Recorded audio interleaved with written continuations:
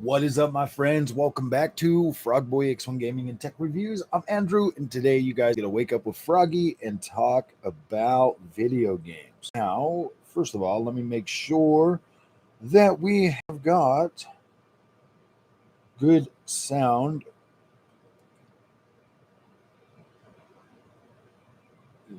Hello? Hello? Okay. Okay. All right. We have good sound. I can hear me there. So I wanted to go earlier today.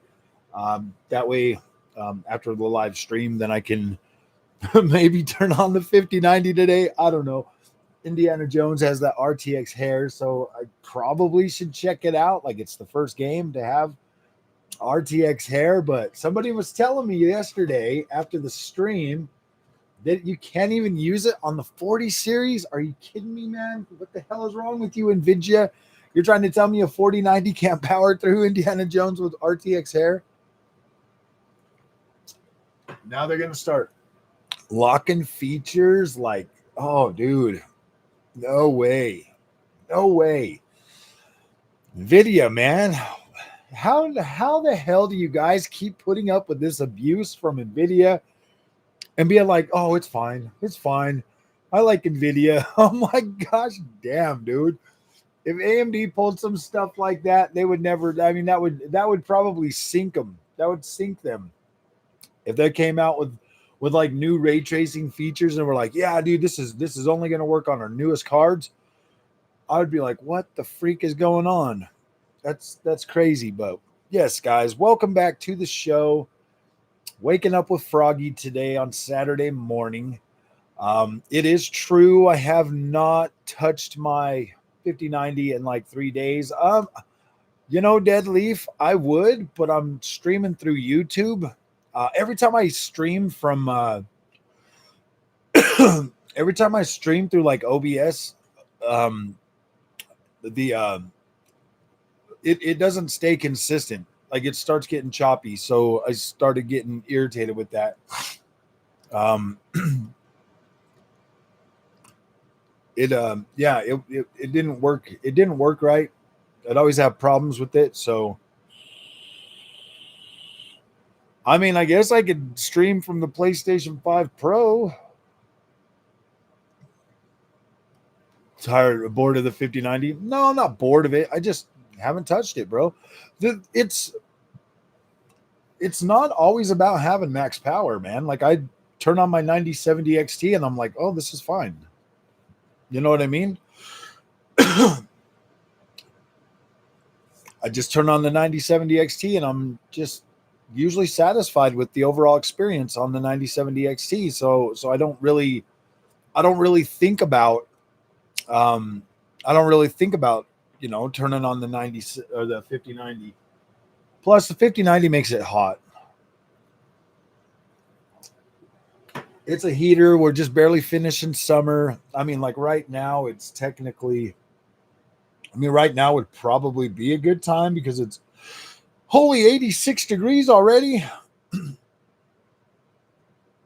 Oh, 81. It's 81 degrees, but it should rain today. So hopefully, yeah, my 5080 is kind of a waste because game at 1440p and can never get 100% usage. Yeah, it really does. I mean, well, most of the time I can get the 5090 to 100% usage, but I can't get it to I can't seem to get it to play like older games even at 4K, like really I don't know, dude. It's like I tried to play one game and I got like 12% GPU utilization. I was like, what the heck, man? Like, what the heck?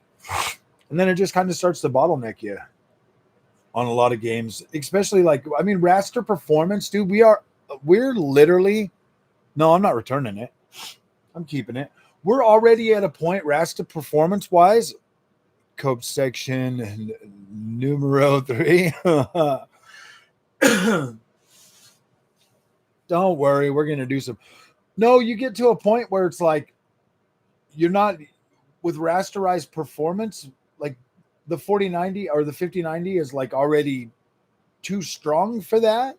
So if your games don't have like ray tracing and other things like that to pull it back down, the 5090 is kind of like way too much. Like the 5090 alone can run a lot of games, 4K 120, easy.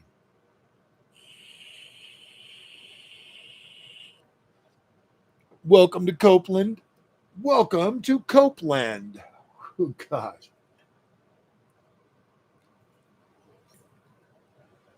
No, man, it's just one of those things where it's like, if you turn something on and it's good enough, does it really matter? You know what I mean? And that's just kind of the thing. That's just kind of where I'm at with the 5090. I love the 5090, but gosh damn, dude. The 9070 XT and the 5070 Ti, I was right. Like I feel vindicated for recommending those two cards, like a 5070 Ti or a 9070 XT. I legit feel vindicated. I feel like that was good advice that I gave my community as cards that would be good for them, that would sustain them, that would give them that would give them a good experience across the board at a reasonable cost. Like I feel vindicated. I feel good about that after spending, $2,600 on a 5090 and then seeing like the raw power and what it can do, and then some of the limitations of, or some of the things that it introduces by having way too much power. It kind of just makes it like, I mean, it would be like trying to play some like really super yeah, I know everybody says that. Streaming a lot these days. I see, that's good. Should game and I would game and stream, but every time I do that, when I use OBS, for some reason YouTube can't seem to get enough data to keep the stream steady. So we're just streaming like this. If you guys want me to stream games, I will stream games, but we're doing it from the PlayStation 5 Pro. So be careful what you ask for. Be careful what you ask for, man. 3 favorite PC Cope channel for Intel Frame Chasers, AMD Froggy for NVIDIA Alex. Oh yeah. You're lumping me into a Cope channel, huh? Well, the difference between me and the other two is I can game on all of them and be happy. I just prefer AMD. I don't have nothing negative. I don't have nothing negative or wrong with NVIDIA or Intel. I can game on all three. The other two can't. Like, try getting Frame Chasers to actually have fun on an AMD rig, dude. He can't do it. He can't even stop his anger long enough to like. He can't even stop his and Digital Foundry's Alex, like, yeah, dude, he already dug himself his DLSS hole. He ain't getting out of that. He has to stand by that. MBG for PlayStation and oh yeah. Gosh dang, man, I hate waking up, dude. I legit woke up like 10 minutes ago and was like, yeah, let's do a waking up with Froggy on Saturday. We need to build the freaking we need to build things back up, my friends. And I want to try to give, Saturday mornings is the only time I'll be able to get up this early and do a live stream though. Just for time differences, you know what I mean? It gives everybody, around the world the opportunity to come and hang out with me and stuff too. So Saturdays, early streams. The rest of the week, do later streams. I do want to put out content too. I have content that I need to put out, but right now, man, live stream, hanging out with you guys has been pretty fun. We'll see how it goes. But yeah, it's been 3 days that I haven't even turned the 5090 on. It's not that I don't want to. It's just that I'm not bored with it. I just turned, like I said, man, I just turned the freaking 9070 XT on and it's good. I just, like I said, I've already feel vindicated. Hold on a minute, guys. Hi. Morning. I'm good. I just was doing a live stream. Good morning, baby. I just woke up and like 10 minutes ago. Yeah. Yeah. You feeling sick? Are you just feeling sick? Babe? I can't hear you. What happened? Did you mute me?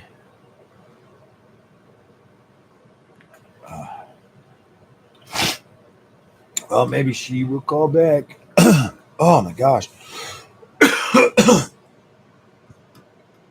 Maybe do a 9070 video. I could do 9070 videos. Hey, Ben. What, you have to be like in a little zone? Oh gosh. Oh wow. Oh, I see.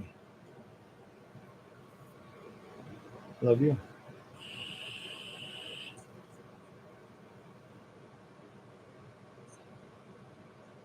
Yeah, that's what it was looking like. It was going to rain today, so I just decided to wake up early and jump online.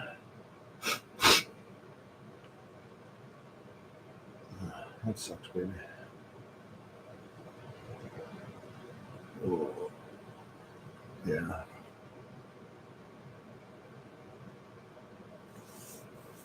I love you. Have fun with your little Mary Kate friends. All right. Okay. Just give me a few hours before, because I'm live streaming right now, and I literally just started, so probably. Okay. All right. Love you, babe. Yep. Okay. Bye. All right, guys. Welcome back. No, I'm just joking. I'm sorry, guys. So, it's not going to collect dust. I'm going to be using it. Don't get your panties in a twist. We're just having some fun. Little quick clickbaity freaking. They're kind of slightly clickbaity titles for these live streams. It's just funny, dude. Anytime you like have even like the slightest negativity or slight towards the 5090, like everybody shows up. It's crazy. Like don't get it twisted though. The 5090 is an incredible card. If you can afford one and you want one, cool. Is it necessary? Probably not. You can do just fine on a 9070 XT or a 5070 Ti. I kind of feel vindicated recommending those two levels of cards, honestly, because I think people idolize these higher end cards like a 5090, 4090. I feel like they idolize them and they think just, oh my gosh, if I could just get to that card. And then when you get here, I'll tell you what, that first week with the 5090 guys, absolutely freaking mind blowing. But then everybody's like, no, Frog, turn off the freaking frame generation and blah, blah, blah. And then you do that. And then you're like, oh man. And then you realize that like, if you want that freaking extreme experience, you're going to use the frame generation. You're going to use the DLSS. You're going to use the features, and you're going to be happy. Like you're going to be happy. If you can't be, I mean, I don't know, man. It is a little bit disappointing to kind of turn it off. I'm not going to lie. Trying to play Chronos at 4K Ultra without DLSS or freaking or frame gen, bro. Those are sobering moments. Those are sobering moments to realize that, like, holy shit, a $2,600 GPU can't even give me a 4K 60 experience without having to use the features. That's a sobering experience, to be completely honest with you. And I don't care if it's like, oh man, they didn't optimize the game. The game's not optimized. You can turn the settings down and you can run the game pretty fine. Okay. So it's not that. It's a sobering experience when you spend $2,600 on a GPU and you can't play a game at native 4K with 60 frames a second using all the features or using all the, like the ray tracing and all of that kind of stuff. It's a sobering experience that, like, no matter what, you are using the features on any card you buy. You're using them. So with that knowledge in mind, prepared and strengthened with that knowledge, when you go to buy a GPU, and no matter what, you are going to have to use the features.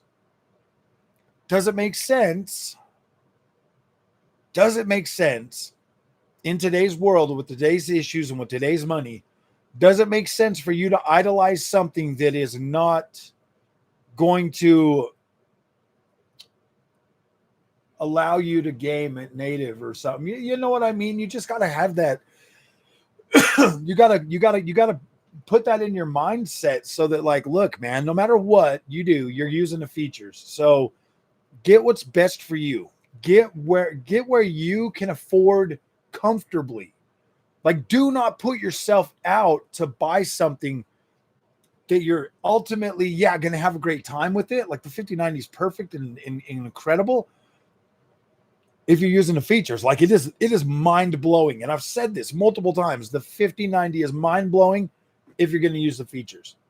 And if you're fine with that, like, I guess I'm just warning you, do not go into a 5090 thinking that, like, oh man, I'm going to have the bestest time and I'm going to play native everything at 120 at 4K and blah, blah, blah. Don't go into it with that mindset, because that's going to let you down. I'm not even joking, guys. Like, it's a sobering experience to put on a game like Chronos. A freaking, like, look at this for a second. Chronos. Okay. This is a linear experience. Okay. Linear world.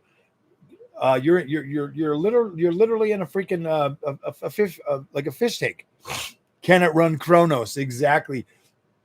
And you get in there and you start to see, like, oh my gosh, you're under this, you're under 60 frames a second. That's a sobering experience. Okay. You're like, holy shit. Like, I was riding way high on that 5090. I was like, dude, this card is incredible. And then people start complaining. They're like, Frog, why don't you show it without? Why don't you show it without? And I'm like, because I don't want to break my illusion. And then you guys make me break my illusion. And now I'm back to reality, feeling like, gosh, damn, dude, the 9070 XT is great. 5070 Ti, absolutely awesome. Don't make people break their illusion.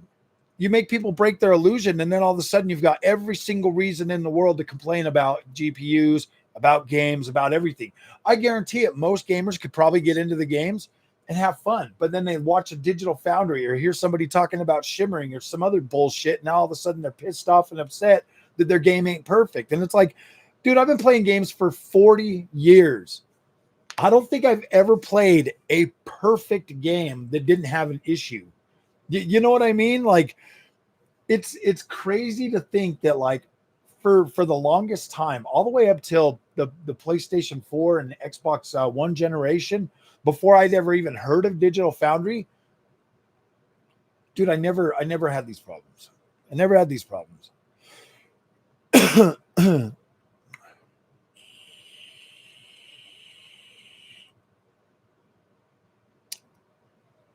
What do you mean? Like, why I don't think the I don't know. Doing great. Just keep it up, man. I have the Aorus Elite 9070 XT. I'm a bit jealous about your signed card. Hey, dude, it is. I like the Aorus Elite. I think it's a good card. And yes, dude, it is awesome having it signed, man. That is pretty cool. On slower CPUs, I have not. But Joel, if you think about it, buying a 5090, you could legit buy my whole 9070 XT. Like, literally the whole PC that I built myself, you could buy that for the cost of the 5090. Like, you could have the 9070 XT freaking Merc Mag Air. You could have a freaking 9800X3D, a B650 freaking Tomahawk board, couple freaking like 4 to 8 terabytes of freaking storage, bro. Like you can legit build my 360 AIO, my freaking my Corsair $150 power supply. You can legit build that whole PC and still probably have a little bit of money left over just buying one card, man. That's what I'm trying to tell you guys. How do I survive without path tracing in DLSS 4? I play at 1080p. Ooh, man, you guys didn't expect that one, did you? How do I survive without path tracing in DLSS 4? Well, guys, I play at 1080p. I'm telling you guys, honestly, RTX Air FOMO. This monitor right here will solve so many of your problems. It will. When you can play at 4K, play at 4K. When you can't, play at 1080p. Either way, you're going to have fun. You're going to be able to play your games. You just need to get over the stigma of like, oh my gosh, it's 1080p. As soon as you get over that, dude, you're fine. You're fine. Having a dual mode 4K monitor, even Onyx has a dual mode 4K monitor. They're incredible, man. You just switch it to 1080p. You play your game. The really super high frame rate will make you feel, yeah, I don't know, man. I don't know. It's just crazy. It's crazy. I mean, I guess I could. I will be upgrading the 5090 platform. I'm gonna get I think I'm gonna get a X870 it's an X870 Wi-Fi carbon MSI board and a new MSI freaking AIO 360 millimeter. I'm gonna get both of those, and then probably what else is I gonna get? I'm gonna get something else. I'm gonna build that into a full-on MSI. I might actually buy an MSI case too, and just build like a whole MSI build. Get an MSI power supply.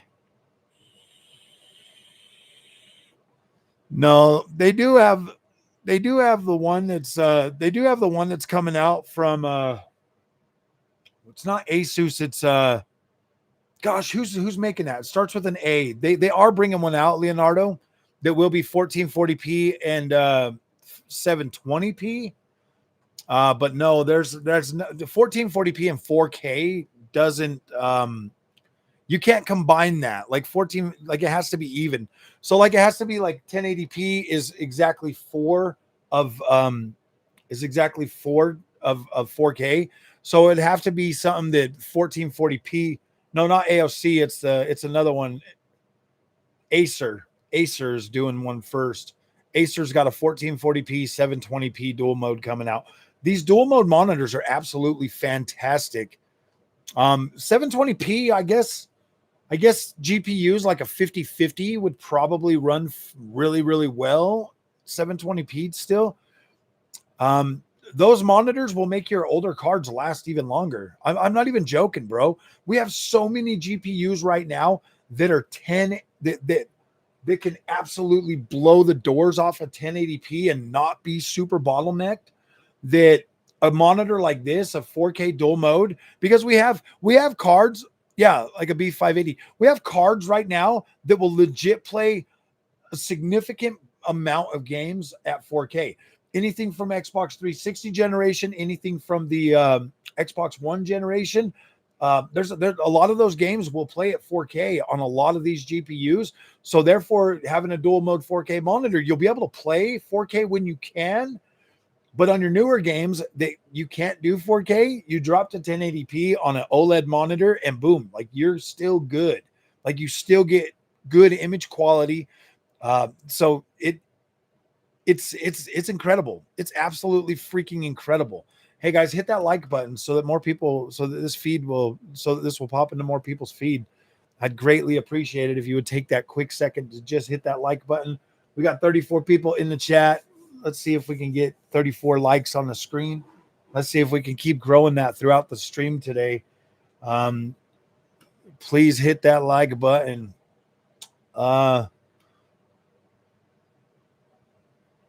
That would be awesome. Give you guys a second to hurry up and do that. Let's hit that. Let's hit that thumbs up, guys, as often as possible. I know it sucks that I got to remind you, but the more likes we get, the faster YouTube will put this in other people's feeds so that other people can show up and we can have a fun stream today. Playing Watch Dogs 1 or Sleeping Dogs at 4K 120 max. Oh yeah, dude, absolutely. And those two games, Andrew, you can play those easily on a 50/50 at 4K 120. Like you can legit play either of those games at 4K 120 on an RTX 5050. Maybe even, I mean, you could probably do that on a 7600 XT, bro. So you look at that and like you can get a lot of these games running up to 4K on your dual mode monitor. So when you have a 4K dual mode monitor, you have that ability to play at 1080p or play at 4K. And for games like Watch Dogs Legion or Watch Dogs 1 or Sleeping Dogs or something like that, some of those older, open world games from, the turn of the freaking, third gen or Xbox 360 to Xbox One generation, you get in there and you get these games and they're just incredible. Like they still have a lot of life. They're still very fun to play. The overall physics don't break at 120 FPS. You gotta be careful with that too, because there are some games that once you get past 60 frames per second on the PC that will break the physics. So just be careful with that. Like you don't always need like a really high refresh rate. Sometimes you have to kind of stay within the bounds of a game. And sometimes them older games from like Xbox One or PlayStation 3, Xbox 360 to Xbox One in between there, some of those games are kind of broken. Like I know that a lot of the earlier Assassin's Creed games on PC are kind of broken in that regard. Oh no, I'm not still going. You guys are waking up with the frog, man. You guys are waking up with the frog. Waking up.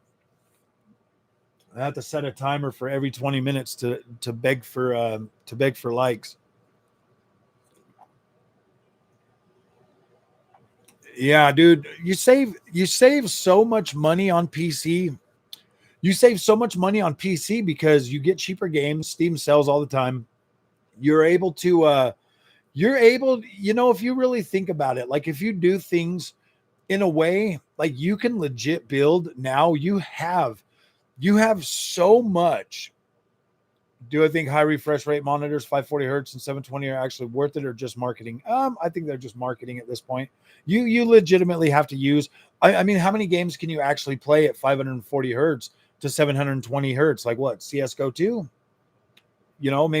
Maybe like some Dota or whatever. There's like a few games, very few games that you can do that, but you're usually like CPU bottlenecked or GPU bottlenecked at some point. That there's very few that are going to give you that higher refresh. So I would say 480 is probably the max you should aim for, and most of these 1080p monitors can do that pretty well.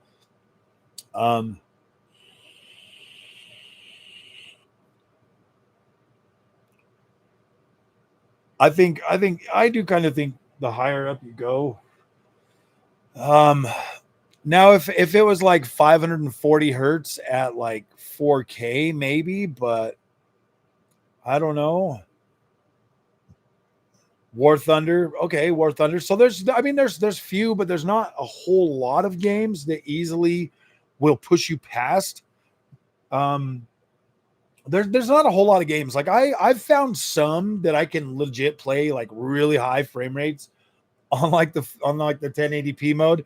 But I mean, most I can get, the highest I've seen right now on a 5090 is like 380 frames using MFG 4X. Like 380 frames using MFG 4X. And so that's good. I like that. I mean, it does feel pretty good. And even when you're using MFG when I'm like going over 240 4K, it still feels it still feels good.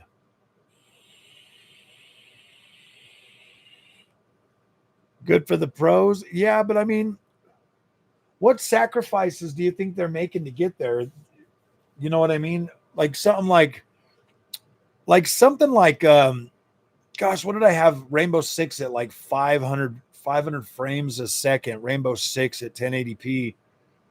Rainbow Six Siege at like 400 or 500 frames a second. I was like, holy crap, dude. Yeah, they did remove physics 32-bit on the. Well, it's open source now, so you can get it on GitHub for any game that you need. So that's not really an issue anymore. That's just something that people don't follow along, and they just keep using it as a talking point.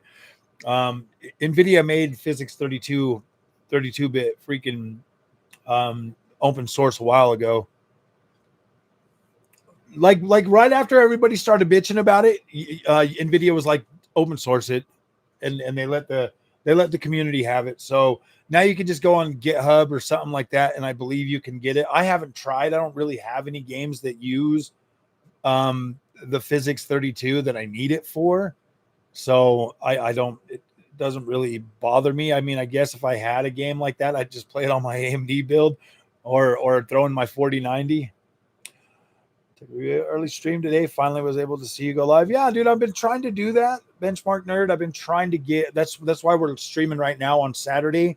Because usually I'm at work at this time during the week. So Saturdays will be the day that I stream early to where everybody else can show up and hang out and be part of the community and actually have their voices heard and be able to conversate with everybody, man.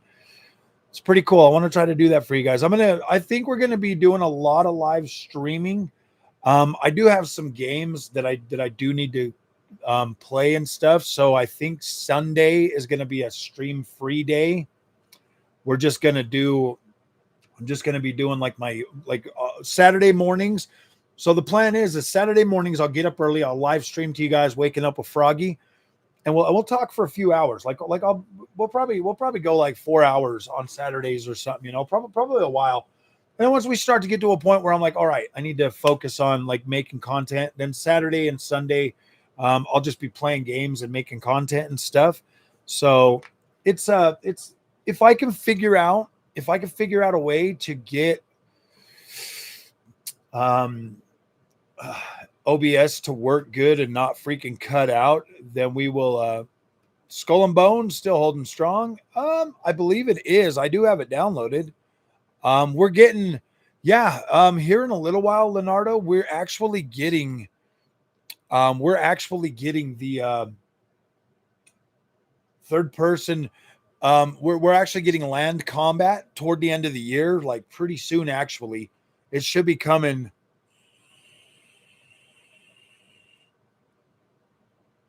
Come on, Ubisoft, open up, buddy.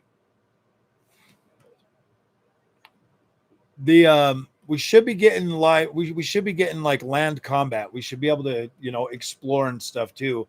They're supposed to be opening that up probably. Dang, I have an update available for it right now. Community spotlight. I'm trying to find that information, but I think it is. I think they said it's probably. Damn, it is September, so it might be soon. It might be coming pretty soon.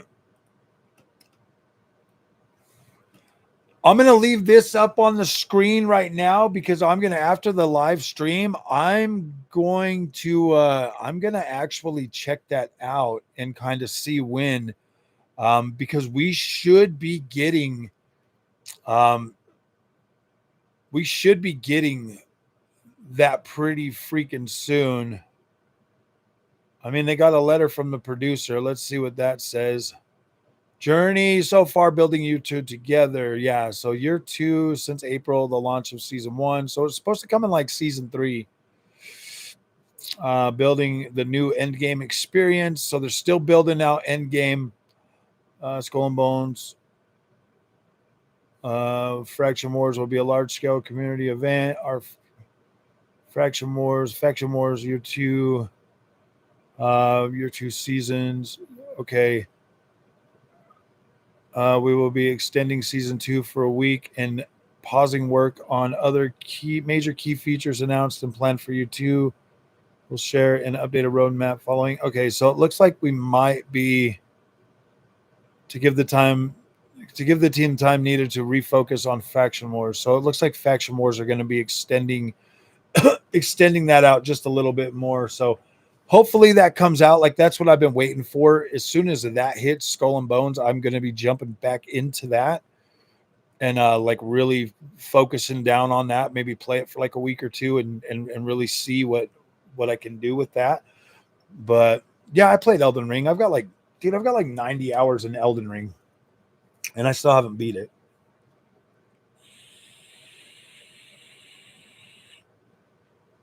Yeah, we might be able to do Mario Kart if I could pry it from Junior's freaking fingers. That little boy won't ever let me play the game. The best bang for buck GPU right now, price to performance.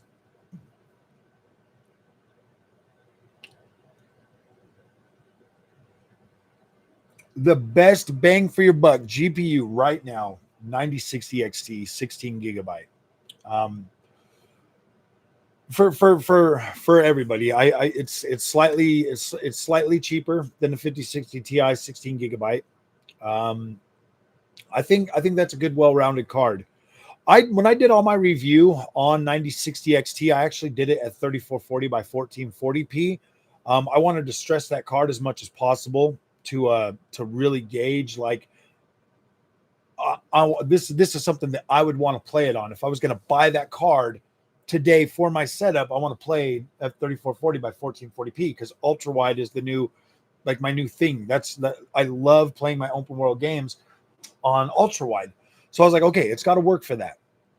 I was able to do that. And then, like going back, testing games like Assassin's Creed Valhalla, I test those older games, those older open world games, because they do not have the features. And so when I utilize those and combine them with the newer games that do have the features, it usually works out pretty good. Like the experience overall is pretty consistent, to be completely honest with you. And so, yeah, 9060 XT is probably the best bang for your buck.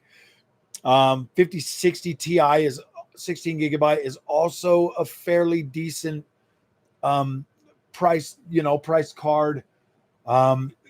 I think the 5060 Ti and the 5070, they kind of share this like realm that like I feel like the 5060 Ti is priced in a space to where it's cheaper for NVIDIA to make that card. So NVIDIA tries to like get you to buy that one over the 5070, but a lot of people are buying the 5070. Like the 5060 Ti with the 60 gigabytes is always going to be the overall better experience because you got more VRAM. Whereas the 5070 Ti is like that card can do 4K fairly often. Like you can get 4K a lot on a 5070, but that damn 12 gigabytes, man, it means that you are turning settings down whether you like it or not. What old game series would I like to see come back? SOCOM. That will always be the number one I want to see come back. And then maybe like Tenchu.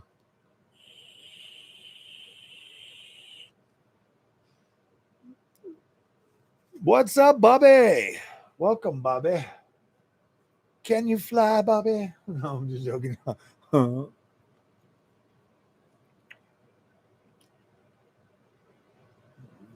Yeah, multi-frame gen does need extra VRAM.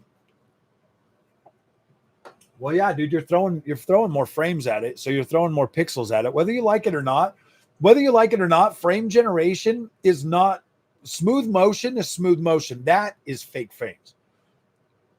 MFG 4X and frame generation from an AMD, the GPU is still creating a frame and putting it in there. Like it's still creating the pixels, it's still creating all of the other features, it's still creating a lot of stuff, but just adding it in there and giving you a smoother overall experience.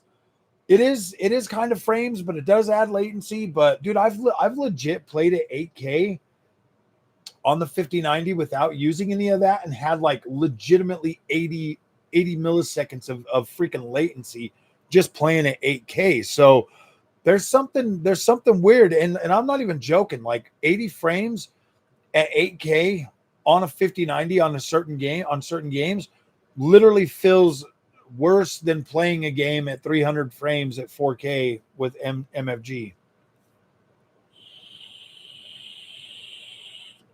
Mercenaries would be a cool game to go back to. Mercenaries 3 would be awesome. The last time Mercenaries came out was what?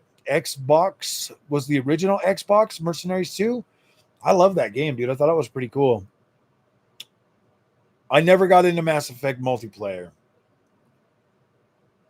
I didn't really start playing Mass Effect till Andromeda. And then when I went back, because I was a Dragon Age fan, dude. I played the Dragon Age games. I never got into Mass Effect.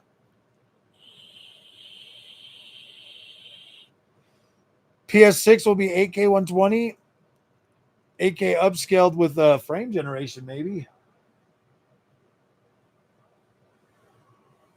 Oh yeah, dude! Like those are some of my favorite games, man. The Tenchu Wrath of Heaven, bro. Oh man, I wish they would remake that. For seriously, guys, slap a coat of paint, like a UE5 coat of paint over freaking Tenchu Wrath of Heaven, and ship it.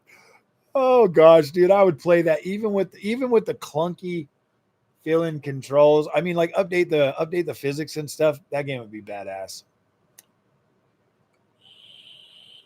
James is going to be a 5080, bro. Welcome to the 5080. Welcome to Butter Smooth Land.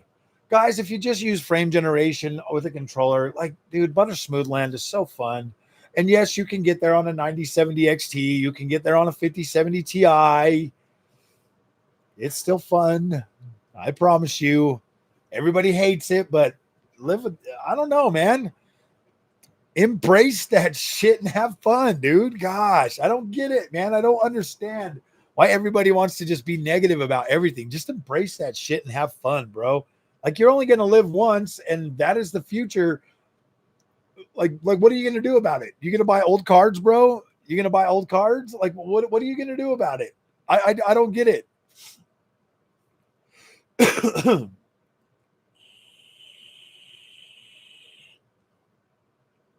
Oh, James, yeah, that freaking 4060 on a C4.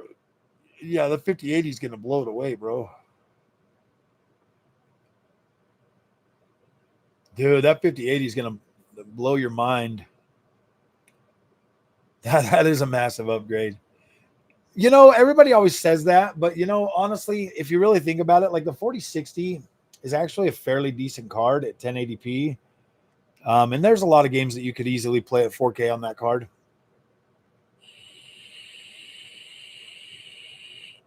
If you like really boil it down and did it FPS by FPS in resolution, bro, my 5090 is 196% or something, or 186%.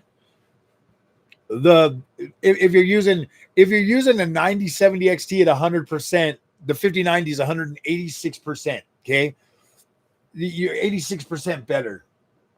And what that means on a game like Assassin's Creed Shadows, where I get 35 frames a second at 4K native resolution, all the blah blah blah, on a 9070 XT, I get 55 on a 5090 in the same settings. So that means that like 186% gives me, what is that? 35, yeah, 35, 45, 55, 35, 40, 45, 50, 55, 25 more frames. Is that right? Is it 25 more frames? Yeah, it's like 25 more. No, it's like 20. Yeah, so no, that would be 20 more frames, right? Dude, it's like 20 frames more, guys. And the 4090, the ultimate powerful 4090, this is 46% better. That gives me a whopping 10 frames. That's the thing. That's the when they do the percent shit, it's so you look at that and you're like, oh, this is 100%, and this one here is 100, and then you look down at the 4060 and it's like 75% or 76% or some shit. Dude, it's like 5 frames, bro. It's really not that bad. It's really not that bad. Are you guys hearing me? A vaping gamer like me, I'm sold. Rodolfo, what's up, brother? Yeah, dude. I vape and I play BG games. Running an i5 12 400F and a 4060. Quite happy so far. Hey man, you got to get the job done. I think my friend at work, that's what he was running. It was like a 12 400F and a 3060 Ti. I got him a 50 or 4070 Super, and now he's happy. Waking up with the frog, man. Waking up with Froggy. Hey guys, hit that like button. There's 39 of you guys in here. Let's go ahead and hit that like button.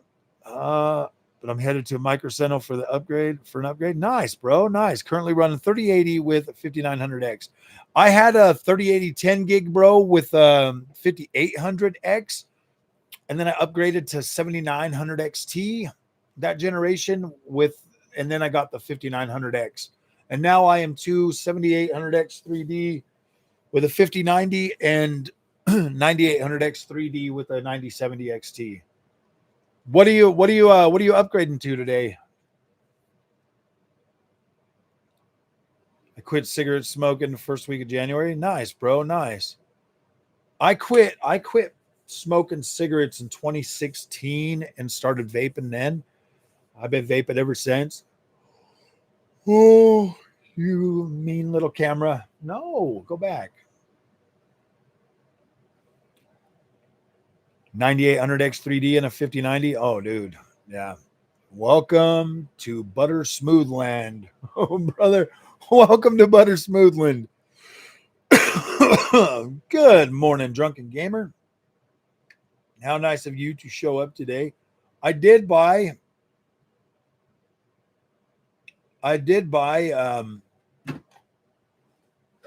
up getting a charger for the Asus laptop last night. So that should be coming today. And maybe I'll jump back on there and take a look at that thing too. Was the 1% lows really noticeable between the 7800X? Not really. I mean, a little bit. It definitely feels a little bit smoother on certain games. Like I feel like Spider-Man 2 runs better on the 9800X 3D. But that's so few games. Everything runs good on the 7800X 3D, James.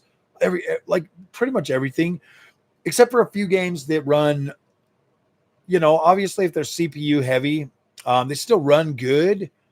But at the same time, like you do notice a slight increase in the 1% lows going from the 9070 XT to 9800X 3D. It's very slight.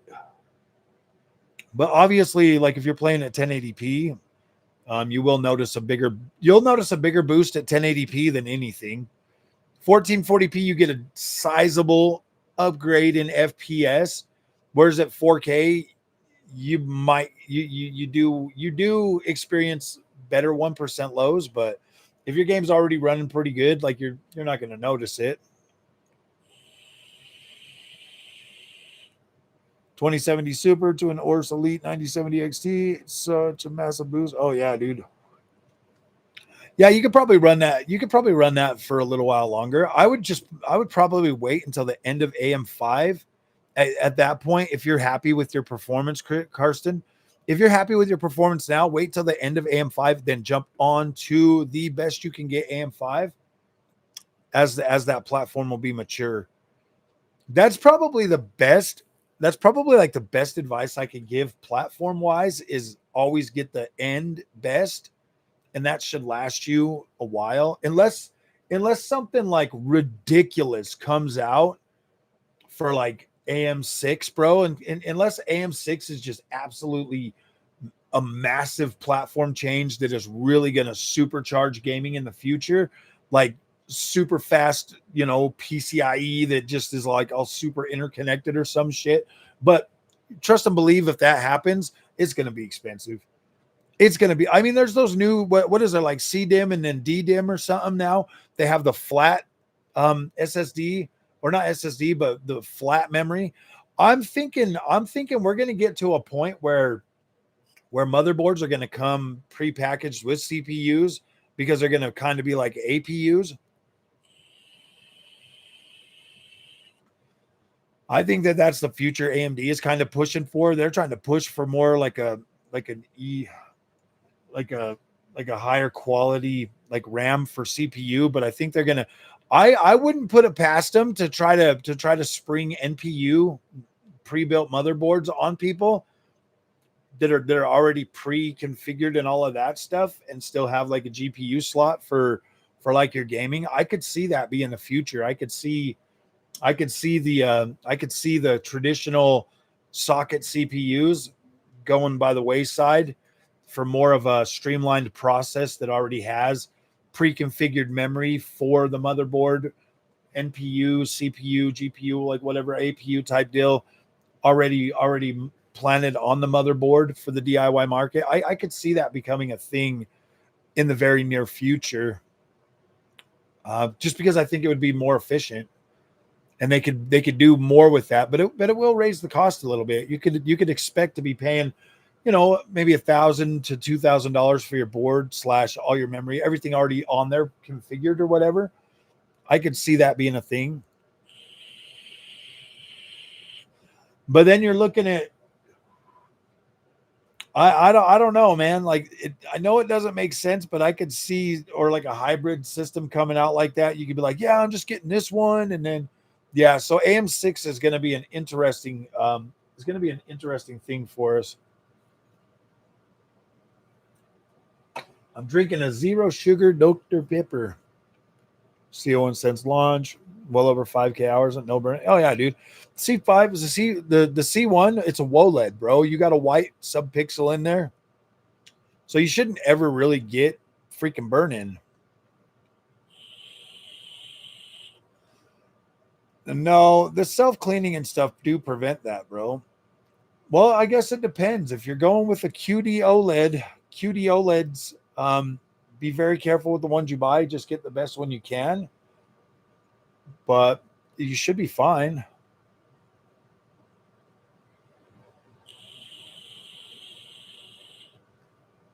I don't know. I think OLED technology is pretty safe. By the time it burns in, you're probably bored and want a new TV anyway. So does it really matter? I don't know. That's just me, bro. Like, and most of them come with like 3-year warranties now, anyways. Do you ever chill with a bomb? Do I ever chill with what? No, never. I don't do any of that. Any of that. No, dude, no. Going for ROG Swift QD OLED. Nice, nice. I wouldn't mind. I think I might actually, because this one here is LG. I might actually get one. I put up a video yesterday of 1440p and 4K OLED versus IPS. And so I want to see if I really do want to see if QD OLED will do the same thing to my regular OLED and be like all like bright and I don't know. I really do freaking not like that glossy look, man. If I could get a freaking QD OLED with a matte finish, I would probably jump on it.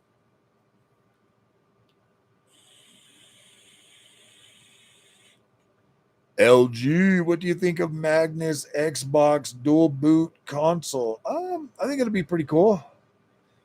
I think that's the way things are going anyways. I think that would be pretty cool, but I also would like to see Xbox produce an OS that's just Xbox that PC gamers can just put on there that has access to like Steam and Ubisoft and everything else. Because I mean, you get those massive publishers. I don't think they should be beholden to Microsoft, bro, to have to pay Microsoft 30%. If you've got a massive freaking publisher and you're putting out more games than like the console platforms are, I don't think you should have to pay Xbox or PlayStation a fee to keep their freaking consoles afloat. I think if you're a massive publisher like Ubisoft, EA, EA, Square Enix, some of them massive publishers that could legit build a console and be able to feed enough to be able to feed as much exclusives as freaking like PlayStation or Xbox can, they shouldn't have to pay a freaking fee to be on a guy. Because honestly, guys, if Ubisoft made a console, I would buy it. I would absolutely buy it. Like, why wouldn't I? The Ubisoft could provide me with enough exclusive content on my freaking platform, and they're one of my favorite publishers that I would buy a Ubisoft. I would buy a Square Enix box. I would buy a freaking I would buy a Square Enix box. I would buy a freaking I guess I would buy an EA box. They have enough content. If they they do make enough content to where I could buy that. Epic from Softbox. Yeah, dude, I feel like the developers, the publishers that put out like a Bandai Namco box, I'd buy one of those. You know what I mean? Like any freaking publisher that puts out more games than the platform's exclusives, they should not have to pay 30 freaking percent because they're legit powering the Xbox, the PlayStation. They should be able to do that for Duskbloods, really?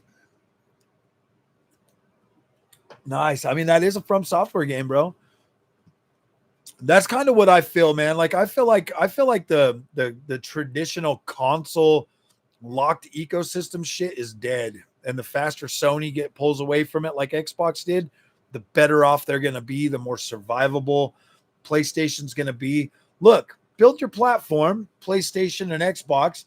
Build an entry-level box that is cheap enough for the average, for the young kids to get into your ecosystem, and tell these grown-ass fanboys to go get a damn PC. They're old enough, okay? Build the freaking boxes. Like that's where Xbox and PlayStation are screwing up. A console should be $300. Should be $300, and it should play entry-level base games. Okay, you know what I mean? They can do that. I feel like next generation, the power of PlayStation 5 and Xbox One, they could bring that to $300. Spruce it up a little bit, add a little bit more to it, but build it for like entry-level games, and then build like higher quality games, man. Like, I don't know.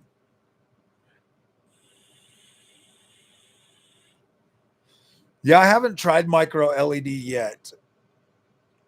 HDR content not quite up to OLED, but closer than I expected. Nice. They'll make more money putting it on every place. Yeah, they will. They absolutely will. They need to get away from the whole freaking locked ecosystem stuff, dude. It's annoying at this point that the Xbox and PlayStation are still, well, PlayStation. I just want to see PlayStation do what Xbox did and start putting their games everywhere. I would rather my two favorite freaking, I would rather them make money and be sustainable instead of like trying to like overcharge the few people that are still on the platform more money for everything. I'd rather just see them have that wider ability to really get out there and start making good games again.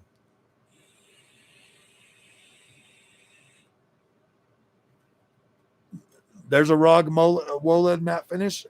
Yeah, I think I'm probably going to look more into it because I think I want 2 4K dual mode right here, and then I want to put my widescreen on the sim rig.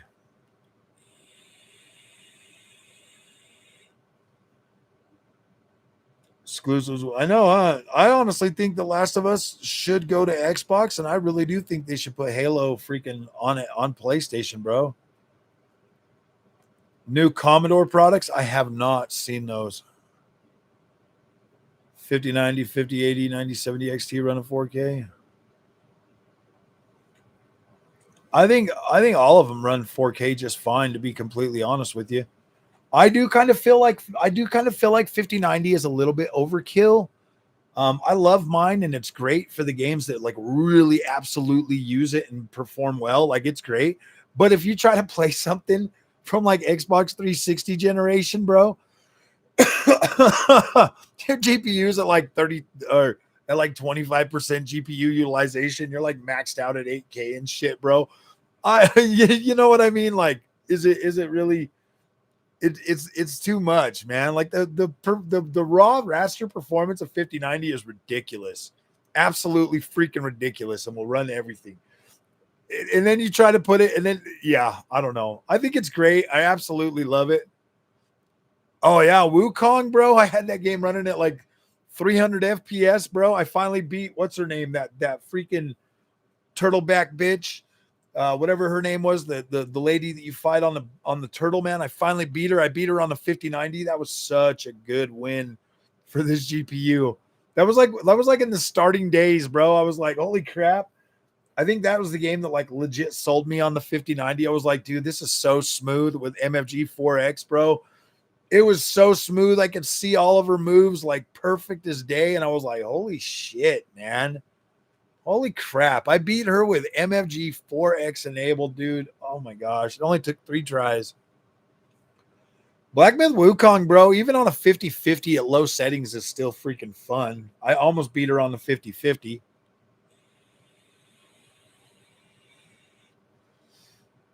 Dude, the 5090 is a great card. Use the features, Rodolfo. If you use the features, if you use MFG 4X, don't listen to Linus or any of the other guys that are now finally in every video. Like, I'm not even joking, like no bullshit. They're like, yeah, it's a good feature. I really just don't like how NVIDIA is using it as performance. Gosh, it just twists my knickers. I'm like, shut the fuck up, dude. It's a perfectly good tool that everybody can use. Especially on a controller, bro, you do not feel a damn difference.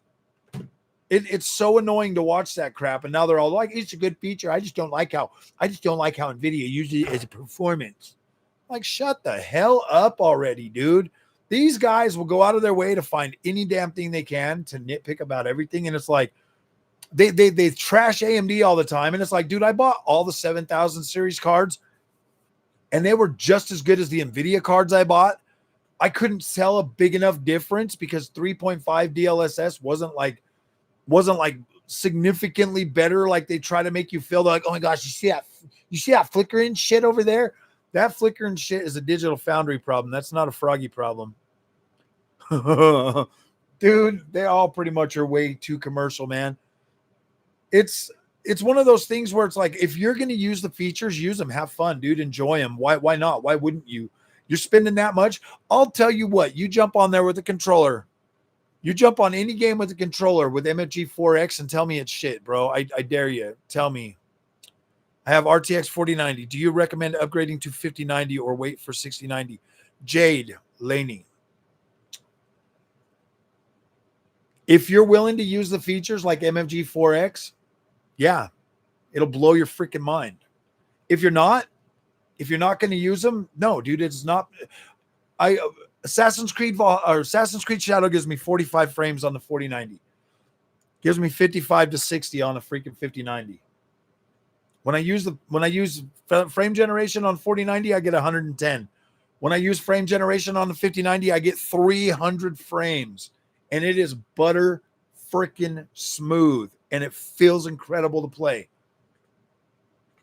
But without frame gen, yeah, it's slightly better. So yeah, I mean, most of them are right when they say the 5090 is slightly better than the 4090. But once you turn on the frame, once you turn on the features, the 4090 feels sluggish compared to the 4090 feels sluggish compared to the 5070 Ti using MFG. I'm not even joking. Like, it does. It is absolutely no one that makes money from tournaments. Yeah, nobody. I don't think. You know what? Honestly, Marco, frame generation, as long as it's programmed into the game and you can select MFG 4X inside the game, it is good. Like, it is well tuned. It feels good. Like, you don't notice a lot. Even on the mouse and keyboard, it's actually not horrible. When I was in Cyberpunk using mouse and keyboard on the 5090 with MFG 4X, I was quite surprised at how good it was.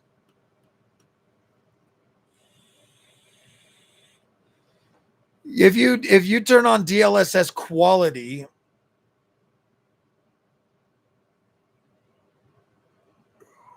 If you turn on DLSS performance on the 5090, you will get a very playable experience on any game you play. I'm Strawberry Lemonade. Yeah, there's a few games with multi. I mean, Battlefield has frame gen. Battlefield 6 is coming with frame gen.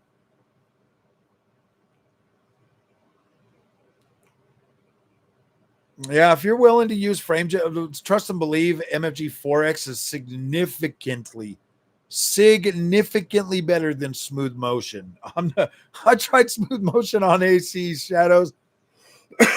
It was fine, but it was only giving me like 140 frames or something. Can't tell it. Yeah, exactly. DLSS 4 is so good now that it's like turn it on and turn on frame gen and oh shit, dude. It'll blow your mind. It'll blow your mind. It's so smooth. It's just I feel like I'm in butter smooth land when I turn it on, man. I'm like, holy crap, this is so smooth and so good.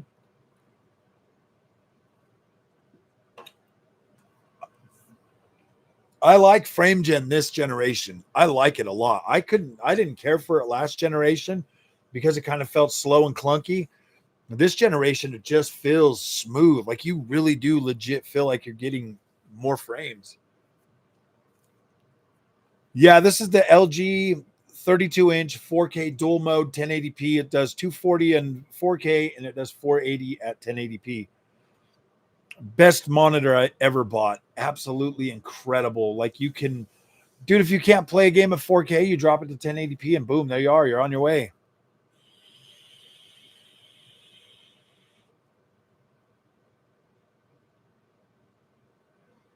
Yeah, that sounds pretty good, Onyx. Yeah, you can do DLSS 4 quality of frame gen on a 5090. Yeah, path tracing.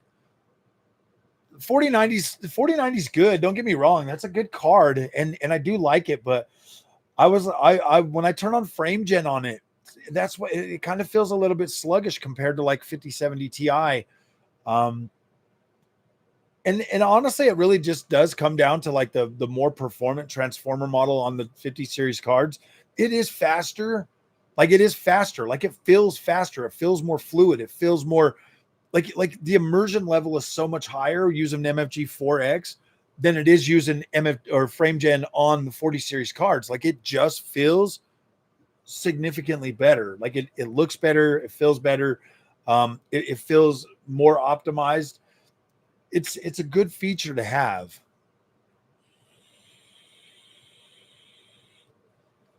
Well, yeah, everybody's out there trying to make their clicks and money off of MFG 4X. Of course, for us average gamers, people that like actually play games, we love this shit. We actually love it because why? It is a good feature. For all the tech bros that are just trying to make money off YouTube, just trying to be stuck in their little world of like, oh my gosh, showing you like 10% upgrades. Yeah, dude, like that's them, bro. That's the old way. The new way forward for how you should gauge the power of your card is AI tops. Why do you think NVIDIA showed in the 50 series launch, they were showing AI tops and not like CUDA cores or raster performance or any of that bullshit? AI tops is the future. That's where it's going. AI on these cards is so much more performant than it was on the 40 series. The 40 series is good, but it is way more performant. You're I'm seeing a significant boost in the overall. I rate everything as experience on this channel. I don't care about performance. I don't care about any of that shit. It's experience. I am seeing a massive boost in my experience playing games over the previous generation. Even the 7900 XTX that I had, the 9070 XT provides a massive boost to my experience, and that is most important to me over a few numbers on the screen. Why? Because it doesn't matter. I don't like lossless scaling. I think that is garbage. Yeah, lossless scaling wasn't for me. I didn't like it. Pro will run FSR 4. It's got 300 tops. It'll run FSR 4. So the only reason PlayStation 5 Pro only has 300 tops is because it's still essentially RDNA 2, but it's just been improved. The CUs have been improved with features of like RDNA 3 and 4. And so it gives it a little bit more. I mean, the PC version of RDNA 2 and RDNA 3, those should easily be able to run. Well, not easily. They should be able to run FSR 4, but to what extent? You might not get the performance boost that you would get from like the RDNA 4, but you will get a visual boost. Like you should get a visual clarity boost, and plus the new FSR 3.1.3 or whatever it is, that's already a massive boost to image quality, man. It's actually really, really good. You're getting a lot better image quality nowadays, even on just, dude, I can run this Pro 6800. This is essentially a 6800 with 32 gigs. I can run that card. I'm waiting for my cords for it. I can run that card with FSR 3 and frame generation, and holy shit, dude, it brings that card right back to life and makes it incredible. But I must say, I've always thought that AMD's frame generation always just works a little bit better. Love my Power Color Hellhound. Hell yeah, bro. And it rips and tears. Yes. Right now, yeah, dude, this is strawberry lemon. They just banned juice here in Utah like a couple months ago. So now I got to go to extreme measures to get more if I want to keep vaping. Like Rufus the Mad Bull. Takes the performance, but it won't on the Pro. It will. It's not going to. The thing with Pro Onyx is they are literally just trying to get to 60 FPS or 120 FPS or maintain the frame rate. You know what I mean? The PlayStation 5 Pro already has enough power or whatever to try to maintain. FSR 4 is just going to clean up the image quality. That's the best you could hope for, honestly, on 300 tops. You know, your 7900 XTX has like 196 tops or something, or it's actually no, it's more than 196 tops. Like it's got a lot more tops or whatever, like 196 CUs, and it's got, I don't know. I just know that like they've got FSR 4 running on 7000 series cards and 6000 series cards, but they have to do like this. They have to do it a little bit differently. See, when you turn on something like smooth motion or AMD's fluid motion frames, or you turn on lossless scaling, those are different than what actual frame generation from FSR and DLSS do. Those are motion interpolation type things. Okay, they're interpolating. They're just doing like this basic interpolation of where you're going to move, and it's just trying to generate more smoothness. That's basically all that's doing. That is essentially what your TV will do when you're on soap opera mode. You're just adding more smoothness or whatever to it.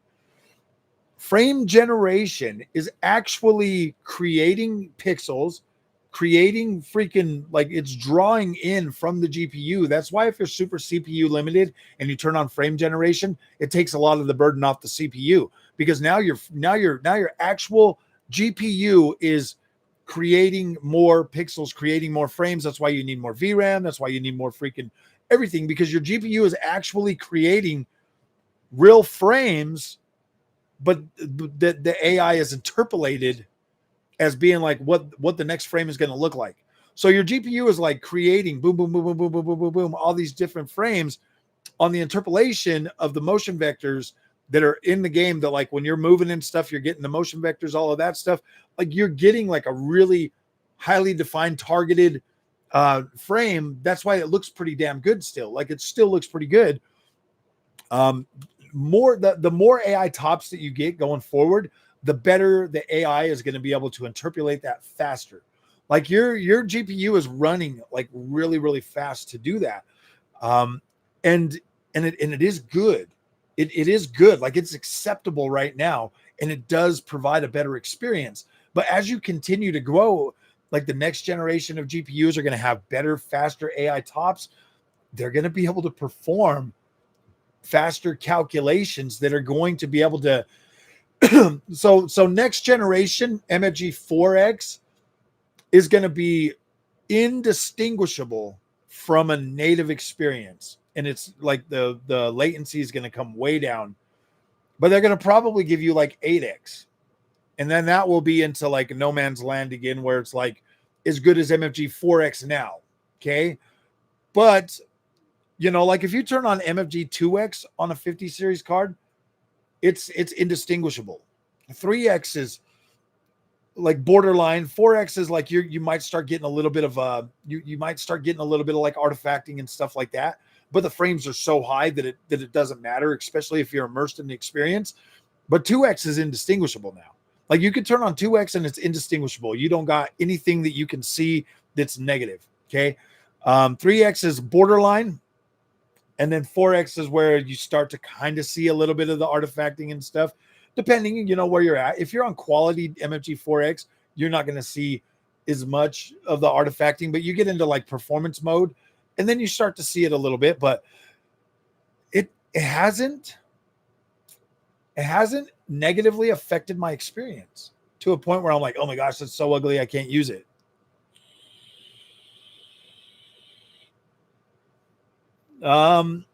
I recommend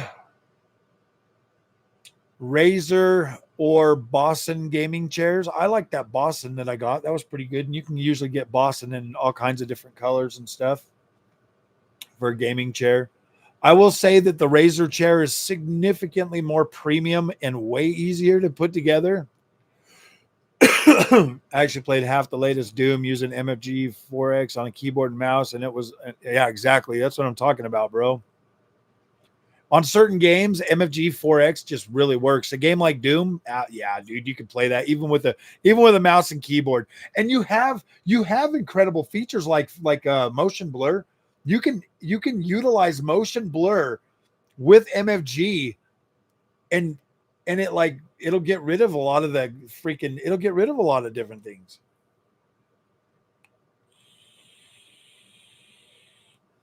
$1,200 with mine, but barely goes over 700 watts in total. Nice.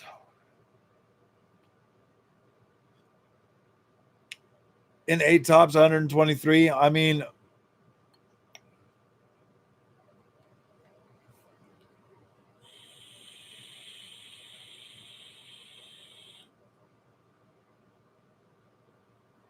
yeah, I was actually playing Indiana Jones on the 9070 XT last night with frame generation on my ultra wide, and that looked pretty good.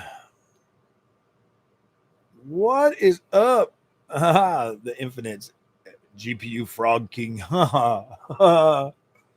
6090 gonna have a power plug. It should.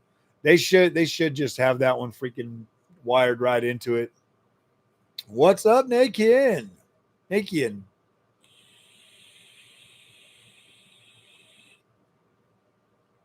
Greets from Flanders. I am doing good, Flemish Lion. I am doing good.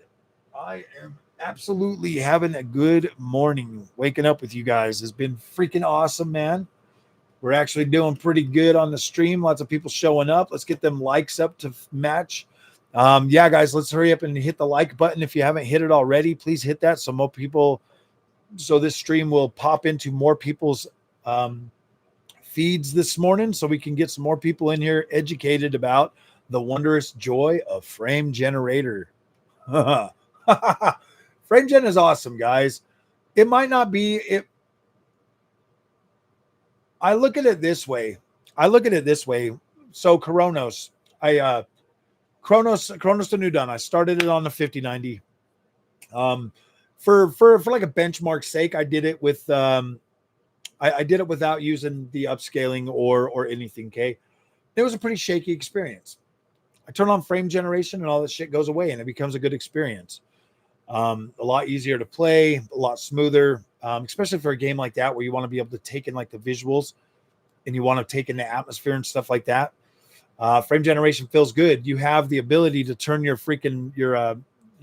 auto aim all the way up. So you just set it on auto aim max and boom, you're good, man. There's so many tools to make MFG and frame generations a significantly better experience than what you've ever had before. And so I don't understand so much negativity against it. Well, I do understand it, okay? I do understand it because I was there railing about it at first too. And then my dumbass had to try it. And guess what? My dumbass liked it. And I was like, oh man. So then I've been eating crow for like the last for the last 9 months since getting a 50 series GPU and using MFG 4X. I've been eating crow and I've been standing my ground and eating that crow because I was wrong. I was ignorant. I wasn't giving it the full attention that it deserved. I was using it as a crutch to bash NVIDIA over another fake freaking thing, another gimmick. I was doing the same thing. But then I tried it. And I actually tried it. Like I do with everything. I might come out against some stuff at first because it sounds in my head at the time, it sounds logical to be mad. Okay. But then I try it and I'm like, holy crap, this is awesome.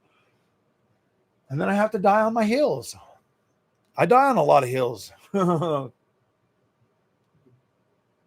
for some reason, I seem to keep surviving, bro. 18.37.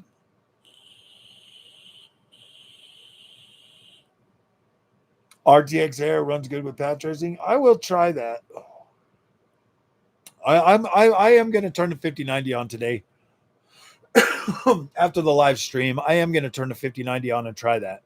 Metal Gear Solid, very good frame gen 2X experience with it. Oh yeah, dude.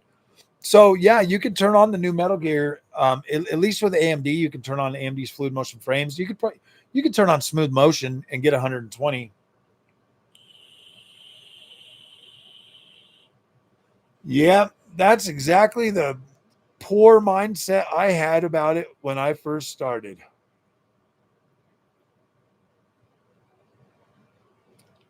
That's exactly the mindset that I had when FrameGen first came out was, why would I pay all this money to use frame generation? And now here I am on a 5090 and it's mind blowing. I mean, you can be mad about it all you want and not use it. Cool. Like that's your choice, man.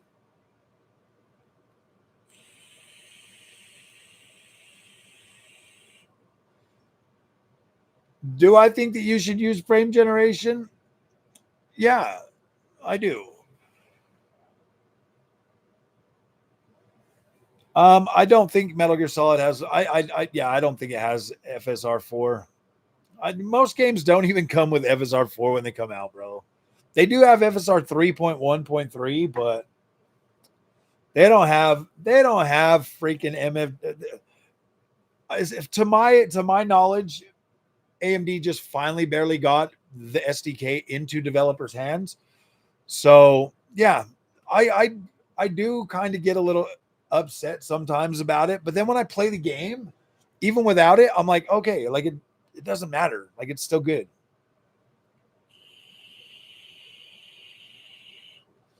$9070 XT raw performance is great. It disappoints me sometimes. You can't use DLSS 4 frame generation on it. It's locked at 60 frames a second. So yeah, no, it doesn't really disturb me. Onyx, my friend, my best friend. I have an NVIDIA RTX 5090 build right there and an AMD 9070 XT, the two top that you can get from both companies. And I'm happy playing on either one of them.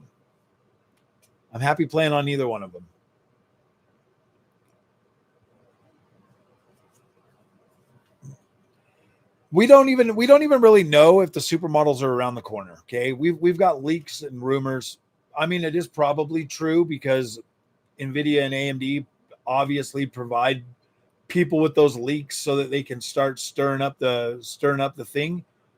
But you need to buy what's best for you. And if you're always waiting, you're never having fun.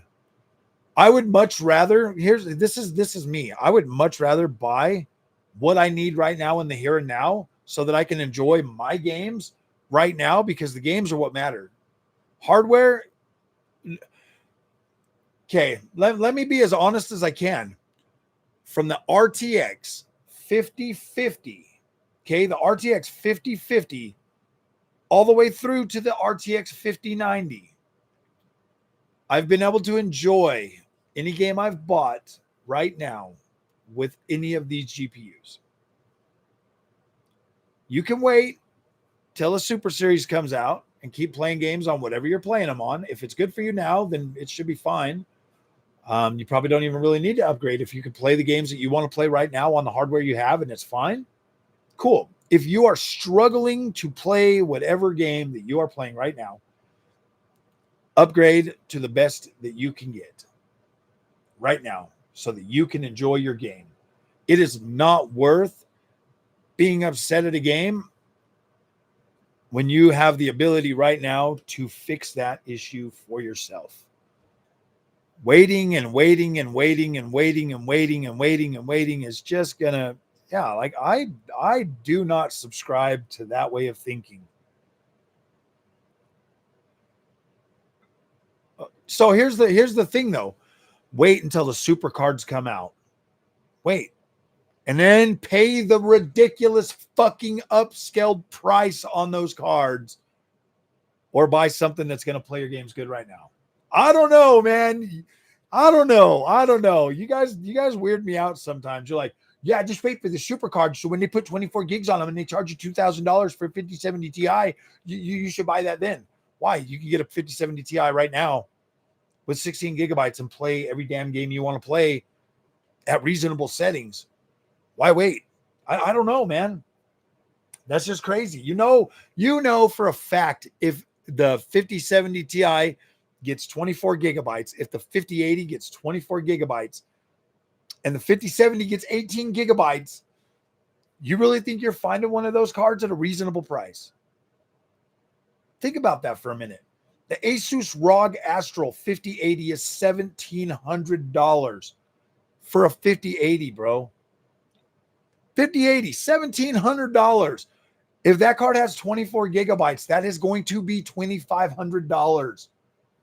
$2,500. Exactly. Buy your card right now at MSRP and have fun. Enjoy the shit out of it for 4 or 5 years. As long as you can make it last, enjoy it. Don't sit there and wait for a card to come out that is going to depress the shit out of you because you're not going to be able to afford it. I guarantee it, you're going to buy your 5070 Ti. You're going to throw it in there. You're going to play the games you want to play, and it's going to blow your fucking mind, and you're going to be happy. You're going to be happy. And then when the 1 or 2 games come out that like, oh man, I need more VRAM. You know what I mean? Like, I don't know. I just, yeah. It to me, it's crazy that people would like legit. This is my advice to you. Okay. A 5080. Just take this for instance. Like if 5070 Ti is going to be about $1,500 for 24 gigs. $1,500. You could go out right now for $1,500. You could get yourself a 5070 Ti and a dual mode monitor. Then you can play 4K on the games that you can, and then you can play 1080p on the games that you can. You can 100% buy both of those, the monitor and the GPU, right freaking now, for the price that you're going to be upcharged for one of those super cards. It doesn't make sense to me. Why wait? Just buy the products that you need to enjoy the card. You can legit get by on a 9060 XT in this monitor for a long time. You got 16 gigs of RAM. You can play at 1080p. No game is ever going to use full 16 gigs of VRAM at freaking 1080p. That, my friends, is called future-proofing your experience.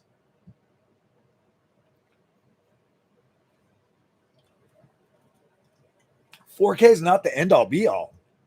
It's not. It's super expensive to run. You try to tack on freaking frame gen, or you try to tack on ray tracing at 4K, boom, you need like super high levels of freaking 1080p.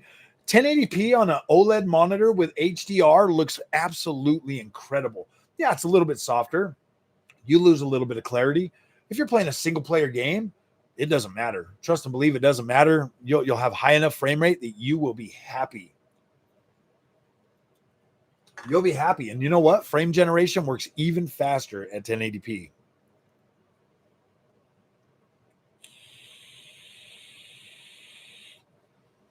$5080 if the super comes out. Yeah, I think you'll be all right with it. Why wouldn't you be? Dude, if they add 24 gigs to these cards, that's madness, bro. Like if they add 24 gigs and they keep the price the same, then I would be like, yeah, get one. But do we really believe in our heart of hearts that that's going to happen? Do you really believe in your heart of hearts that that's going to happen? When the 50 series launched, dude, those cards were so damn expensive. Why do you think they're coming back down? People weren't buying them. Now they're coming down and people are going to buy them. And then when the 50 series comes out with the super cards with more VRAM, they're going right back up. They're going right back up, man. The price is going back up. Like, we're talking about NVIDIA here, bro. We're talking about NVIDIA. As much as we all love NVIDIA, their way of doing things, man, is downright manipulative. It is. It's manipulative. But can you make the best of the situation? Yeah, you absolutely can. Right now is the time to actually buy your NVIDIA GPUs. Right now, while they're at MSRP. Go out there and buy the one that you've been waiting for, okay? Buy the exact same card. Buy the best AIB that you like, the one that's most aesthetically pleasing to you, the one that you're going to look at and feel proud about. Buy that. Don't cheap out and get some card that you don't want, because then you are going to you're gonna feel bad about it. You're gonna regret it. You get the card you want. Like, I wanted the MSI Gaming Trio. I bought the MSI Gaming Trio. They had it at my thing, and I said, I'm doing it. I'm gonna do it. I bought the card that I wanted. Why? Because it's aesthetically pleasing and I'm happy with it. Go buy the card that you want right now. While they're at MSRP, go buy the one that you've been looking at, the one that would have made you happy 5 months ago when it was way too expensive for you to buy. The one that you wanted, that you know in your heart of hearts it's going to make you happy, go buy that card. I guarantee you'll probably be okay. For the most part, you will be okay. If you follow the advice that Froggy gives you and get a dual mode, I guarantee you will be okay.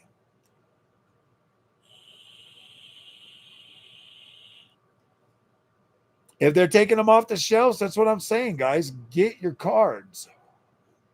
Do not fall victim to that freaking. Don't keep falling victim to this shit, bro. When the cards drop in price, that's the time to buy. That is the one. Think about it. Last generation, before 50 series and RDNA 4 came out, every single card on the market started dropping in price very fast. Right when those new cards hit the market, right when they become available, even in the freaking paper launch thing, boom, the price of everything shot up, dude. They were asking $1,500 for a 4070 Super, for a 4070 Ti Super.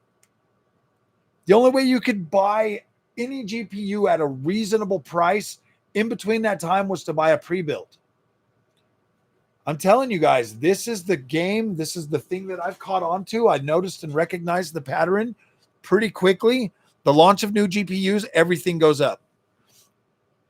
Even the price of these cards right now that are hitting MSRP, the price will rise on those too, so that they can sustain the price of the Super Series. Right now, you can go out and buy a 5070 Ti for MSRP, right? Before, you couldn't touch them for $1,000. Like $1,000 was the baseline. As soon as the 50 Super Series comes out, those cards are going to go back to their $1,000 price range, because the Super Series are going to go up to about $1,300 to $1,500 for the freaking for the Super. Okay.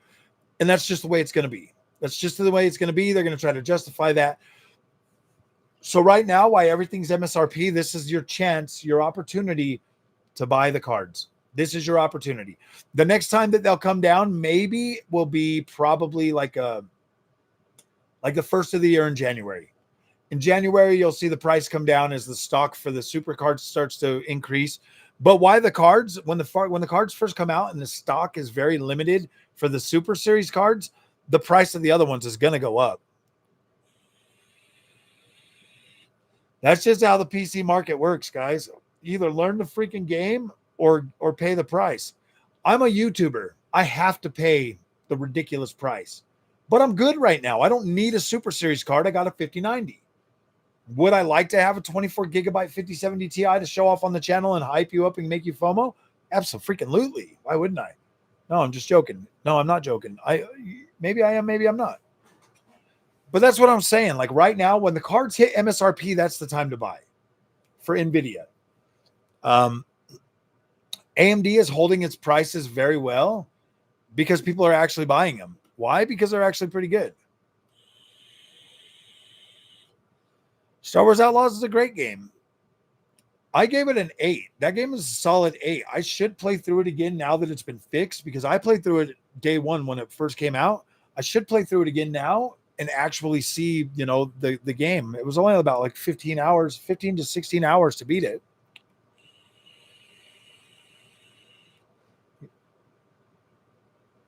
Yep, the time to buy your GPU is right now. It is way better now. I've been playing it. I've got it on the switcheroo. Thanks to Ubisoft for providing a review key for that. So, guys, I put out a couple videos yesterday. I did a full-on video for the HDMI 2.1 splitter. This here gives you the ability to have the same image on two screens. It's got two modes. One of them will be like for like. The other one will actually let you downsample if you have a lower resolution. Very cool product. I really like this. Absolutely incredible. There was a link in the description for that. And then I also did a video on Silkland cables. Silkland cables are the best cables that I've found so far that actually work very good with NVIDIA GPUs. You guys remember back, if you've been here for a while, when I bought the 4070 Super, I could not get that card on the LGC2 to go above 60 frames per second. Hooked it up with a Silkland cable, boom, 120 FPS all the way. So yes, both of those are absolutely incredible products. I think they're awesome, especially if you got a console and you want to see, like you're testing out like a new monitor. Say, like I've got this LG 4K. When I buy the other one, I'll be able to have the same image on the same monitor at the same time. I'll be able to see. This is a cool tool.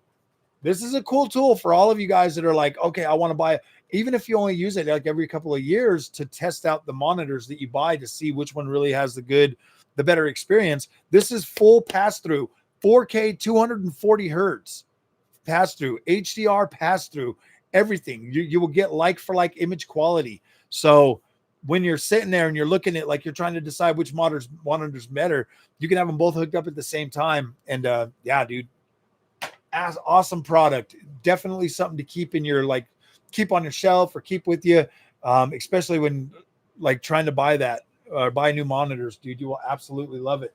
You can buy that monitor, take it home, try them out, see which one's better. Never buy a crappy monitor again.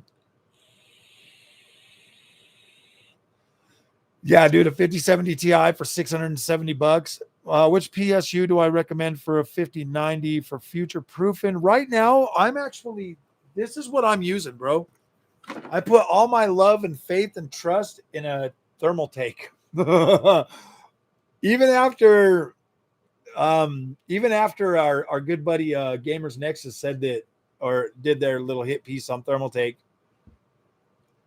I don't know, man. After I bought it, I put a lot of worry into it. 1,000 watts seems to be doing fine, but 1200 watt PSU, 1200 watts theoretically should keep it more stable. Depending on the platform. If you're running an Intel platform, I'd go a 12. If you're running an AMD platform, you probably get away with 1,000.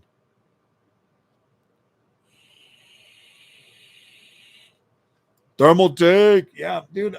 Before I had a Asus ROG Loki in there at 750. Yeah, dude, the FE was way overpriced. When I bought my 3080, I got it for 749 or something. When I bought mine, I didn't pay way overpriced for it. I was pretty mad about that 3080 though. I got mad when the new cards came out and we didn't get what didn't we get? We didn't get frame generation with it. And I was kind of mad about that. I was mad. Looking back in it in hindsight though, dude, like a 3080, I could absolutely be happy with that card now. But I was broken, man. I came from consoles to PC and I was broken, man. I was broken. I had these lofty, unrealistic expectations for PC gaming. And it soured my experience for a very long time. Like I almost legit quit PC gaming, and went back to consoles. I was at a point where I was like, the hell with this shit, it isn't worth it. And I decided to give AMD a chance before quitting. And honestly, guys, I'm not even joking when I say this. AMD legit saved me for playing games on PC. If it wasn't for AMD, I would have quit PC gaming. Because the NVIDIA thing, I was getting so mad. I was getting so like, yeah, dude. And in hindsight, I should have been doing with the information that I'm giving you now. If I would have just had a 1080p monitor or 1440p or did something or played with the settings or used performance DLSS or something, you know what I mean? If I would have just used the features properly and tempered my expectations and set things up right, I would have had a much better experience. But I barreled my way through it. And now I have significantly more knowledge and understanding of what PC gaming is and what it can actually produce that I'm happier now. Like I'm significantly more happy PC gaming, and I can game on everything. Is upgrading a 9600X worth it if I already have a 70? I don't think so.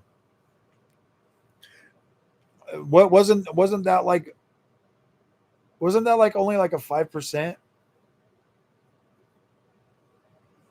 Isn't that only like maybe like a 5% upgrade? I don't know. I don't think if you're going to upgrade your CPU, go with an X3D. If you feel like you need an upgrade,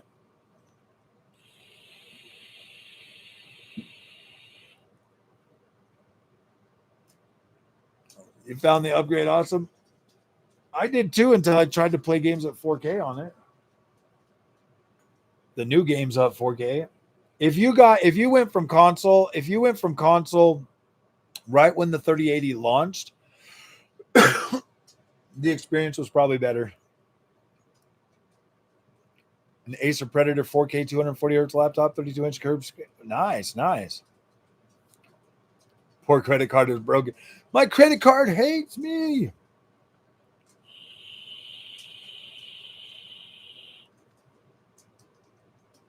$35 years, man. More CPU gen for an upgrade. Yeah, I just don't think going from like a 90 or 7600X to a 9600X is a big enough upgrade. I feel like if you're going to do it, go to an 8-core, 16-thread X3D chip, and I think you would have a little bit better. Like an X3D chip is going to provide a pretty significant boost on a lot of stuff. Actually, that's not true. It's not a significant boost. It is a good boost, though. It's right here. It's my AMD build. For some reason, people just don't really watch a whole lot of the CPU stuff, my friends. Look, whether I like to admit it or not, I am beholden to the algorithm too. And if nobody's watching that content, it's kind of hard to justify making that content. Why do you think Why do you think I've like went back to live streaming, man? I just like during the summer months, man, I think live streaming is where we're going to be.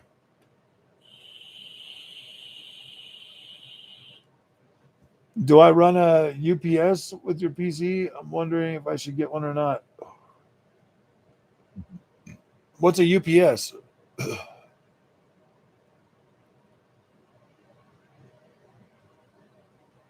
I have no idea what that is.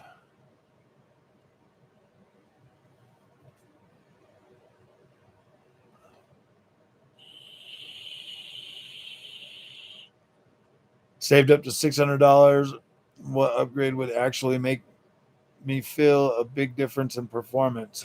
What GPU are you using, Trevor?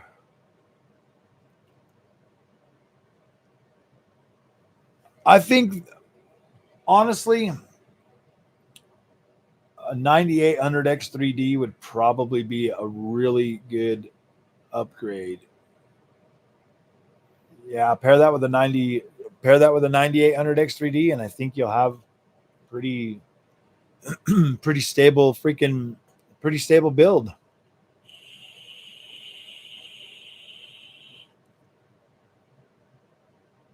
Oh, battery backup? I don't have one. I will do some digging on that.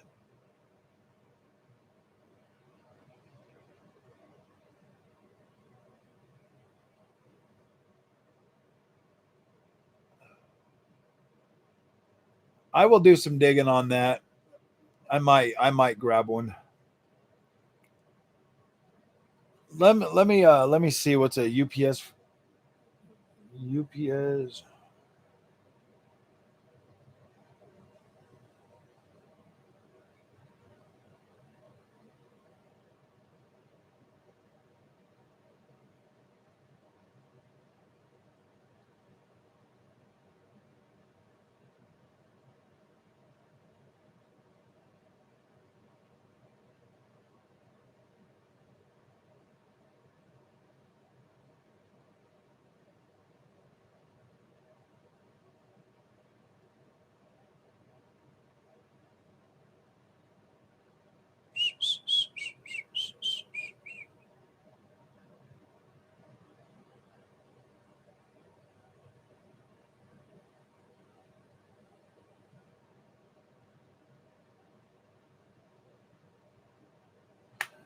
I'll look into it and I'll get one. I'll look into it and I'll get one. I'll get one and we'll hook it up and we'll review it and stuff.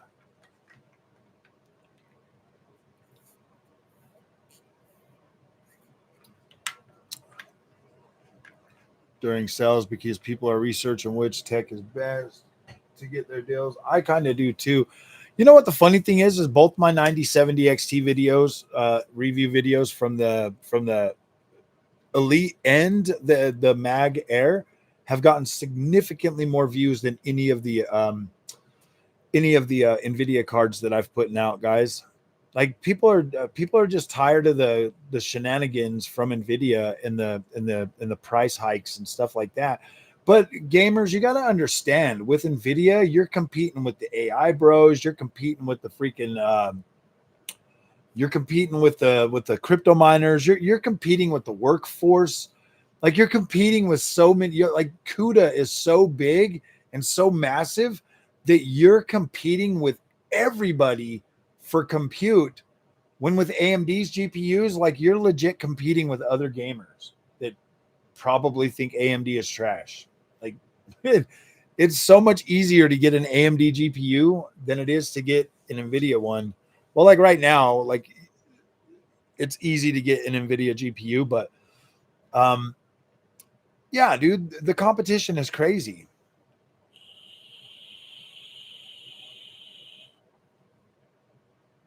Powers of black. I think it's enough for my PC. I will be getting something that's over 1,000 watt. I'll be getting a big one that way because the 5090, the 9070 XT. I don't necessarily think it's like, well, I mean, like power surges and stuff. As long as you've got a really good, I think as long as you've got a good freaking Surge protector, you'll be all right, you know, because most of us are using SSDs now, so it's not really as hardcore on your PC as it used to be.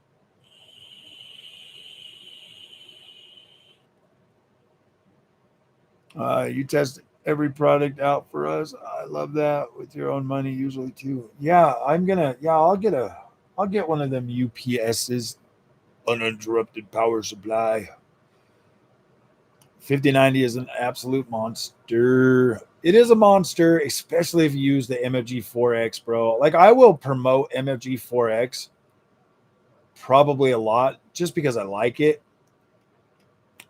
Even though my good buddy Steve from Gamers Nexus said that NVIDIA is paying me to do it. I wish, bro. Could you imagine all the cool shit I would be able to get if NVIDIA was actually freaking paying me?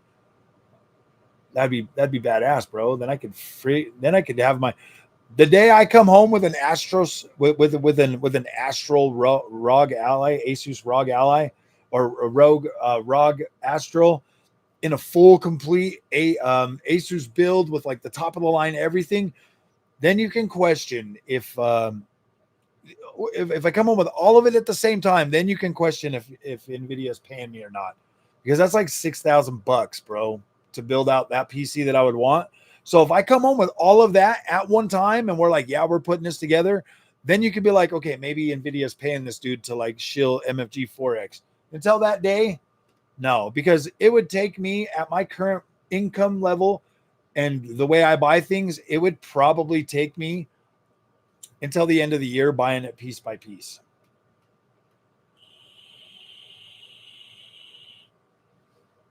Or if both of those disappear and I come home with the ROG Astral, then maybe. But no, I'm not going to sell it. I think that the ROG Astral at $3,500 is a bit too much. I feel like that's a bit too wasteful, to be completely honest with you. For me at my current income level, yeah, that's a bit wasteful. NVIDIA practices, but you cannot deny how good Transformer Model is. Yeah, you really can't. Transformer Model really did flip the script for NVIDIA to a point where it's like, holy shit, this is a reality. That was the thing that went off of my head when I tried the 5070 Ti with MFG 4X. That freaking switch clicked, and I was like, oh my gosh, this shit's great. This shit's great. As long as you don't make a video in the kitchen with a leather jacket. Oh my gosh. See, I think that here's the thing, guys. I think that NVIDIA fans like to see other NVIDIA fans make positive content about the products that they like. But I think AMD fans or just, and then I think they also like the market. I think that because when I do negative videos about NVIDIA, a lot of NVIDIA people show up because I think they want to vent that frustration and anger. And it's like, you don't need to be upset, guys. You really don't need to be upset. Just buy what you can afford, man. Just buy what you can afford and then learn to enjoy it. We live in a time where it's not about the most powerful GPU. Yes, we are. The most powerful GPU really doesn't matter anymore because, like I said, a 5070 Ti can legit match or exceed what you can do on a 4090 when using the features. So yeah, I think it's more about the features nowadays. You're not using you're using a 40 series card, aren't you? Do you even have a 50 series card yet, Fake Frames hater? Redfall on a 5090, 10 out of 10 experience. Finally got a handgun system. Nice, nice. System Shock 2 remake, no longer have time to kill these brainless wonders with the wrench. I was hating on it until I saw it in a person. Yeah, exactly, dude. Once you see it in person and actually use it, you're like, oh my gosh, man.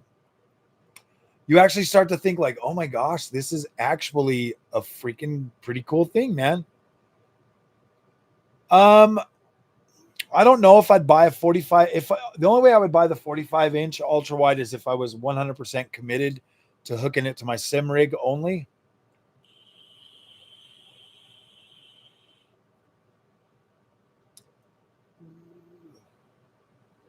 I bought mine for $350.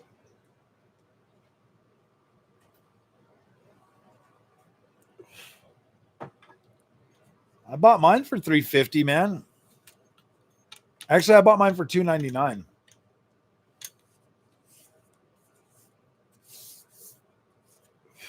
Is it worth it?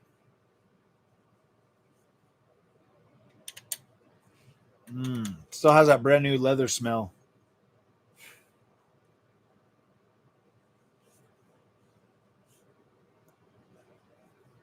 You only have the trusty thrusty, right?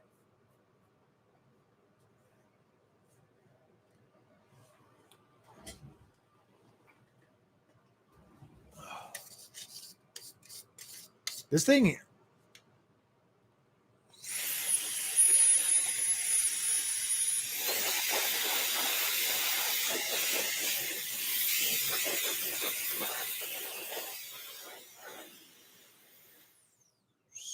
I love these little freaking dusters. This one here is called the Bevigor, Bevgoer.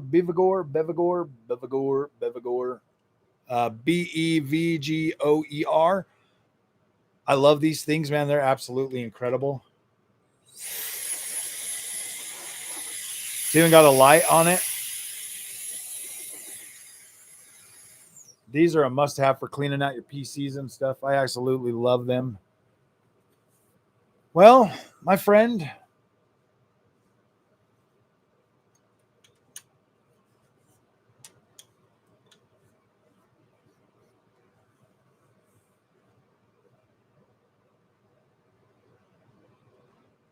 if I paid $350 for this today, yeah, I'd be worth it.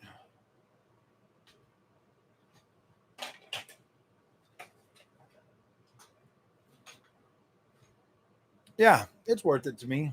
I'd pay that. I mean, hold on.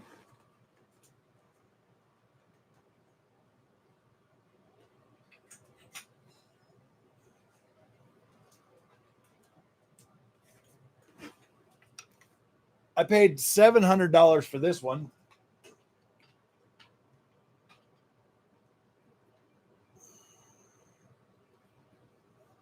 $700 for that, bro. This is a 90. This is what I spent my 5080 money on. You guys remember? I spent $900 when I bought this because I had to upgrade my DD Pro to the quick release 2. I had to upgrade that to I had to upgrade my wheelbase and everything, and so upgrading my wheelbase, I had to upgrade my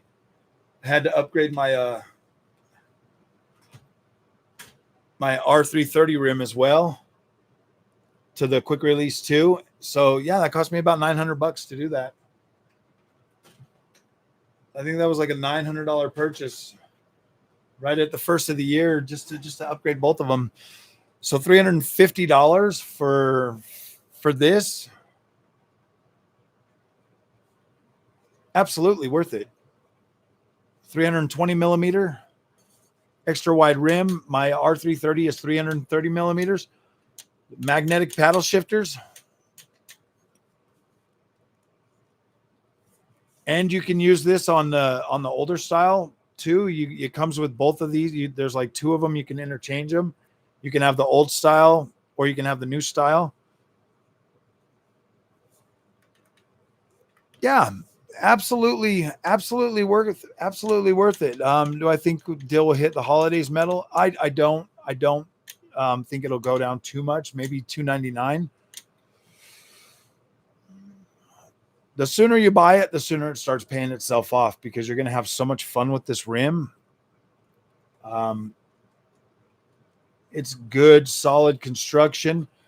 This is an interchangeable face too. Like you can take this off with this rim. There's also like an F1 rim that you can buy for it, as well as like another type of like a different type of a rim for it.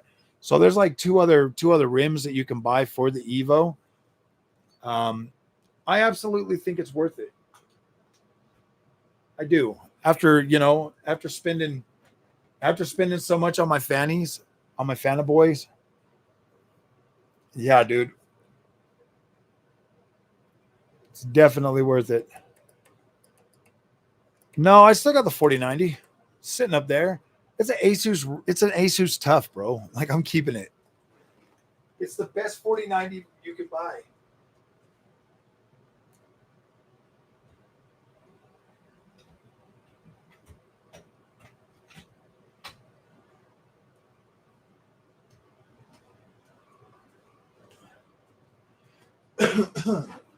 I think it's incredible.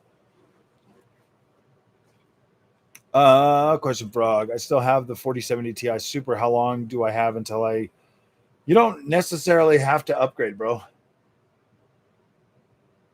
You don't have to upgrade for a while, bro. I mean, if you can, Kenneth, if you've got the money, if you have the money and you if you're gonna upgrade, how much RAM do I have? 32 gigs.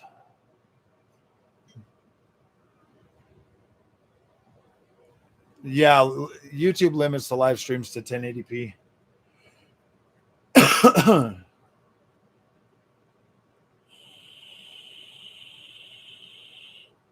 I'm actually thinking I'm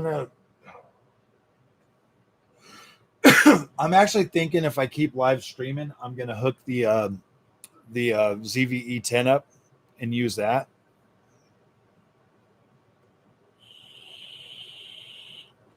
$4070 Ti Super is pretty good, man. It's not a bad card. I don't think you need to upgrade. I mean, you probably will enjoy the new features a lot. Like a 5070 Ti, bro, is a very cool card. But you've already got 16 gigs of VRAM. Like I think you're in a decent place, man. It just depends on what you need. I think the best upgrade would be one of these monitors.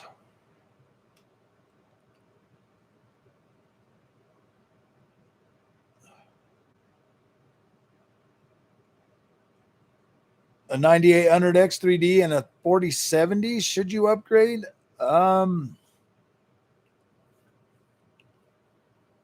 What's your budget like? And what's your aspiration, bro? Like what do you want to game on? What do you want to game? Like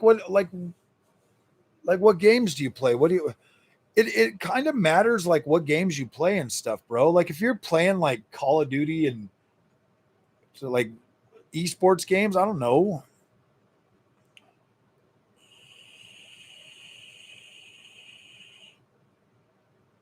For the next 5 years, I play Black Myth Wukong and CS:GO.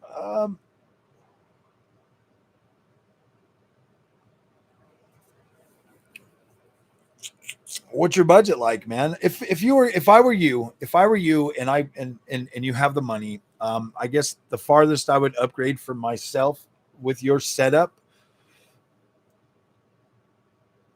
I think 5070 Ti would probably be good. Are you playing at 4K or what resolution are you playing at?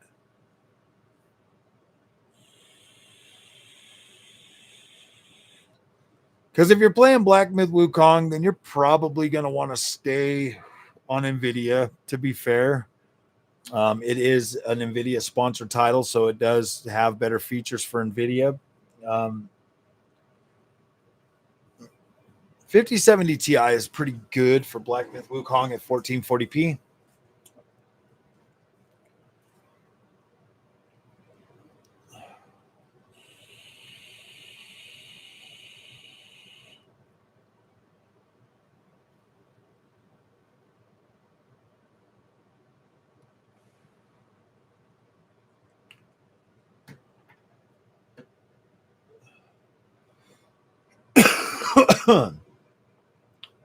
I mean, your 9800X 3D would run a 5090 pretty well. A RoboCrop with Froggy in the background. You know, I probably could play video games, but you guys would just be able to see the screen. If I move that camera, it freaking, let me see. Yeah, no, I can't move that right now. It'll move the camera off the thing. I mean, I probably could play games and stream on this. 5080's out for delivery. Nice. We're gonna live stream until you get your 5080. Oh no, maybe we might be able to do that. I don't know. I want to be able to play games today, and it's already dude, it's only 11:30. I want to be able to play games, so I mean, we can stream for. I could probably do a 4-hour stream, my friends. We could probably make that happen.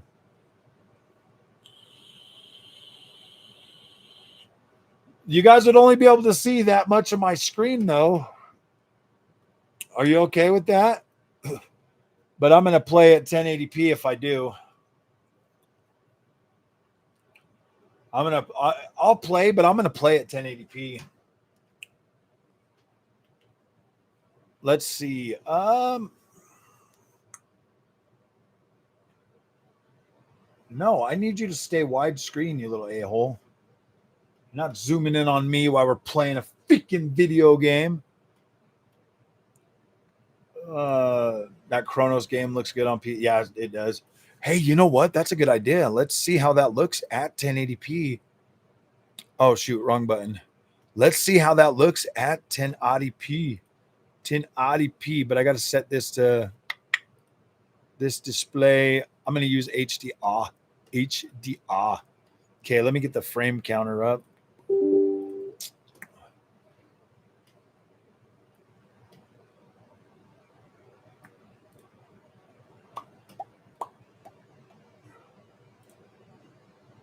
Okay, so we're still streaming, so let's see.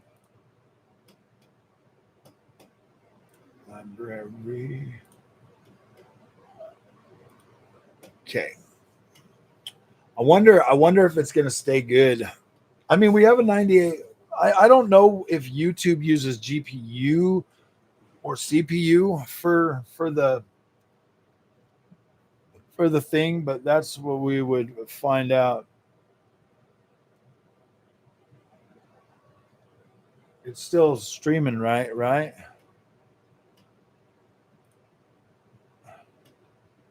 Sheesh, it went to my freaking ultra wide. Okay, never mind. I was like, don't go to the ultra wide.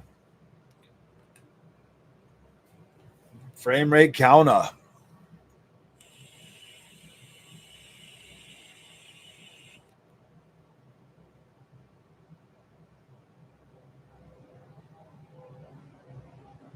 Wallpaper engine on Steam has everything. I'm going to look into figuring out a better way to stream. Because trying to go through Streamlabs OBS, for some reason, YouTube just keeps like messing with the. I do stick with the default, dude. I just don't care.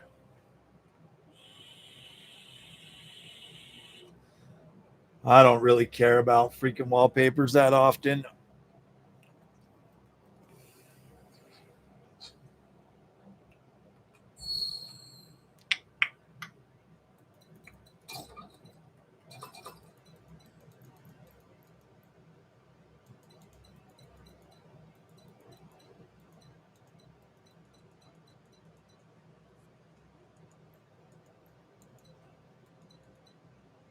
Epic.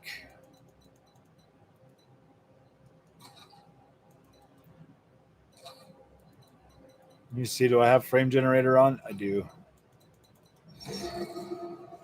All right. So you guys are not going to be able to see this, though. Gosh dang it. Dang it. But at least you'll be able to see my frame counter.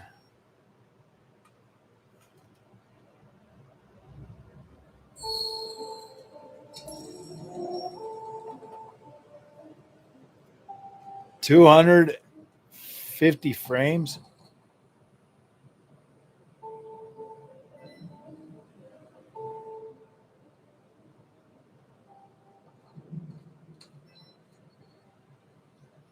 Dude, that's okay. I want to try to move this camera, but it might ruin it.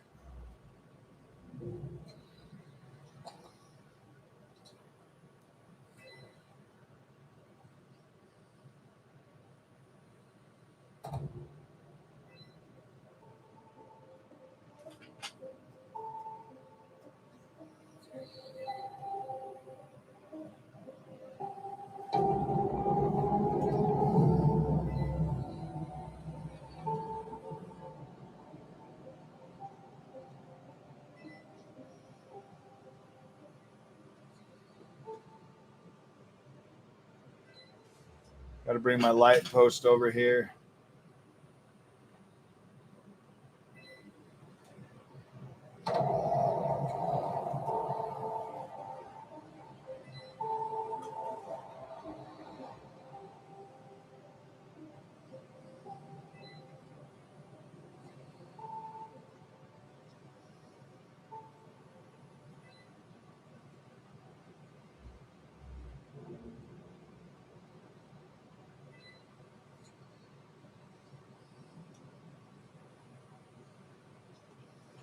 Got to find a way to hold this up.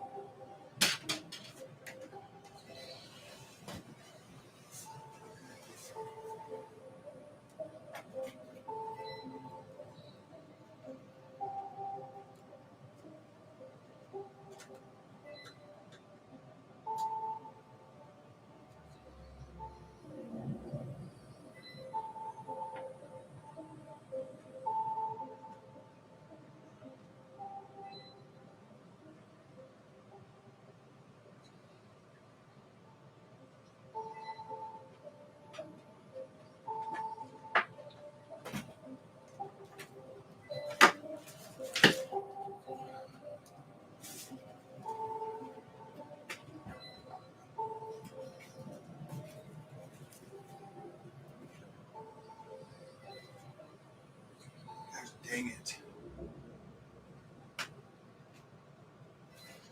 Come here, Xbox.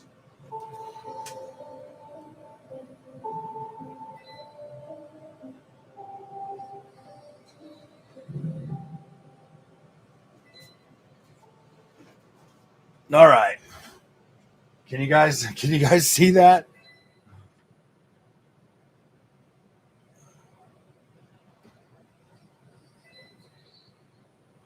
Okay, so I had to put it on the freaking Xbox, dude.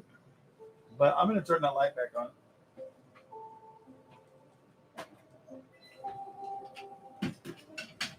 I'm just glad that it did not freaking.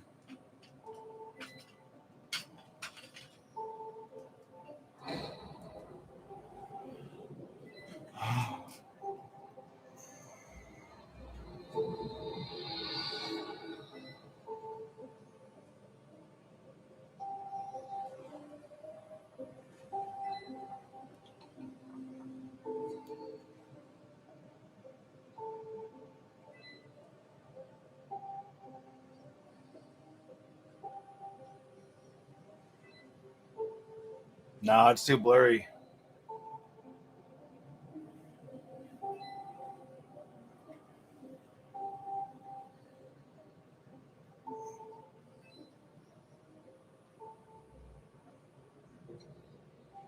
Okay, so and just your moments. Yeah, okay.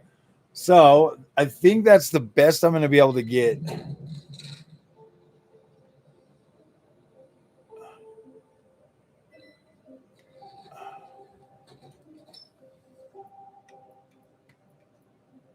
Key to the tool store. All right, so we got a key to the tool store. The hell was that sound?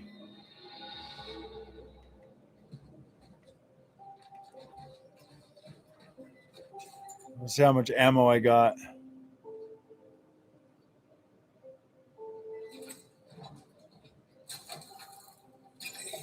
I need a little bit of ammo.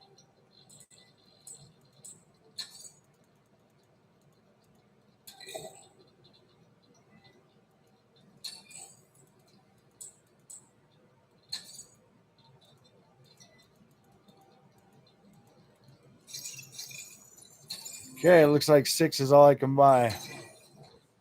Whoa, damn.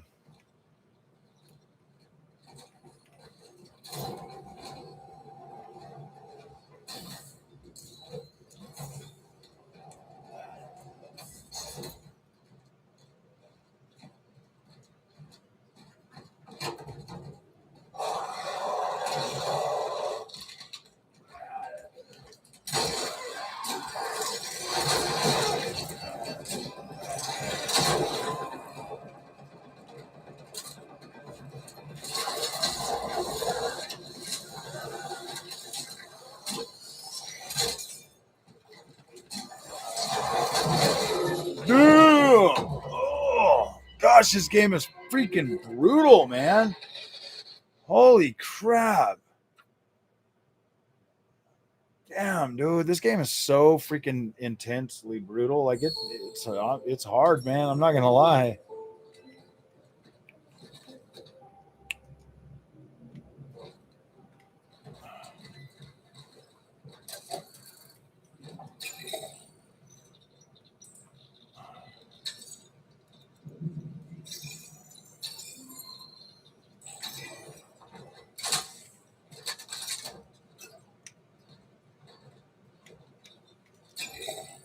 I don't have any freaking no freaking health supplies or nothing, man.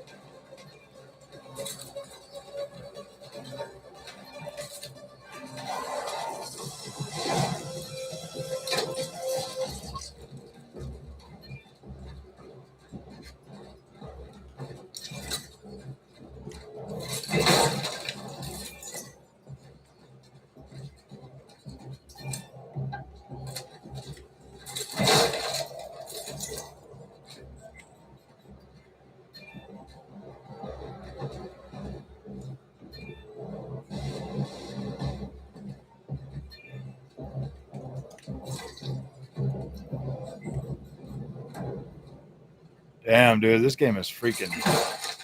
This shit is nuts, guys.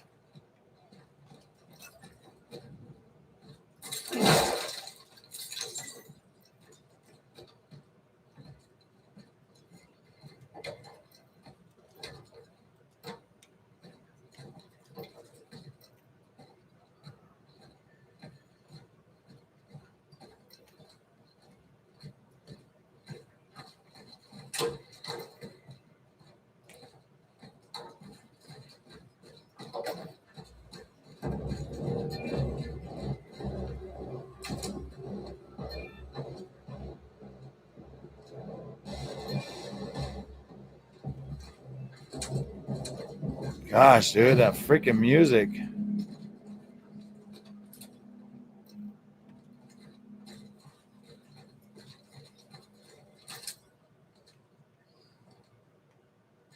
Got to be able to shoot one of those freaking cans. I don't know if I'm going to be able to shoot it through that.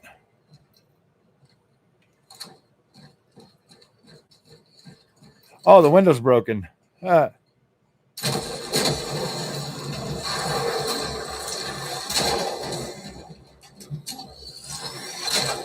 Shit.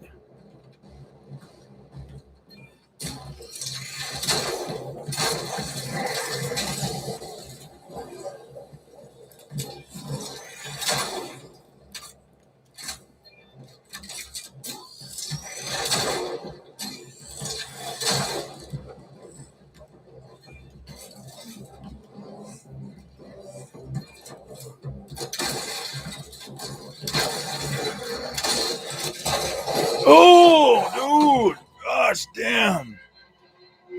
Oh. This game is so freaking brutal, man. This is not even freaking. This. Oh, no. I've got it set up to.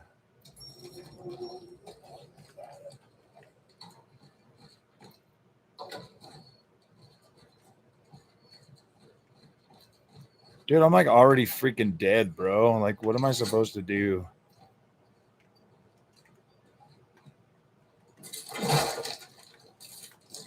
I don't even know, man. Like, damn.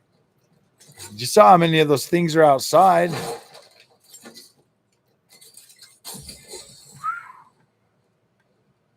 Okay, maybe I've got a little bit.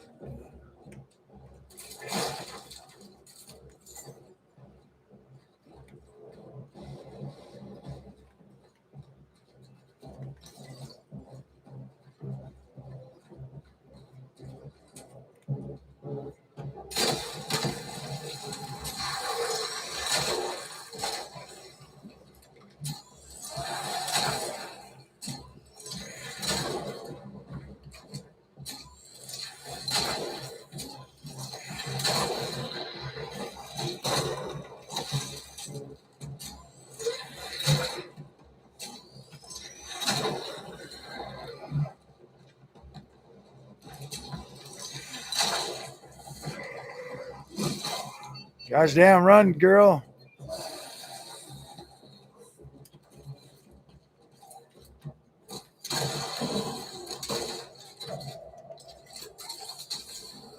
You're getting cooked, fat boy. Whew, damn. Gosh damn. What a freaking nightmare this game is, dude. Oh, I got bolt cutters. Really? I came all the way over here for bolt cutters.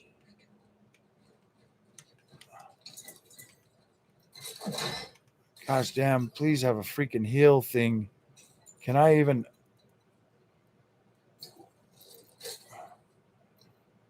Okay. Because now I got to run all the way back through all those freaking jerks, dude. Oh.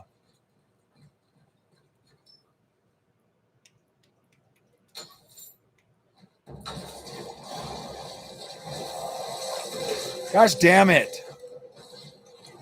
Run, little leg lady.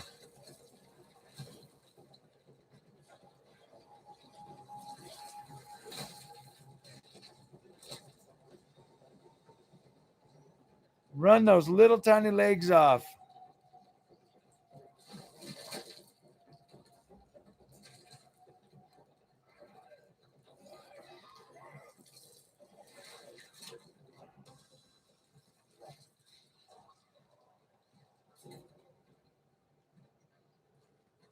Oh my gosh, dude. What the freak? Oh. See, look what you guys made me do. Look what you made me do.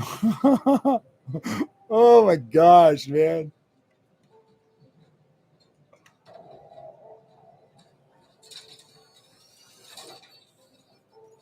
Oh my gosh, that was crazy. That was crazy just to get that. Wow, dude. Oh.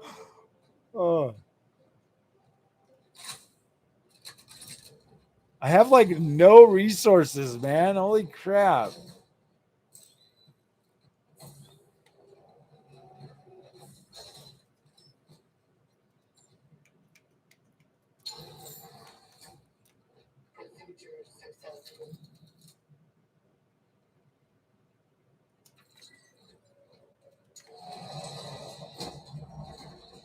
Oh my gosh. Now I've read the full title. He is using the RX 9070.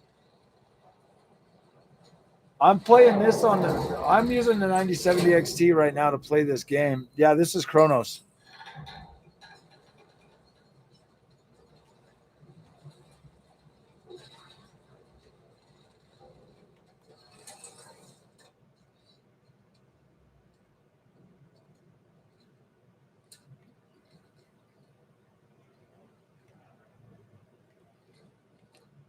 There's really nowhere for me to run now. If any more of those things come out, I'm freaking cooked, bro.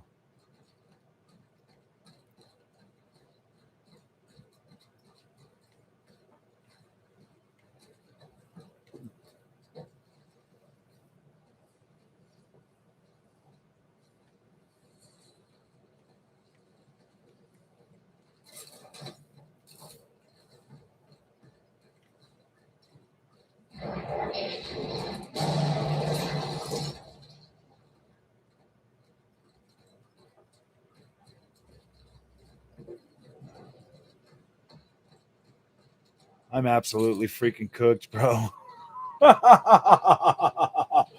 Oh, damn.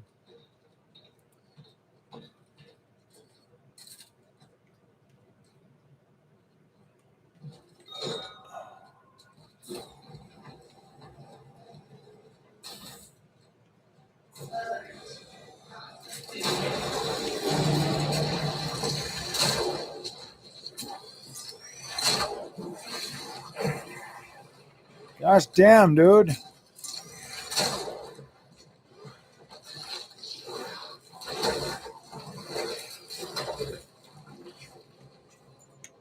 Shit.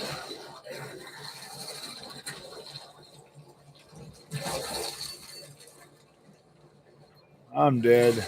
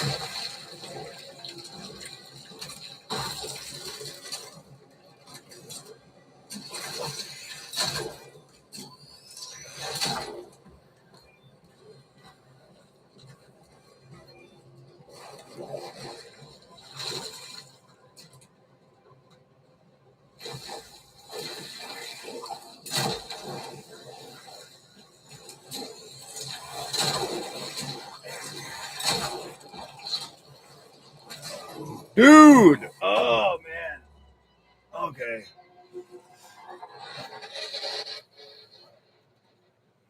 All right. Yeah, dude. I don't know about that. I have like no freaking like resources to beat this freaking dude.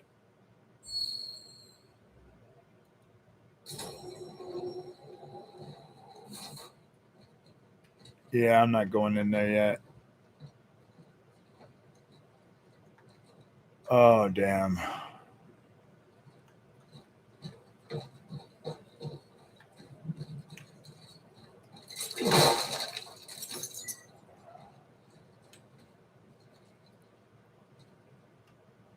Oh, yeah. All right. I don't know.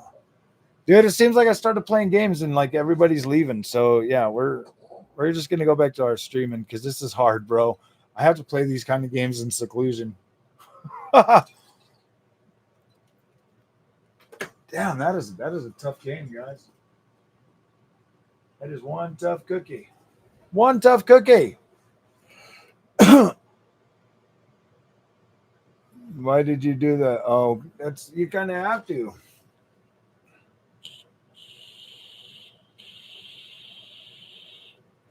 No, I didn't try streaming on Twitch. I'm sorry, dude. Everybody started leaving, so obviously nobody wanted to watch me play video games. Everybody's like, "Yeah, I'll play video games," and then everybody left. So yeah, we're not doing that. Sorry, but now at least the camera's in a better position to where you can actually see.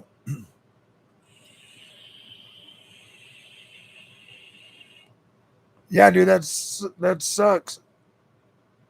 That Chronos game is good. It's hard though, and I mean now you guys see like the way I play. I'm like, damn, I'll probably end up running all the way back down to.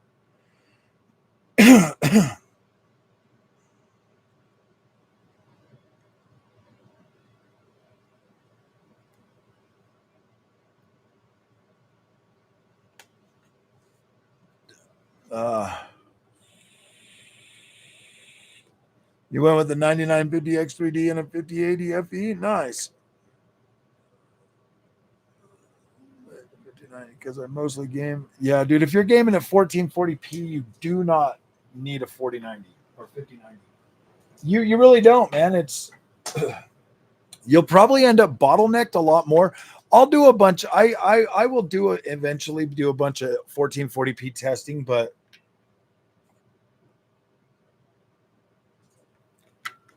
I think a 5080 is a more suitable experience for 1440p gaming. If you buy a 5090, then you're just gonna want to buy a 4K, and then pretty soon you're like you're even significantly more buying. You know what I mean? You're spending a lot more money.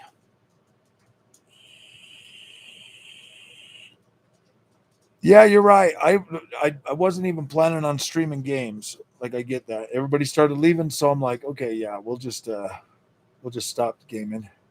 Plus, it was getting hard for me, anyways. I'm not a I'm not a, I'm just a casual gamer, man. Come on, guys.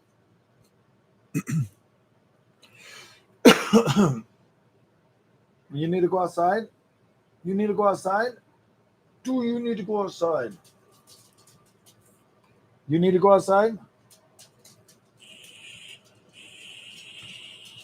Okay, guys, let me go take the dog out real quick.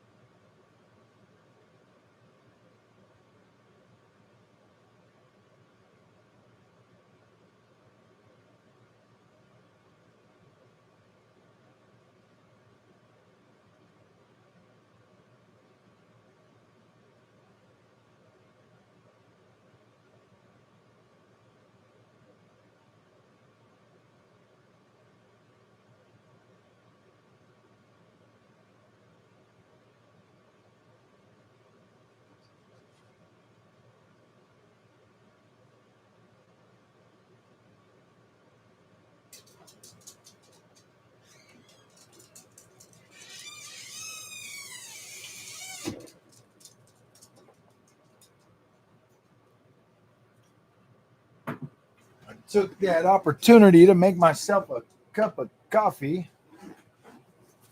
Oh. Okay, let's see.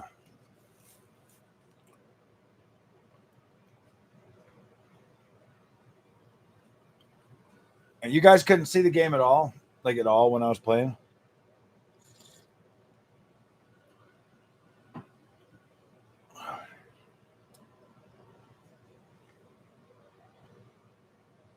Yeah, I'm up now. I've been up for, well, we've been up for 2.5 hours.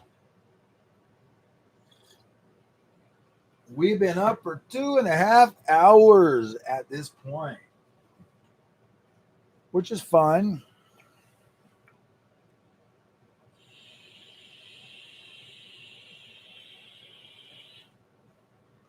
Oh, man. So what is everybody up to? What did I name this stream? This is something like, you're on the weekend shift?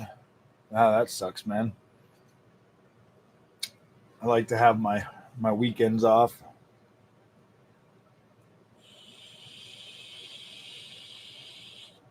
You know, September is like the beginning of like the busy part of the year for games. It's when we start getting like the good games. September is like the kickoff of like all the good stuff, you know, like that last week of August and then September. We got a lot of good games this September, man. Hell is Us is freaking awesome. That Chronos, absolutely freaking terrifying experience, man. Like I'm like my heart was like legit, like, oh my gosh, dude, this is so intense. It's just like, yeah, dude, childcare is bad.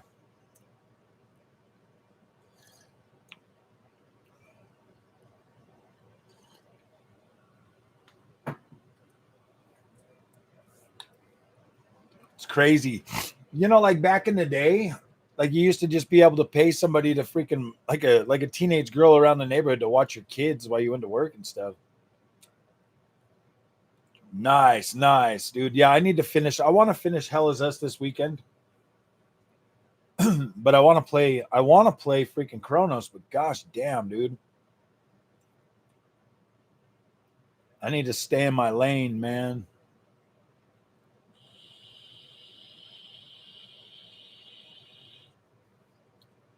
Chronos is awesome.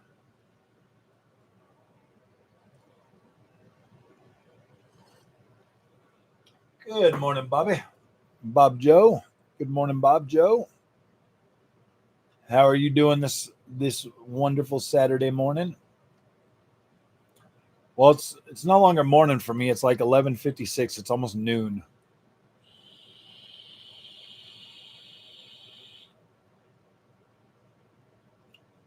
Break out the lane experiment. Yeah, exactly.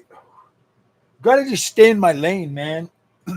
Gonna have to go back to my Genshin Impact.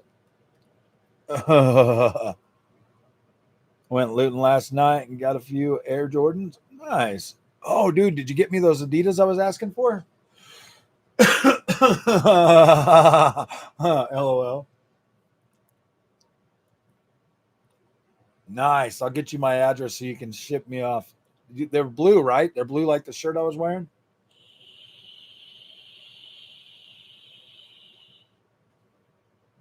Oh man, baby blue, just the way I like it. I'm gonna start. I'm gonna find a way, guys, to like stream games and stuff too, because I do want to. I don't know, man. I'm not really that great of a streamer when I play games because I'm too quiet because I'm too focused on trying to play the game. And then when I try to focus on the stream, then I don't play the game very well.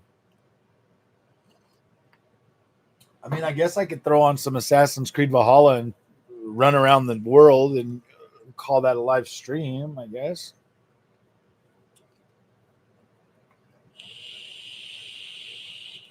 That's just the thing, dude. I was playing Chronos 1080p at 250 frames a second, streaming party game with viewers. I'm not very competitive.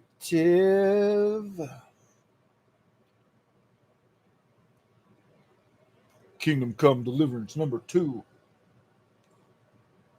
I'm not very big on like the whole multiplayer scene, man. I never really have been. What's the best game to showcase on OLED? Probably freaking Horizon Forbidden West. That game looked fire on OLED. Actually, everything looks pretty good.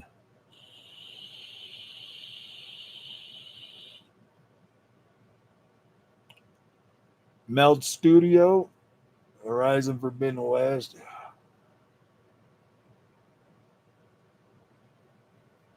What is a party game? What is a party game, though?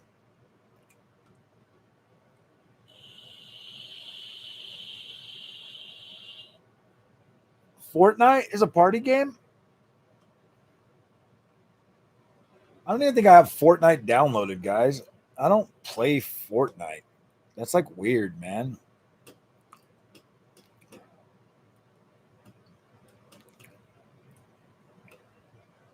Holy shit, I do have Fortnite downloaded.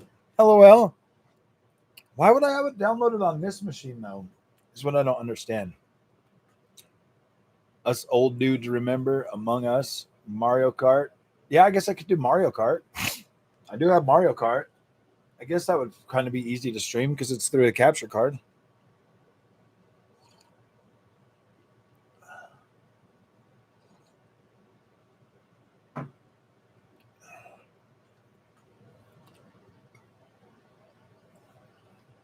But nobody has Mario Kart World, man. Everybody said it was a terrible game, so nobody bought it.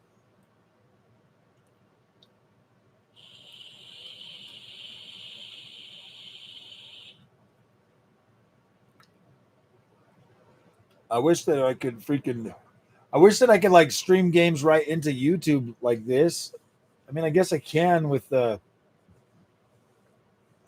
I guess I could change my camera to the game.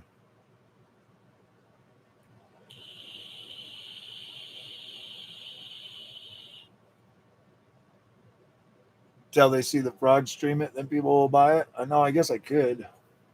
Well, doesn't Nintendo get all butthurt when you stream their games? I don't want Nintendo serving me freaking cease and desists and everything, man.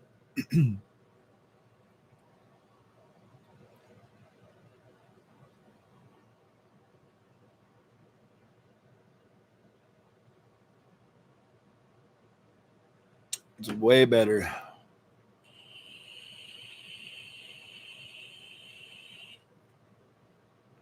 Yeah. Dead by Daylight is slop. It's too much to stream, play games, and see comment. It really is, dude. It's kind of tough, especially for me, dude. I'm too old for that. I mean, I guess if I get that little Corsair screen, then maybe I could have the stream like I could mount it somewhere so where it's like right in my face with all the. So it's like right in my face with everything. Now I'm looking over here at the damn screen and the freaking. I gotta try to move the camera back.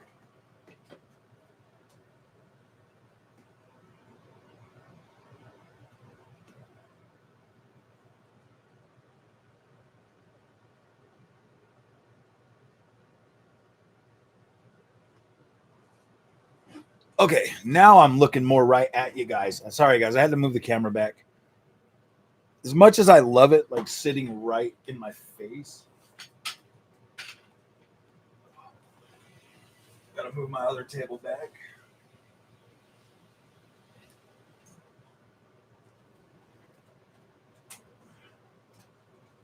Move my 1440p monitor back. I have the 1440p monitor hooked up to the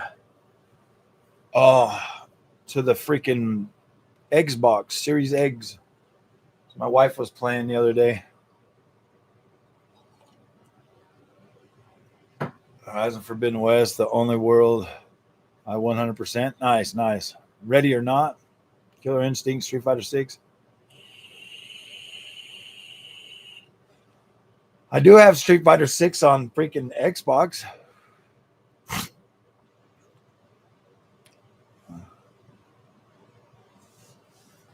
Horizon Forbidden West is a pretty cool game. I don't think he was drunk. Maybe buzzing a little bit.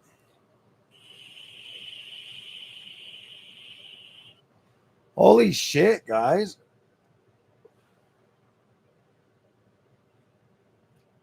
Dude, live streaming, like so many more people are subscribing so fast, guys. That is crazy, guys. At this rate, honestly, guys, we would hit 15,000 subscribers by the end of this month. If I literally streamed every day and as many people keep subscribing, we will literally be at 15.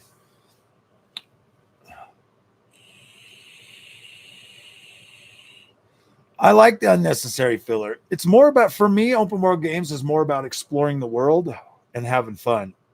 Papa Charlotte's Tech, what's up? This is one of the few games I never played. You should absolutely play it. Absolutely play it, bro. Shorts on my main channel. Nice, dude. Yeah. I had stopped doing live streaming as much as I used to because it started getting like really, really toxic. If it starts getting toxic again, I'll stop streaming again. But play a game, I only see you vaping. I did just play a game. No, dude. We're vegans here. Meat is supreme. I'm a freaking bring out the toxic toad. No, toxic toad is he's retired. Toxic Toad actually had a meltdown, and so we had to put him in a freaking mental home, bro. He's in a mental asylum right now, bro. He couldn't hack the YouTube life. It's part of the appeal, man. I like my vape. I'm a chain vapor. I'm a chain vapor. Look, man, accept me as I am. Freaking judge me, man. I like to vape when I live stream. It is what it is. I like it.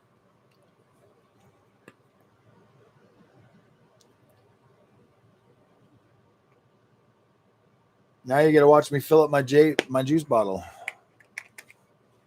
It's the only open world you'll never complete.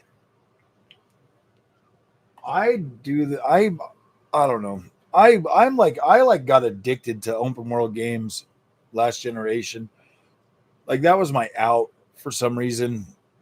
I like to play video games, but I would come home from work so freaking beat down.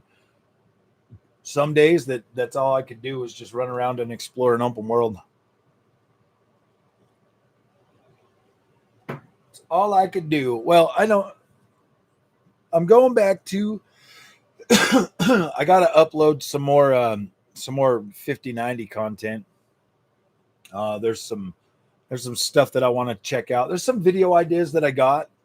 I want to do some 5090 versus 9070 XT content.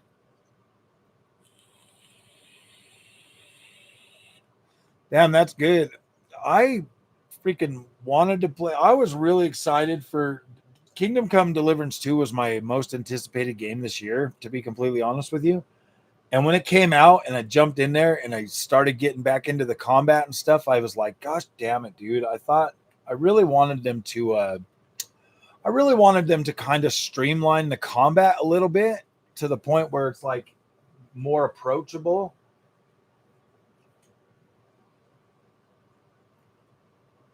And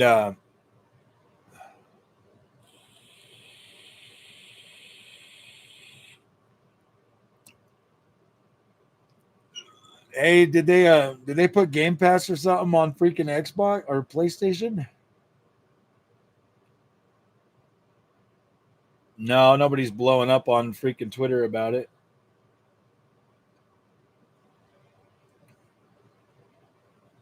Nobody's going crazy on Twitter about it.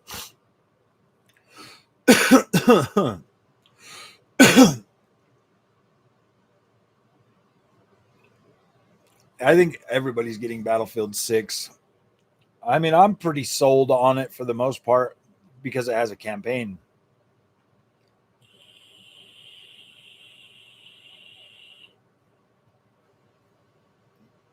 We're going to be doing man, in just 6 more days, we got freaking Borderlands 4, man. You're not going to do it? I'm not going to buy it. I'm just going to sign up for EA Play Pro. No, I'm just joking.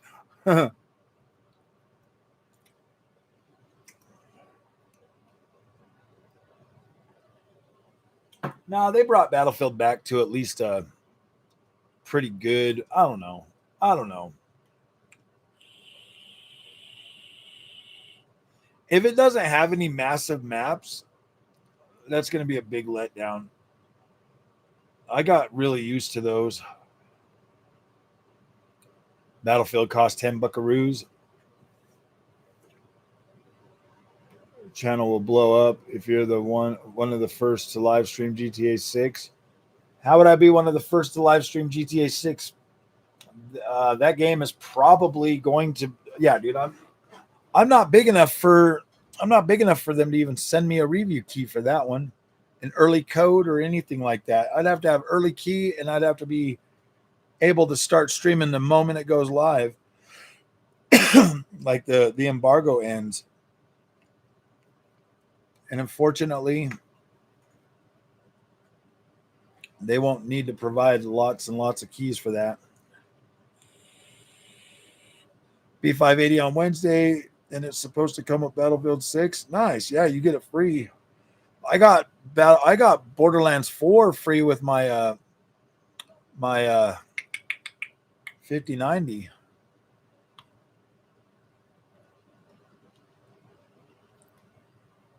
I should have put in my 5060 Ti and locked it to that, but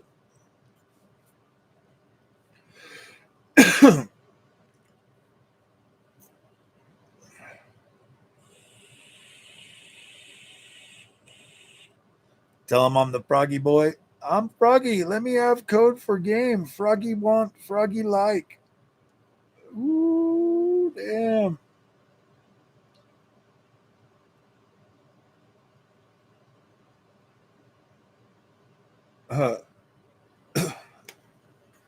There's a lot of people coming out against Game Pass lately, dude. Even Pete Hines, bro, talking about how it doesn't respect the developers and now they're just slaves and stuff like that. And I was like, gosh damn, man. I'm a big proponent of Game Pass because of the customer side of it. I feel like it is the best value in gaming. Especially if you're on a budget and stuff. I really do. I feel like it gives people the opportunity to play lots of games. I'm good, Lee Tech. But if you look at it from like the developer point of view, bro, the same developers that have been shoving all this woke stuff down our throats, I don't care. They're not really making games worth paying full price for that often anyways. So what does it matter? They get to make the bullshit they want to make, and they get to slave around for that stuff. I mean, the games aren't making money. I mean, if they were awesome games, they'd be selling regardless of being on freaking Facebook or Game Pass or not. They want to fill them with woke stuff. Fine, dude. Accept the fact that nobody's going to buy your games. Me personally, I don't really mind some of the stuff that I've played lately, but at the end of the day, they don't make badass freaking characters no more. They don't make hot female characters anymore. Everything's like this toned down freaking woke stuff. So they have to accept their fate, man. If they want to make trash, if they want to make games that aren't going to appeal to a mass audience, they have to accept their fate. They're going to be working there, slaving away, making Game Pass games for the rest of their lives. Make better games and people will buy them. Most people that can afford a game, they don't care. They'll buy it, even if it's on Game Pass or not, dude.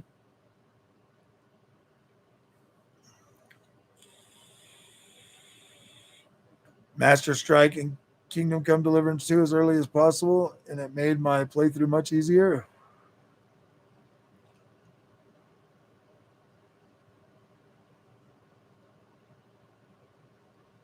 Yeah, I mean, I don't know, dude. I like to explore a lot, Joel.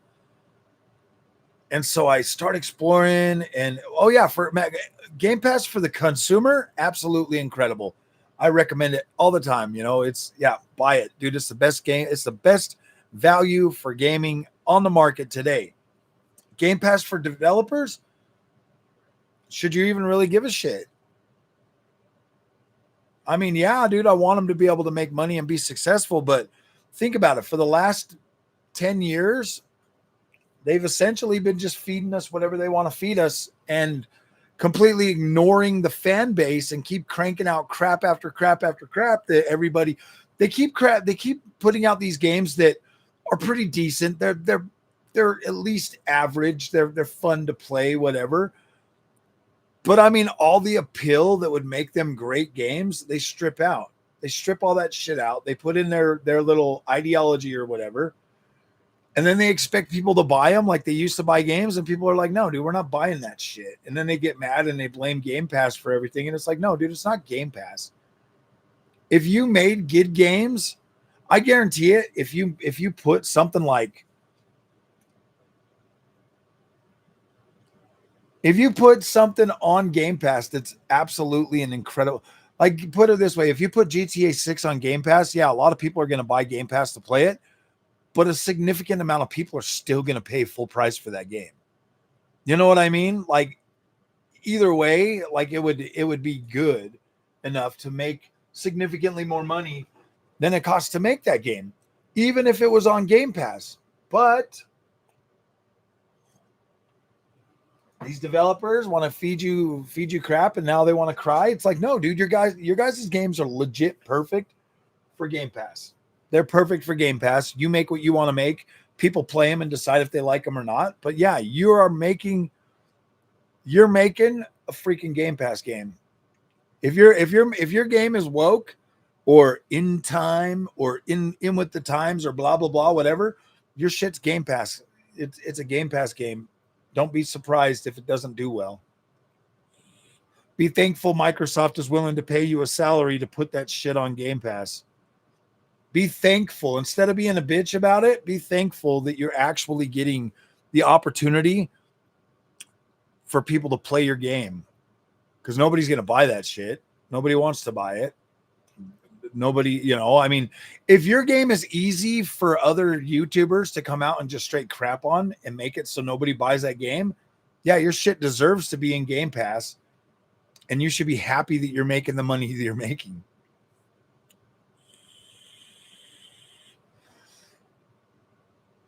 Exactly. Game Pass is an incredible. I mean, there's a lot of good games that come to Game Pass. Like, don't get me wrong, there's a lot of good ones that come to Game Pass, but for developers to cry and complain after the shit they've fed us for the last 10 years about Game Pass cannibalizing the gaming market, they brought it to that point.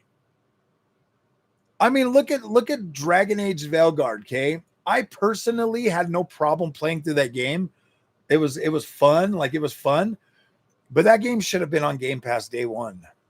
It should have just been a Game Pass game day one.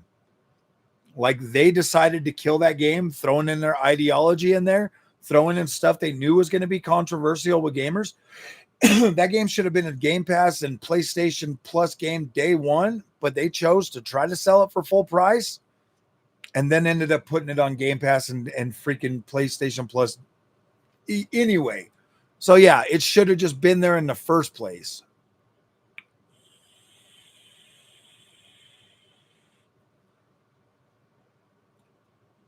Support the developers was fine when publishers get all the money. Exactly. I have no problem supporting the developers when they make a badass game. When they make a badass game, absolutely Froggy will buy the most expensive version I can buy. They're making crap ass games that are barely freaking. I mean, that's just kind of the way I'm looking at it going forward. If my fellow YouTubers can make a platform trashing that game, I don't know what to tell them. I don't know what to tell them. They did it to themselves. They ignored the gaming community. They ignored the gaming community as a whole and put their game out there to die. And that sucks. They're wasting they're wasting money. They're wasting freaking shareholders' money by coming up with this stuff.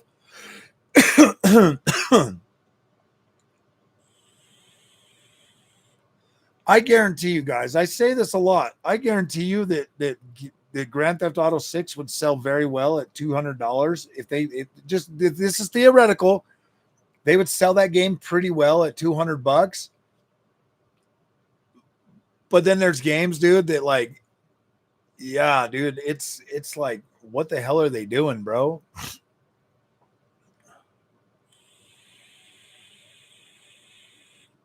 Yeah, but they still get a monthly salary, bro.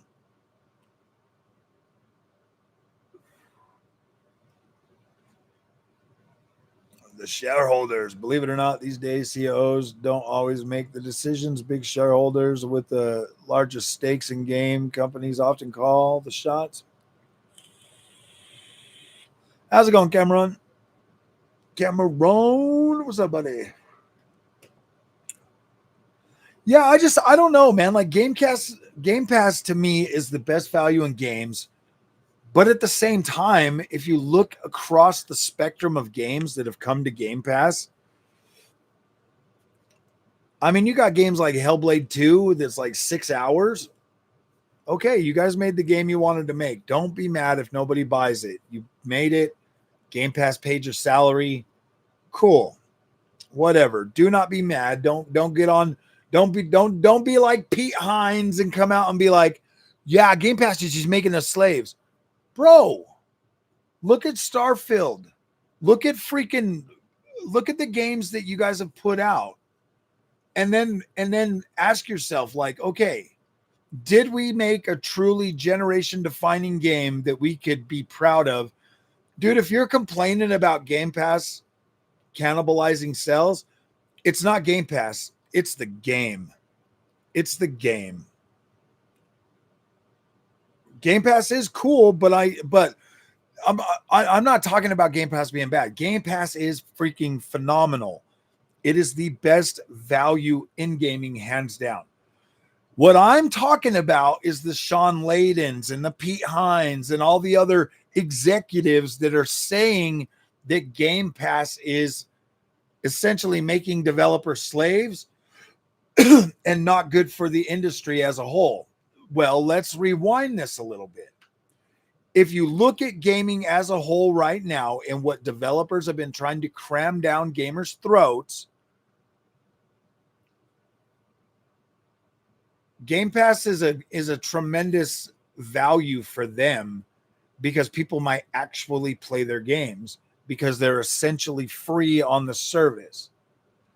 But if you put a freaking Concord out and get mad that game won't sell for $40 because it is nothing but woke trash, don't blame Game Pass for your game not succeeding.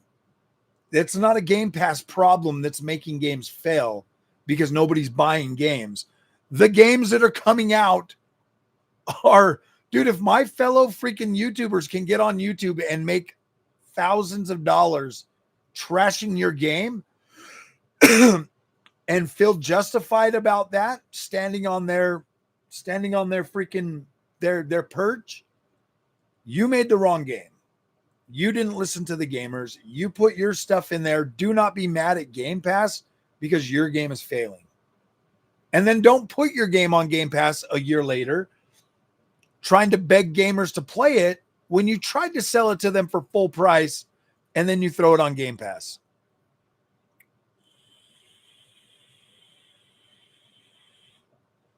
Marathon. Yeah, exactly. Another marathon going down in flames. They should just build Destiny 3, man. Stop making these woke ass games that make it easy for YouTubers to trash your games and then quit crying on X and in freaking interviews that Game Pass is destroying everything. No, dude. Game Pass is legit providing you a way for people to play your crap game. Sorry.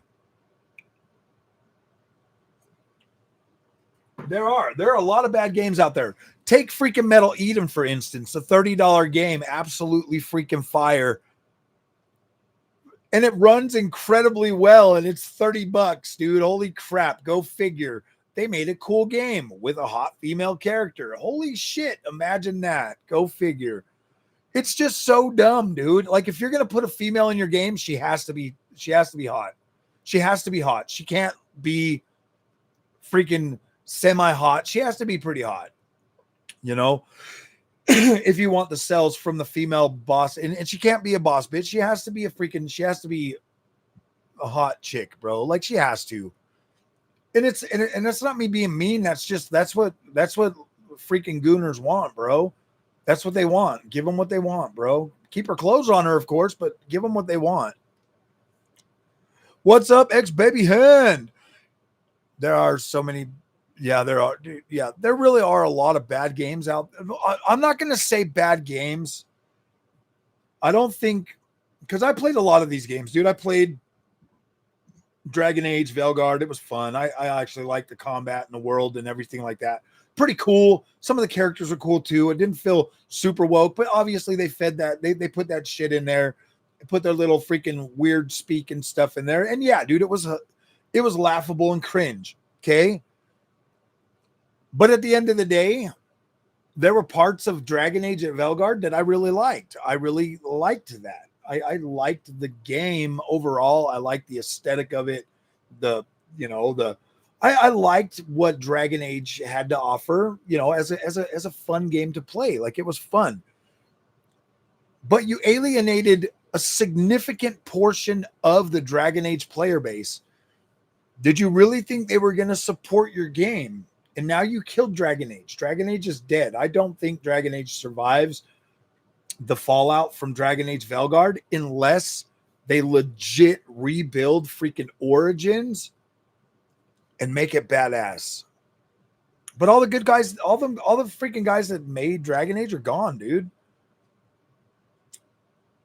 These freaking developers, man, have legit destroyed a lot of goodwill with gamers over this whole nonsense, bro. They've destroyed a lot of goodwill.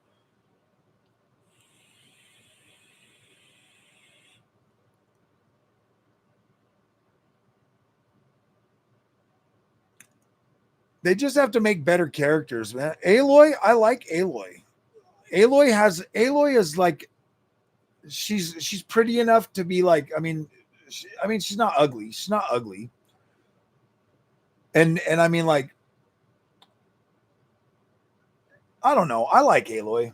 I don't look at Aloy though as like sex appeal. I look at Aloy as like, we start playing, we see her like grow up. So it's kind of more like I look at her like I would look at, like my kids or something. You know what I mean? I don't look at her I don't really look at her as in a like, oh my gosh, she's hot way kind of way. It just depends on the story or the character. You know what I mean? I picked up Immortals of Avium for like 80 cents. Yeah, dude. Immortals of Avium, another one that like adds some like that big buff chick, bro, and so it kind of swears off to the wokeness side. But it was a fun game, dude. I like Immortals of Avium. I think it is cool, bro. Like, that game is fun.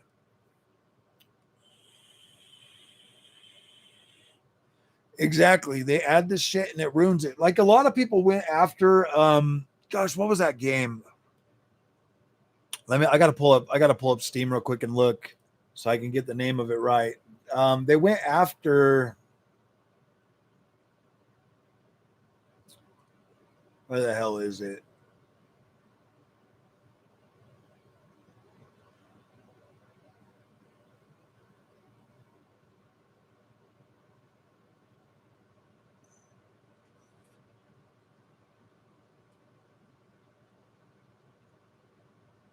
Oh shit, I don't remember what it was off the top of my head. I wonder if I have it downloaded.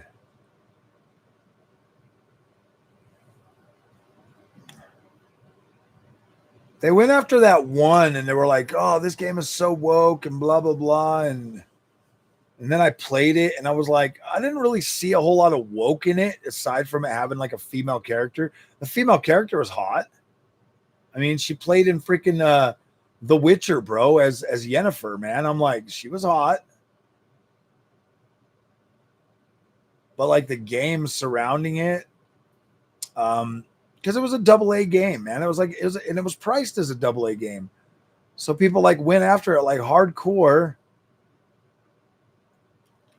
and like trashed it. And it really wasn't woke. It was just like a AA game. Sorry, I'm trying to find it.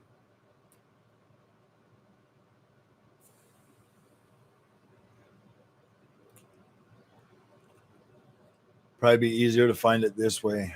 Oh, Unknown 9 Awakening. See, they go after that game and they completely trash it as being woke. Yeah, Unknown 9 Awakening. It was, to me, it was a AA game. And it was cool. I liked it. I liked the character and stuff. Obviously there was, a lot of inclusivity and stuff in there, like different, nationalities of people and stuff. I thought that I don't have a problem with that. If they want to bring in like every single nationality of character in there, fine, whatever. They make the one white guy the two white guys kind of weirdos. And it's like, dude, I know a lot of white people that are weird like that. So, okay, whatever, but it's like, and they make the boss, the bad guy, look like Jordan Peterson or whatever. And it's like, okay, whatever, dude. I'm like, he's your villain, bro. You're scared of Jordan Peterson. The dude literally legit cries on freaking like live streams and shit. He's your villain. Okay, whatever, dude. That dude just cares about freaking, he cares, man. Like you can see the you can see the genuine authenticity of him actually giving a shit about humanity, and he's these people's villain. Go figure. I'm like, really? That dude scares you. He's so bad that you're gonna try to make a fake character around his persona? All right, whatever, man. But that is the dude that scares you and keeps you up at night, Jordan Peterson. Holy shit.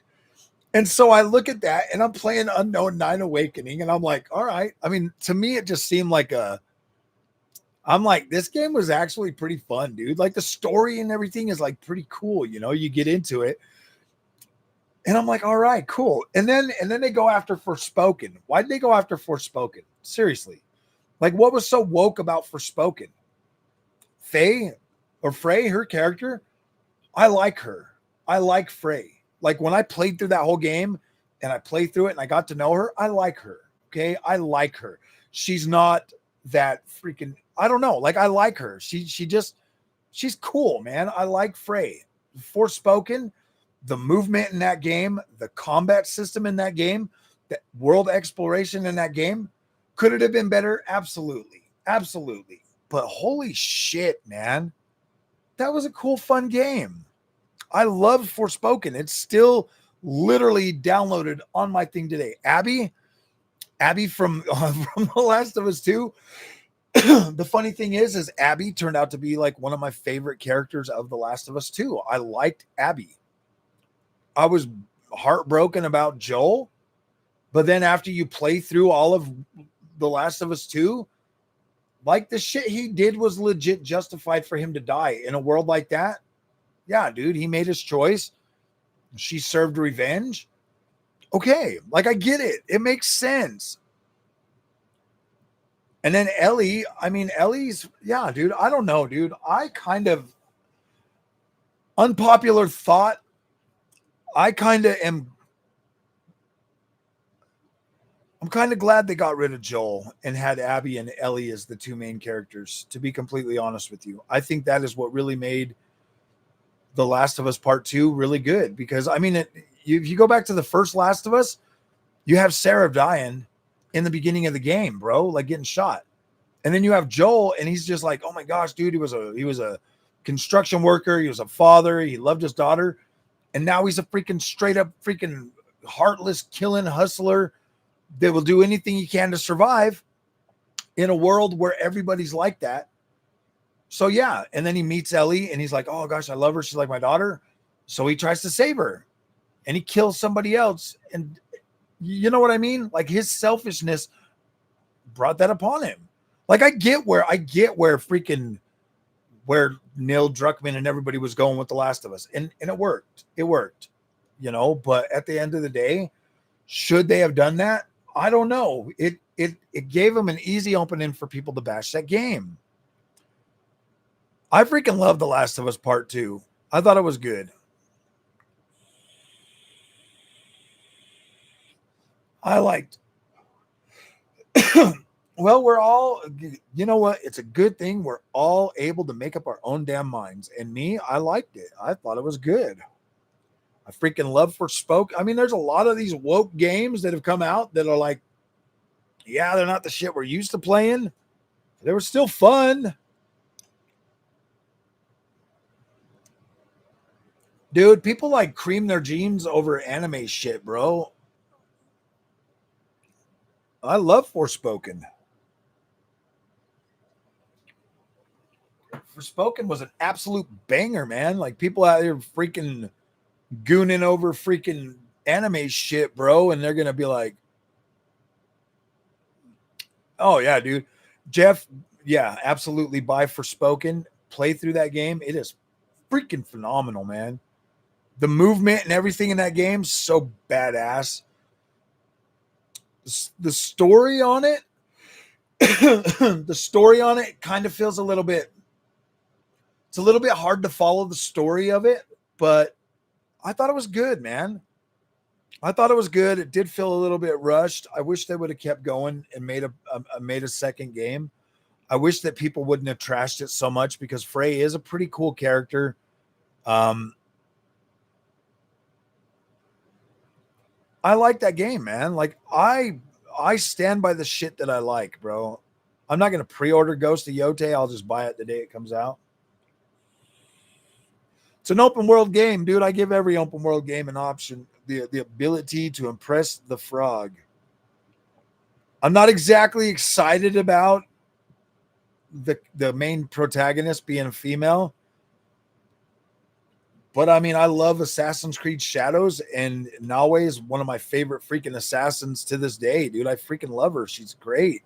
That's the way I want them to bring female characters into Assassin's Creed. Give them their own identity. But I also want the ability to play as a male character too. Assassin's Creed Hexe, I only want a female assassin. If she's a witch and it's in the and if it's in the and if it's in like medieval England, absolutely want a female freaking witch character.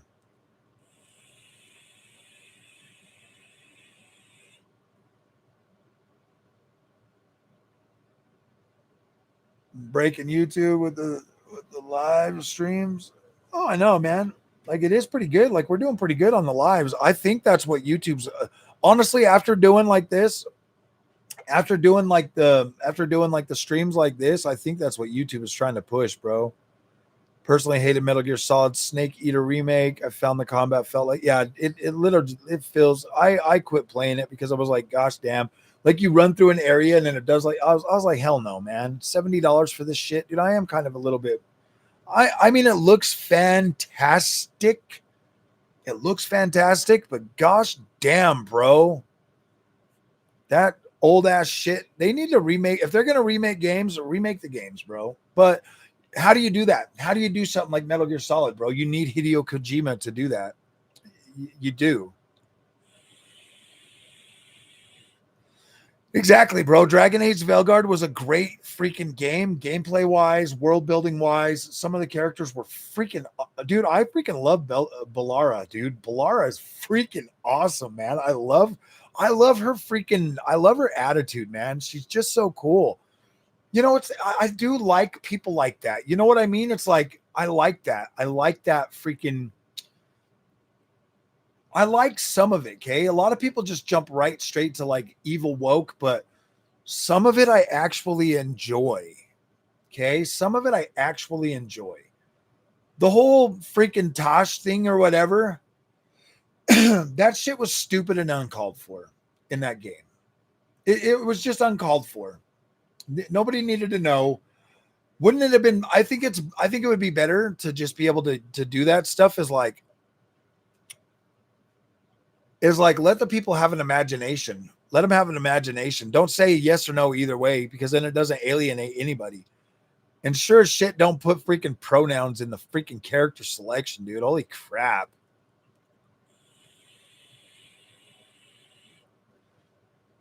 Whenever buy or support any woke game, I'm tired of the girl boss stuff. The girl boss stuff, I'm not gonna lie, it is getting pretty old. Okay. It is getting old. But I mean, I just started playing another game, Echoes of the End. The female character, Rin. I like her. It's shaping up to be like another Forspoken type game for me. Like, I like the main character. Girl bosses, if they have the right attitude, I'm fine with it. But if they come across as like this, just, like, who's the worst girl boss in a game, recent game?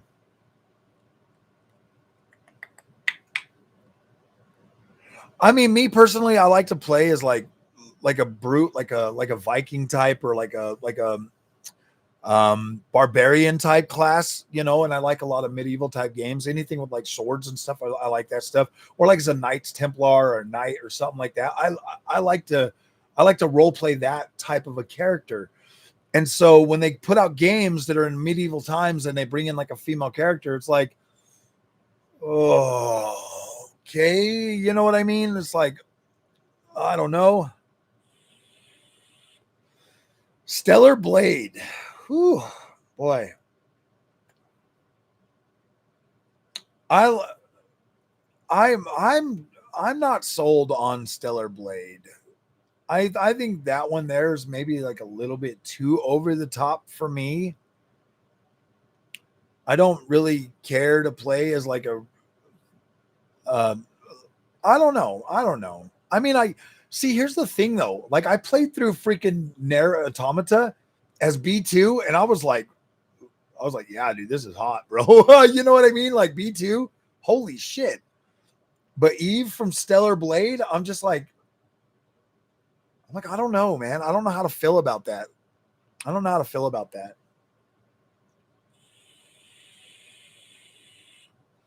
Yeah, exactly. If they're feminine, cool, whatever, I can deal with that. But I mean, like Eve, I don't know, man. She is pretty hot, but I don't know, dude. The combat in Stellar Blade, like, I did start liking it when I bought it on PC. It felt really sluggish on PlayStation. Um, but I don't know. I don't have a problem with Stellar Blade. I think it's cool. I'm able to change my outfit so I can put something on that's not as like super freaking like distracting. I mean, come on, bro. When she opens up a case, she looks like she's getting pounded from behind, dude. Like, I'm not even joking. Like, come on, bro. She's climbing up the ladders and shit. Her butt like squishes from side to side, bro. It's like, come on with the over exaggerated shit, bro. Like, I get it, bro. Like, the Gooners love that shit, but like, come on, man. Like, I want to play the game. I don't want to be sitting here like looking at like all this shit the whole time. I'm like, come on, man. Come on, bro. Like, that shit's borderline freaking like triple X, dude. Gosh damn. And then like if you're using like the skin colored freaking outfit for, oh gosh, dude.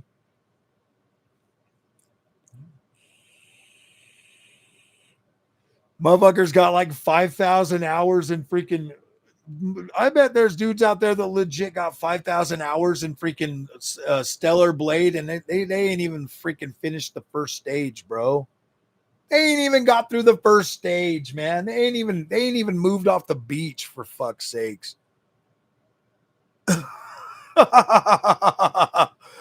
Oh man, they're still sitting there on the beach, bro. They're like, they ain't even moved. They're like, oh my gosh, oh my gosh, oh my gosh. They turn it on and like, oh my gosh, oh my gosh. I guarantee that shit, man. Like, I know there's people out there that got like hundreds of hours in freaking Stellar Blade, and they ain't even got past the first stage, bro. They're still sitting on the beach. Oh, dude, they're still sitting there with Tacky, bro. Honestly, I think Tacky's harder than freaking Eve, anyways. So it's like, They're sitting there on the beach, bro. They ain't even left. Yep, Last Descendant, bro. They're sitting there with Bunny. Everybody's a bunny, dude. Everywhere you look, there's a freaking bunny there, a bunny over there, a bunny under, and they all got freaking like skimpy ass outfits, bro. Yeah, they're like running up and down the stairs, climbing up the ladders and shit, bro. Opening every case they can find. They're like, oh my gosh, bro. Every time she opens a case, they gotta beat the pud, bro. Oh my gosh, it's terrible. But I mean, dude, if that's what they want to buy and spend their money on and they're paying full price for it, dude, awesome. What's the worst game I played this year so far? Oh, I hate to say this, but I'm going to give that award to Lost Soul Aside. No. Yeah, I don't know. I'm going to play more of Lost Soul Aside, but right now it's sitting right there.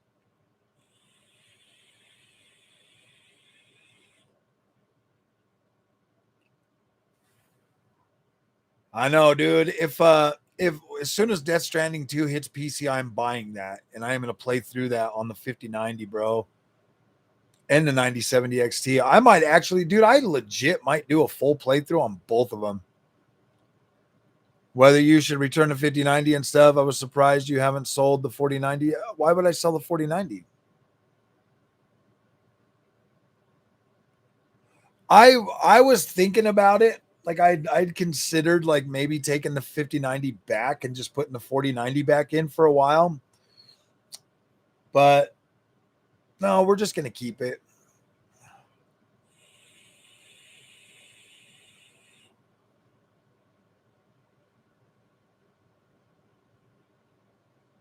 Really don't care because the game doesn't make a big deal about it. Yeah, dude. Like real military. I don't mind. See, here's the thing though. I don't care if there's females in games. You know what? I asked my daughter, my teenage daughter, I was like, hey, do you want to play Star Wars? You know, because she likes Star Wars. And I was like, do you want to play Star Wars? It's got a female lead. And she's like, no, I'm not interested in it. And I'm like, what? Why? And she's like, oh, I don't really like playing as female characters. They're fucking annoying. I was like, what? I'm like, what are you playing right now? And she's like, Devil May Cry. And I'm like, oh, you little shit. So I bought her all the Devil May Cry games, bro. I bought her everything on the Xbox, everything. She has every Devil May Cry. She's a freaking Dante lover, bro. I'm like, really, you little shit? You're freaking in love with Dante now? She's like, I'm like, oh my gosh, dude. She's so badass, dude. I love my baby cakes. She's freaking badass. I'm like, Dante's what keeps you up at night. Holy shit, dude. Nobody gives it. The only people that want to play as female characters are freaking little boys that can't get a freaking girl, bro. I'm not gonna judge them, man. Have you seen the women these days, dude? They're straight trash. They're like hoes, bro. So it's like, do what you got to do, man. Do what you got to do, bro. But it's messed up because it's like all these hoes out there. They're all trash. And then the developers are like, no, we're not going to be able to give you guys hot female characters to goon to. And the Chinese are like, we'll give you all the hot girls you want, bro.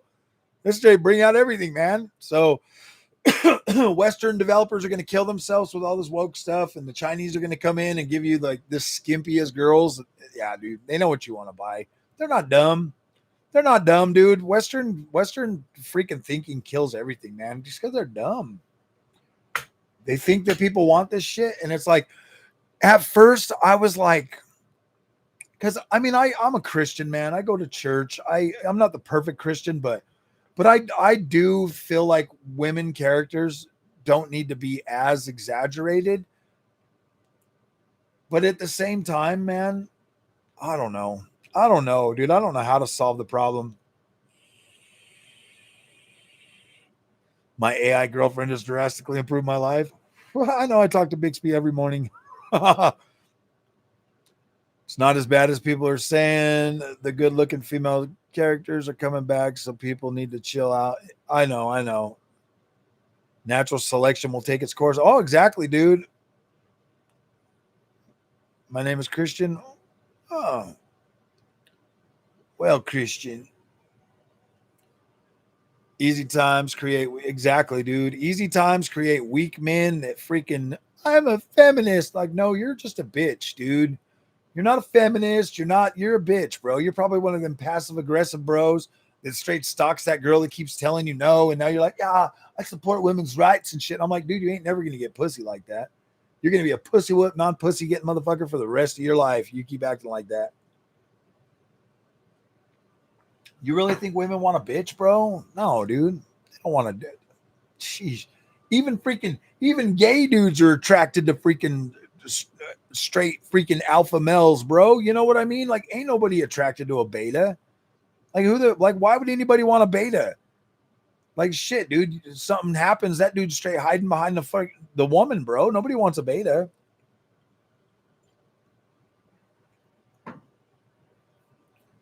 But there's really only so many alpha males out there, and alpha males can pretty much pick whatever freaking female they want, bro. Like, no problem, bro. They straight drop their drawers quick for an alpha. They don't care, man.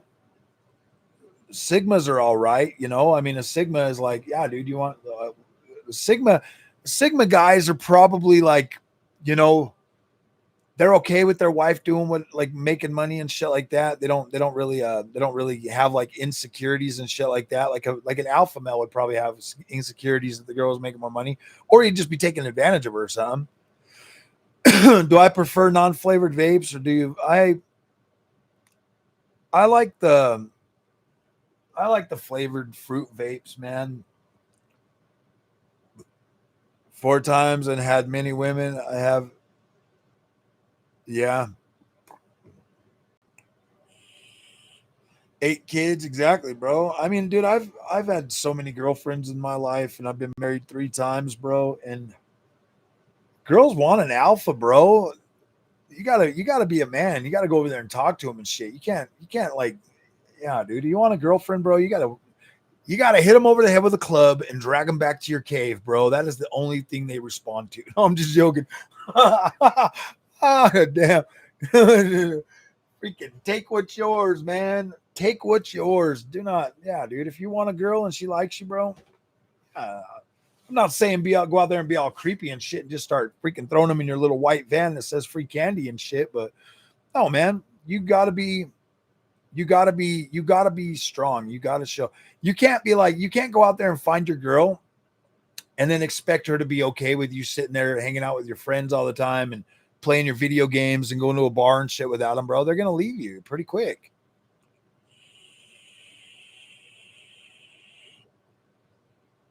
Look at what they do exactly.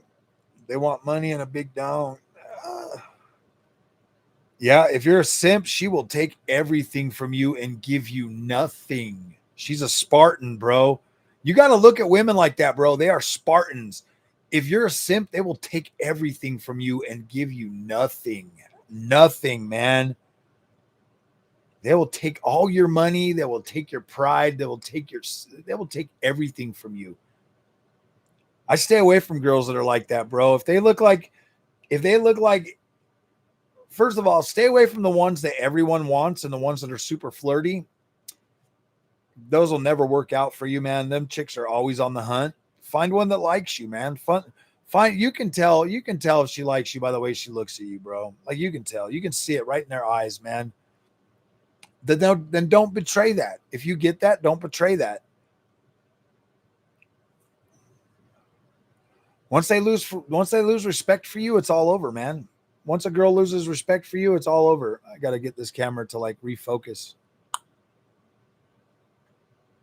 Once they lose respect for you, it's all over, bro. Like, if you treat them bad and you treat them wrong and shit, and you're rude to them and ignorant all the time.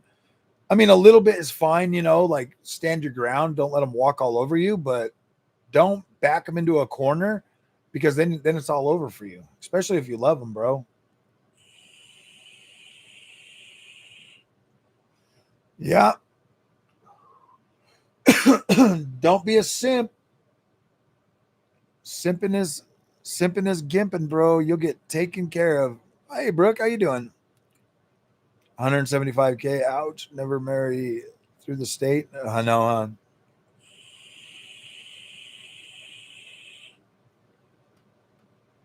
Most women don't know what they want, to be completely honest with you. That's why I told my wife, when we got together, I'm like, look, you have to find things that are going to make you happy, because I'm not going to always be able to make you happy. Like, you have to find things that are going to help you be happy. And then, we have a pretty good relationship. We've been married for 13 years now. I love my wife more than anything in the world. And I can't always like fix everything for her. And she doesn't need me to always fix everything for her. Because you have to let them grow. You have to let them grow and be strong and stuff, and support them every step of the way.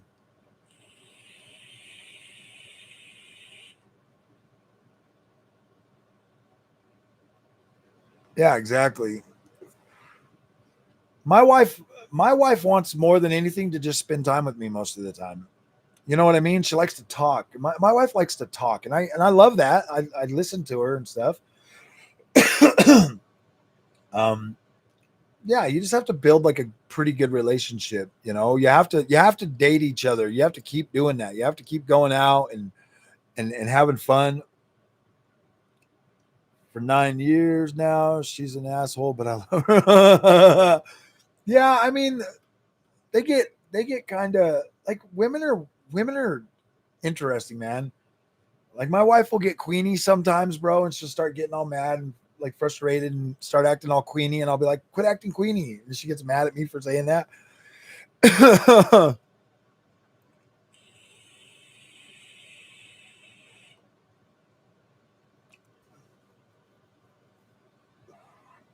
My wife supports my hobbies because I support my wife's hobbies. Everything my wife wants to do, I make sure she can do it. You know what I mean? And we're at a point now where it's like we've been together for long enough to where it's like we don't need to be like sitting on each other's lap all damn day. Like right now, my wife is out at a Mary Kay convention doing her thing and being like having fun, dude. And I support that 100%, because it's like you have to support the stuff your wives want to do. I mean, within reason, you know what I mean? Because sometimes they get like these really freaking crazy wild hairs up their butt. And my wife is literally getting to that age right now where she wants to go and like run around and like see the world and do all kinds of stuff like that. And I do too for the most part, but it's like we have responsibilities and jobs and stuff like that. It's like we need to like plan that stuff a little better. She is the best. Feminine, younger, submissive was when we got married, loves to cook and bake. Nice, nice. I mean, yeah, if you find a girl, she has to be submissive to a certain point. You know what I mean? But if you do find a submissive woman, don't take advantage of that, bro. Do not take advantage of that, because that, oh my gosh, bro. Like, you need to nurture that. If you find one that good, oh boy, you better nurture that. Exactly. Don't push her buttons when she's mad. Don't bring up freaking past mistakes and shit like that. If you say you forgive somebody, forgive them and move on. Do not keep throwing that shit in their face, because if you do that, then they start doing that. And then you create this you create this animosity all throughout your freaking relationship. When you get in a relationship and you become one flesh, you're going to change them and they're going to change you. If you're a negative person, you're going to rub off onto them and they're going to get more negative and you're going to get softer, and they might get way too negative and you might get way too soft, and then that's going to ruin you too, bro. Woke has ruined women. Well, feminism and woke has ruined women in a lot of ways. In a lot of ways, bro. Like, it's breaking society really fast. Women don't even want to be mothers anymore, bro. Like, you just see it all the time. They're like, "Oh, I just gave up. I left my kid in the car and shit." I'm like, "What the what?" Like, it's hard, man. People do not have the mental fortitude these days to deal with simple shit, bro. They just don't. They freak out. I mean, You get them working for like 3 weeks straight, 40 hours a day, and they legit freak out. They just can't handle that shit. They need a freaking mental health day. That's not normal, man. That is not normal. I mean, when I was younger, yeah, I'd be like, I don't want to work today because I want to go do other shit. But nowadays, it's not like that. It's they don't want to work because they literally, physically, and mentally just can't handle working those hours. It breaks them. It breaks them in ways that is scary for humanity. Like working a 40-hour week for me, that's like, shit, whatever. It is what it is. Let's get her done. Let's get her done. You just have to, honestly, guys, the secret to work, life, and everything is just do that shit, man. Brace yourself, schedule things accordingly. You know what I mean? Exactly, Bob Joe. Like I go to work. If I sat here and did YouTube all day full time, I would go freaking nuts. I'd be just like every other content creator looking and searching for every negative thing I could find to get views because I need money. That's my job. I go to work at a real job. I get to go and separate the two. I get to go to work and do my man job, fix shit all day, use my hands, think, use my brain, then come home. Like I legit, why do you guys think some of my content comes off like weird? Because I'll go to work all day and I don't really think about YouTube as much as I used to while I'm at work. I'll go there, I'll do my job, and then I'll come home and I'll just like try to throw something together like real quick. Time management is hard, dude. My job gets a lot of my energy. And YouTube is like, it's fun. It's a great fun side hustle. And I do put a lot of money into this, but at the same time, if you don't put anything into anything, you don't get nothing back.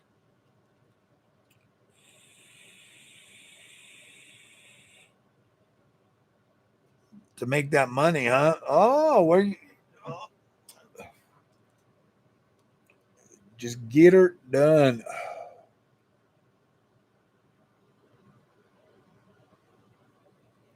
Exactly, dude. If my wife needs something, bro, I got her. I got her back, bro.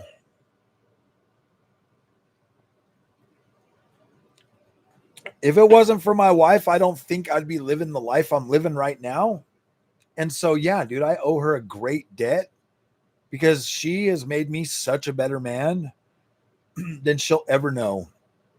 Before her, man, yeah, dude, I was broken. I was a mess. I was, just my wife has calmed the storm, and that's what you need. That's the kind of woman you need in your life, is a woman that will calm that freaking storm. Because I was a rage, bro. I was a rage. Before I met her, she has calmed me so much. She's calmed that storm. She's given me that freaking that softness that I needed in my life. Because yeah, dude, I grew up in a rough neighborhood, man, fighting every single day. I lived a pretty violent life for the most part. Pretty seen some pretty gnarly shit in my life, man. And for her to be able to calm that storm and put me on track, it's very, very nice. You need that. Stop looking for these girls that are just. I try to stay away from the. If I could give any advice to any young men right now, my advice would be to avoid the girls that need the most attention. Stay away from them. Stay away from them. Ones that are like really outspoken and like really, like flirty and stuff like that. Stay away from them. Find yourself the quiet girl with the nerd glasses, with a little bit bigger booty. The one that, isn't like super duper duper attractive, but she's attractive and she's got a good aura. Those are the kind of girls that you want to find, man. And there's a lot of them out there. Everybody says, "Oh, there's no girl." Yeah, there is. There is. There's a lot of them. That nerdy girl, find her. Be happy. She's going to be a good mom. She's going to be a good wife. She's going to be there when you need her. If you're looking for the other kind of girls, man, yeah, dude, you're just asking for trouble. Don't worry. I mean, there's guys out there for them, and there's, you know what I mean? And they're gonna have their, whatever crazy lifestyles, but no, you need calm. As a man, you need calm. There's nothing worse than having a freaking spiteful, vindictive, confrontational woman, dude. They are cancer. They will drag you down, and you absolutely need a calm wife, bro. If she can calm your storm, awesome, man. But then again, there's a lot of guys out there that don't have a storm. They're just as feminine as the women. So I don't know, bro. I don't know how to fix your problem. I'd say go out and get in a fight, bro. If you're a femmy kind of guy, go out and get in a fight, dude. Just go up to the biggest dude you can find and start a fight with him and get beat up. Let him beat your ass, and then get back up and fight him again, and keep fighting until you become a man, bro. Until you become a man, bro. Like, that's the only way. Don't shy away from a fight. Somebody says they're going to kick your ass, throw the first punch, dude. Just do it. Handle that shit, man. Throw the first punch and take what you get coming back. Be a man. Grow up. Handle that shit. That's the only way. That's the legitimate only way you're going to grow a pair. You have to. You cannot be freaking weak, bro. Don't be weak. Because I guarantee it, every week, man, there's something that they'll fight for. I mean, take for instance, bro, that scumbag that sat on a roof and fired them bullets into that church, into those kids. If that dude would have just thrown a punch at somebody, man, when he was younger, got his ass whooped, got mad, went back and tried to fight him again, that dude would have never done that shit, man. Society's raising little freaking femmy boys that cannot deal with pressure. It doesn't matter. If you were born with a weenie, the world is never going to treat you like a female, ever. You will never be accepted as a female, period. You won't. In tribes, in the olden days, guys like that, they didn't last long, bro. They never procreated, and they were always probably the first to die, man. You have to sharpen the sword, man. You have to. If a woman is more freaking forceful than you've got the power. You've got the testosterone. You have what it takes to be a man. You just have to cultivate how to be a man. You have to. You cannot be weak. Yeah, dude, it sucks, man. Society has gotten so weak, bro. I grew up in the 80s. We used to have, like, when I started growing up in the 80s, like, things were starting to soften out a little bit. But at the same time, like the 60s and the 70s, like the 70s were a pretty rowdy time, bro. Yeah, feminism has ruined a lot of things, and you got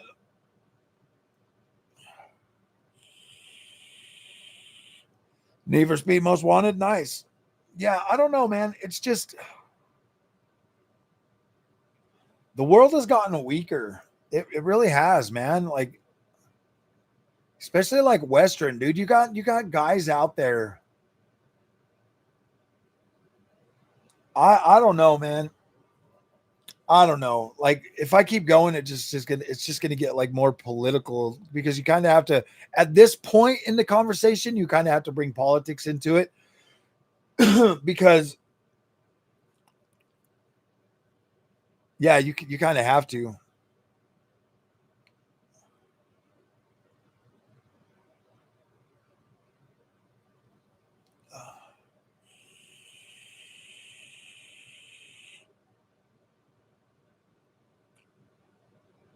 You get to a point where it's like things just start to deteriorate. But dude, look at this. We are almost to 4 freaking hours. Can you guys believe that? Ooh-wee, Froggy lasted 4 hours. I'm telling you guys, if you're older like me, get on the carnivore diet. try it for 90 days. Get yourself fixed, get yourself healed. Yeah, you won't have to take naps anymore.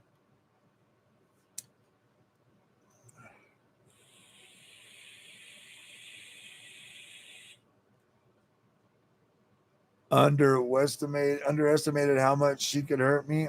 Yeah, dude. Never, ever in your life, my boys, never, ever in your life go for a girl that you would.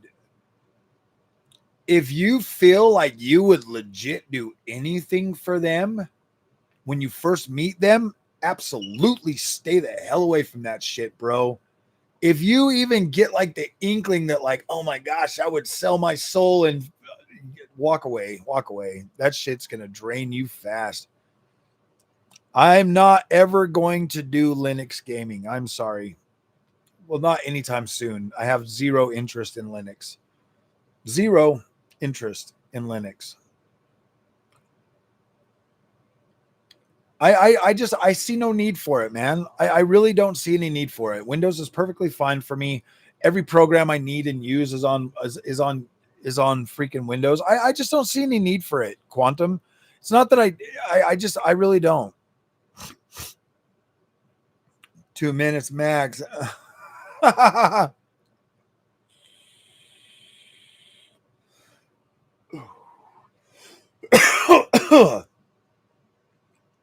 Shane, I haven't touched my 5090 in 4 days. No, I will be using the 5090 today. I might actually grow a pair and take out the 5090 and put the 5070 Ti back in.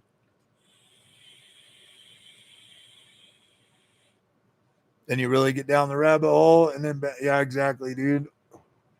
I don't want to go down that rabbit hole just because, man, it's like, look, I think young guys already pretty much understand the world is against them, and the odds are definitely stacked against them. And that's why I recommend, look, if you're a young guy, if you're a young guy,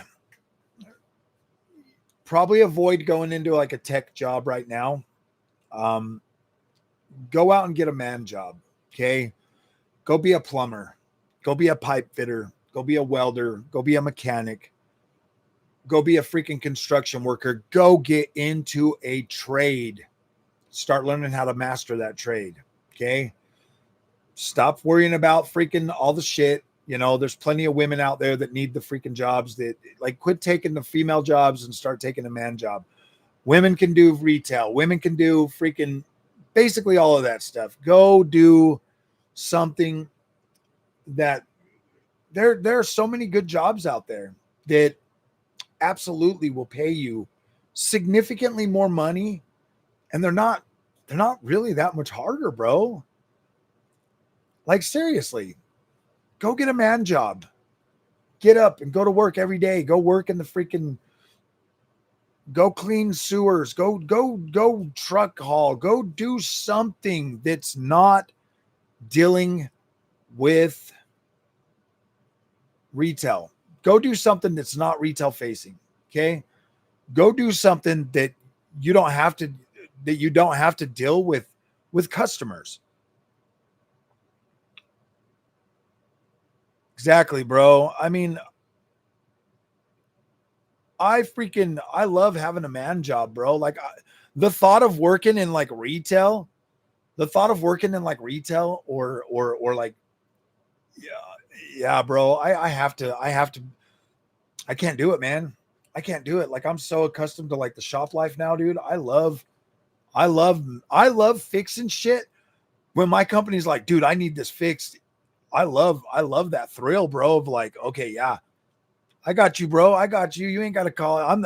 I'm the man that other men call to fix shit. You know what I mean? I'm the man that like everybody depends on to keep shit going. And I love it, bro.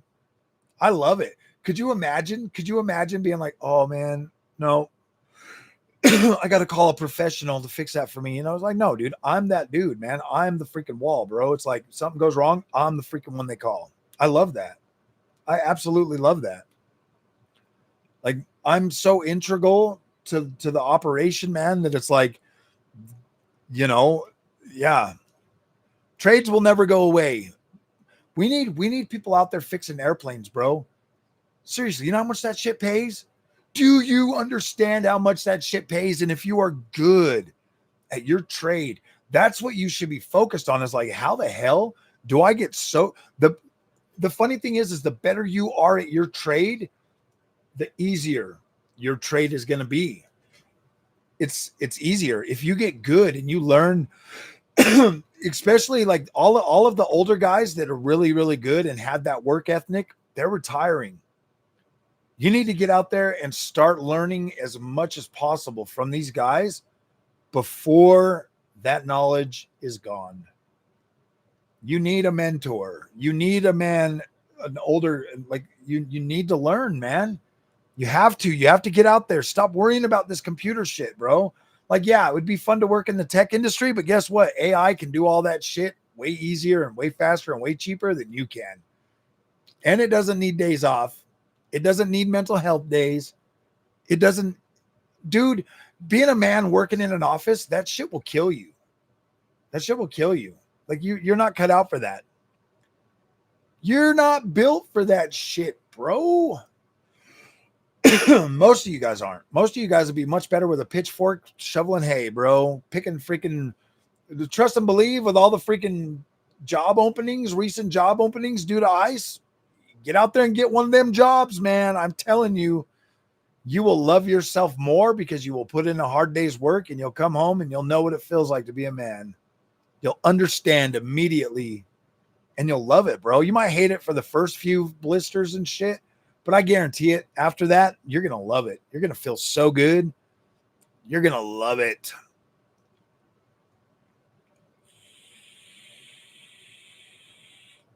Exactly, bro. Like I'm telling you guys, I'm telling you young guys, man, if there's any young guys in here, bro, you have got to, it's not, no, dude, that's the thing. Get out there and work. Dude, farming is not low pay. It is for people that take advantage of the system and cheat the system. It's low pay for the people that have no rights or don't have like a green card. Yeah, it is. But you go in there and you be like, look, man, I want a job. And then you work hard. You demand what you want, bro.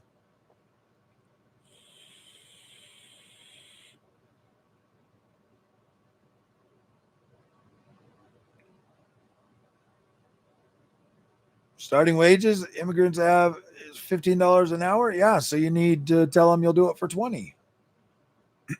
25, man. I don't know.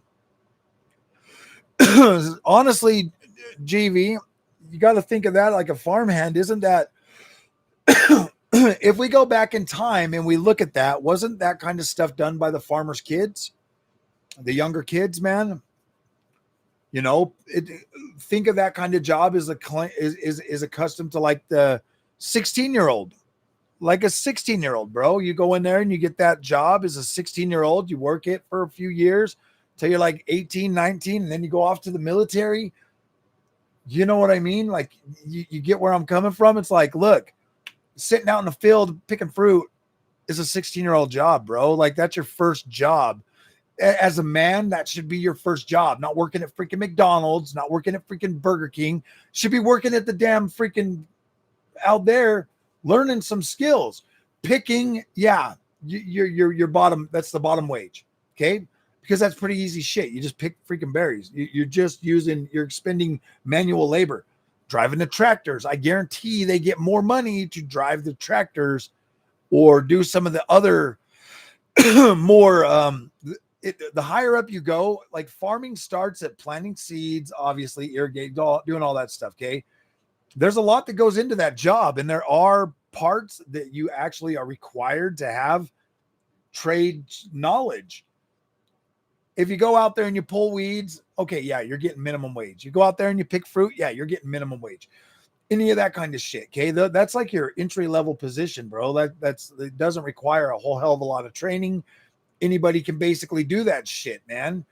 Anybody. So yeah, that is going to be the lowest part of the farming experience. But then you get into other parts like herding the cattle or slaughtering or something like that. Holy shit, the money starts to go up. Why? Because you need refined skills to do that kind of work. You can't just go from berry picking to slaughtering and stuff like that. It is important work, and that's why we need our youngsters to start doing that work again, bro.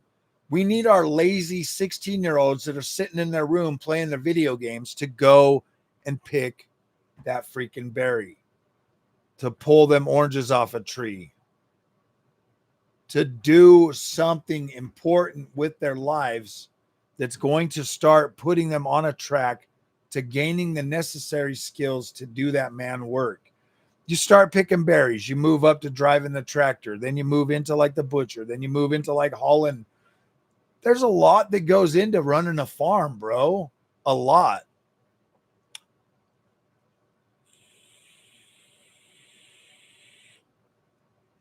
Out of prison as a contractor, they paid very well, $35 an hour to several of us, the HVAC guys. Yeah, exactly, bro.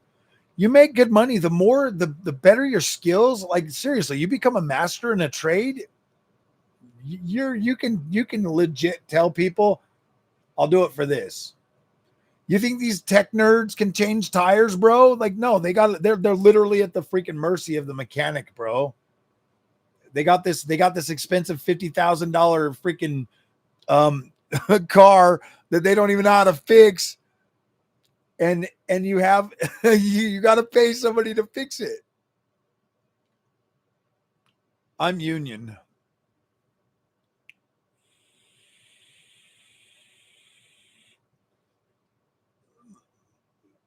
Yeah, exactly. Think all the money that the dude at IT had to spend to go to college just to learn how to do all that shit versus the dude that started picking berries and they're both making the same amount of money at the end. Yeah, baby. Yeah. The farmers use, I skipped some steps. Exactly, man. If you're out there building the equipment, yeah, that's where you want to be. You want to be in a man job that truly requires you to have a skill set that's irreplaceable by, dude, AI. That shit can replace every freaking computer job, every tech job, except for the manual labor part of it. I mean, yeah, they can have robots assemble shit, but yeah, dude, somebody's got to run all those wires. You know what I mean? Start looking at jobs that it's harder for AI to replace, because AI, bro, is going to replace a lot of that coding shit, dude. It's going to replace it, bro. Yeah, AI can't replace my job either. I mean, they could try. They would have to build a very, very flexible robot that can lift that can lift significant amounts of weight. Yeah, just learn to code. Oh, damn. That's probably the worst thing, bro. That's probably the worst thing. Even game design, bro. Like there's so much stuff that AI can just do for it now. Like AI can legit generate images. Legit generate. Like, yeah. Tell me that's not going to destroy a lot of developers. Bro, it's going to get to a point where we can just literally be like, hey, NVIDIA, will you just build this game for me? Give us some prompts and boom, there you go. You got a game. And you're playing and it feels smooth and it's great.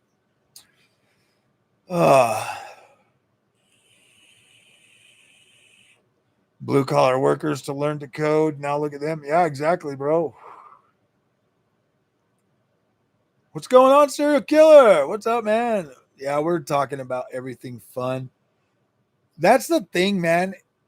Yeah, exactly. All them bros telling everybody to learn how to code, and now freaking all these companies are straight laying them all off in droves. Oh man, I thought you told me to learn how to code, and now they're all freaking begging on the internet for jobs and shit. They're like, I can't find a middle management job. Well, no shit, bro. You learned how to code. You didn't learn how to freaking turn a screwdriver. What's up, Amir?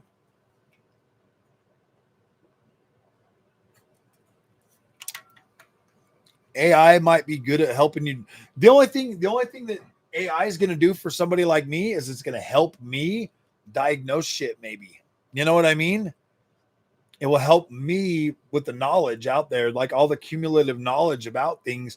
I will be able to utilize AI to make me better at my job. Whereas AI is going to legit replace other people's jobs. AI is only going to make me faster and more efficient at what I already do. Whereas AI is going to absolutely rip the rug out from anybody that went to sit and peck keyboards. You're done, dude. Your days are numbered. Mine are only going to get better because of AI. That's the sad, honest truth. 80s and 90s were absolutely incredible, bro. Like you learned how to be a man well easy back then.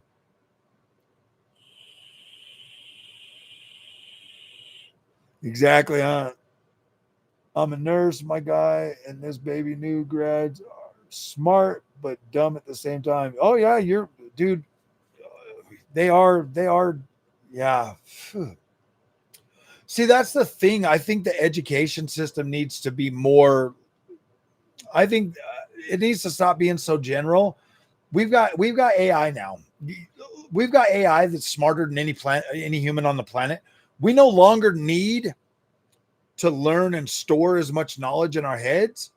I mean, we do, but we don't. You know, I mean, obviously, something could wipe out all electricity and ruin everything on the planet, and it would be smarter not to put everything into that. We still need books and shit like that, but we're at a point now where we have the ability to become the most proficient species ever to walk this planet. We could be faster, we could be smarter, we could solve problems now that were never even thought of. You know what I mean? And the ability to utilize AI is phenomenal. Is phenomenal. There really truly is the ability to, like, where humanity could seriously solve all of the major problems right now. The money, the healthcare problem, everything could be solved, but greed will always find a way to hold everybody back. This population is too cowed.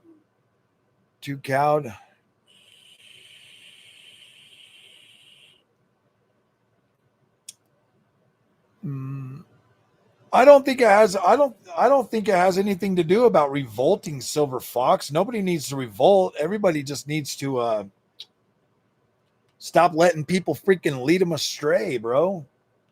Stop letting freaking politicians dictate their lives and shit. The problems that we face are, I would say, most of the problems out there are pretty much manufactured. We could legit solve homelessness. We just need to do it the right way. We could legit solve. I mean, yeah, I don't know. You got that freaking, love them or hate them, Donald Trump is showing you guys just how much these politicians have been lying to you this whole damn time. You know, if you want to do something, you just do it. We have the biggest military in the world. Okay, station them all at the border. I guess nobody's coming across the border no more, right? Oh man, that was pretty simple to fix. I mean, we're already spending billions of dollars every single year to fund our military. Yeah, just all you got to do is repurpose and put them in the right place, and holy shit, the problem's over. You know what I mean? Crime. Okay, crime is rampant. Boom, deploy our military right to the city. Oh shit, it all ends overnight. Why? Because there's manpower to stop it. The crime can only fester if there's nobody doing anything about it. We have the biggest military on the planet. We fund the biggest military on the planet. They can stop crime. They can secure our border. They can, stop illegal drugs and stuff from coming into our country. And gosh damn it, the orange man is showing you that every single politician has lied to you from day one. If the government is willing to pay for Section 8 housing at whatever rate the landlords decide, then the prices for everybody just goes up. Because if a landlord knows that, like, hey man, I can like guaranteed money from the government by letting this person live here and destroy this complex, versus the dude that works every day not being able to afford to pay me what the government is going to pay me, that just makes all of the rents in the country go up. The cost of housing gets ridiculous for everybody. but nobody understands these things. School, college. My predecessor, my mentor from where I work, he went to college, bro, and it cost him like $3,000 or $4,000.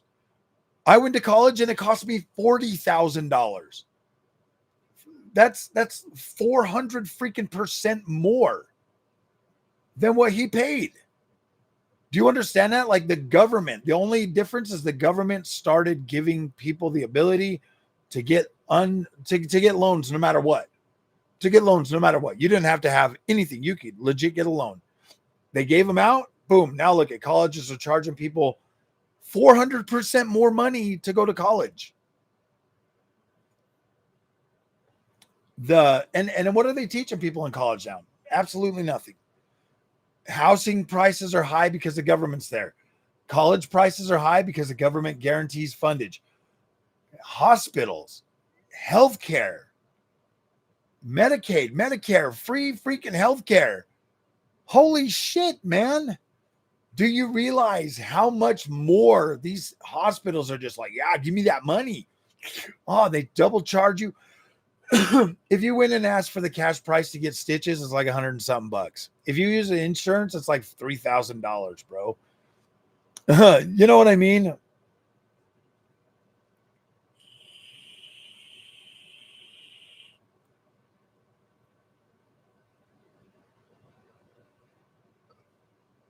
Teen at that time, Bob Joe. College allows you to gain knowledge. It's up to you, though. Yeah, I mean, I went to college and I learned a lot, bro. I learned a lot, but I had good freaking professors, man. I didn't have professors that were trying to tell me that men are women and women are men, bro. Like, they were cool. Like,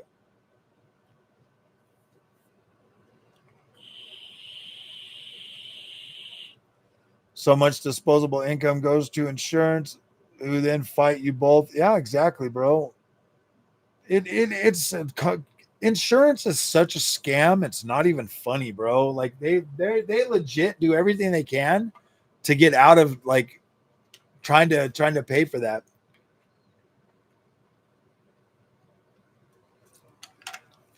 I'm not actually using my degree either, bro. I'm working in a completely different field. I went to school for law enforcement and I'm in a trade.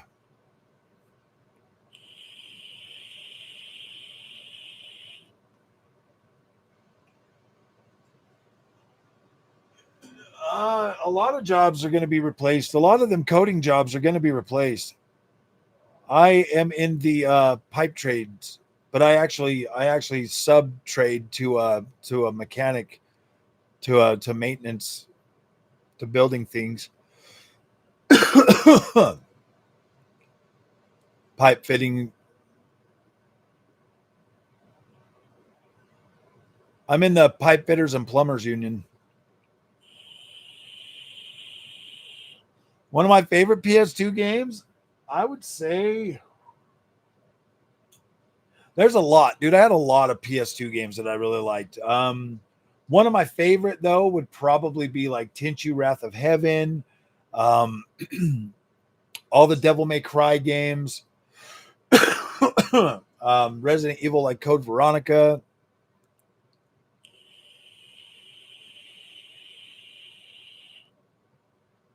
I run a vinyl extruder.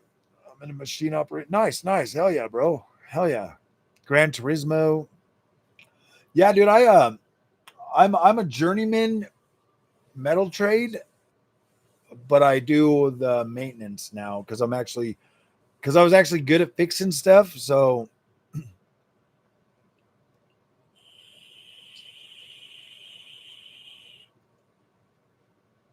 was a Dreamcast exclusive, but then it came to PS2. You could get Code Veronica on PlayStation 2. It came out a while later. Once Dreamcast DED, you could get Resident Evil. Resident Evil.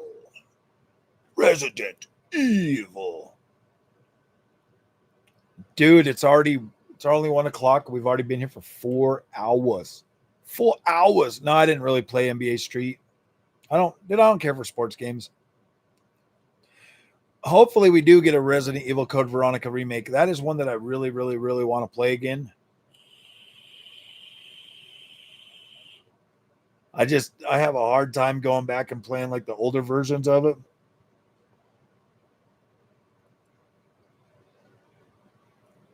I remember when Code Veronica came out. That game looked so damn good, bro. That was so good. Hold on, I gotta go to the bathroom again.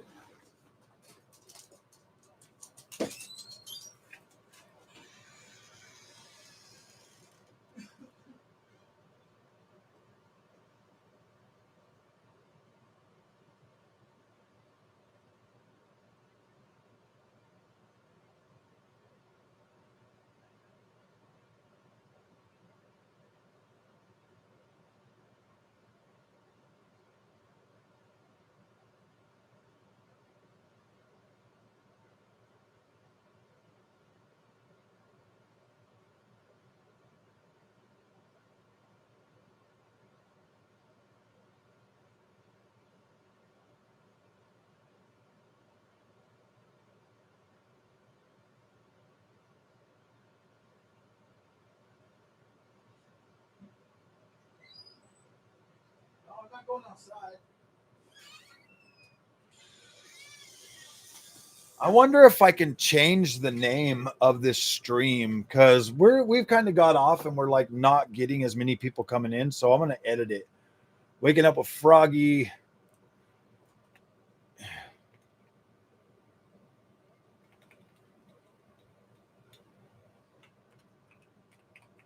Talking games, politics. No, not politics.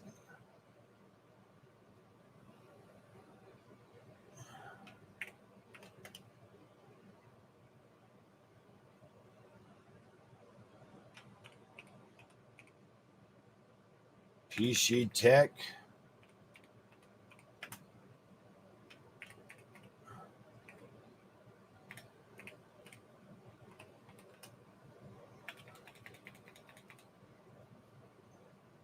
World events.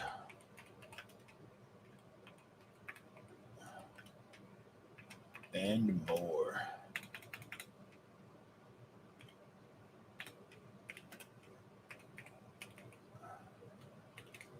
All right. Sorry, guys. I needed to change the title so that people will freaking show up, man.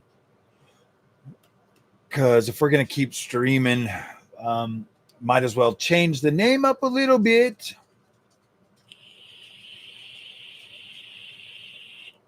Huge jump in price between the platforms looks like. Oh gosh. Get factory speeds at slightly better performance, drawing 425 watts. Do I still have that thing on there?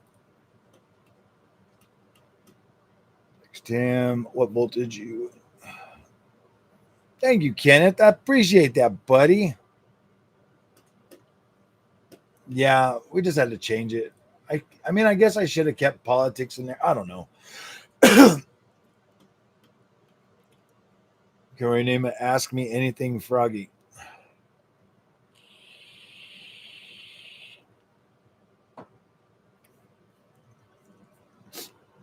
I'll save that one for later. Maybe I'll do another live stream tonight.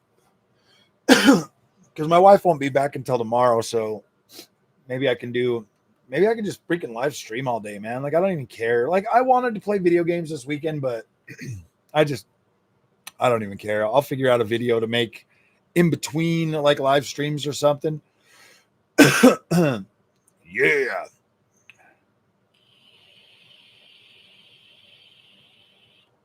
I mean, I want to turn on the 5090 today and play some stuff, but maybe I'll live stream till 4. Maybe I'll live stream till like 4 or something. And then I'll stop and I'll play some games on the 5090. And then I'll come back with I do sim racing. I just haven't it gets so hot in the summertime that getting in the rig and stuff and like trying to make content, because I have to have my air conditioner on and my fan and stuff, that it just makes it kind of ruins the experience for everybody. I don't live anywhere near a micro center, bro. The closest one's in California or maybe Colorado or something.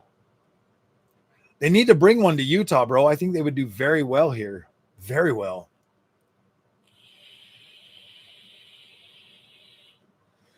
But on the West Coast, I think we have a lot more Best Buys, because that's where I usually shop at, is Best Buy.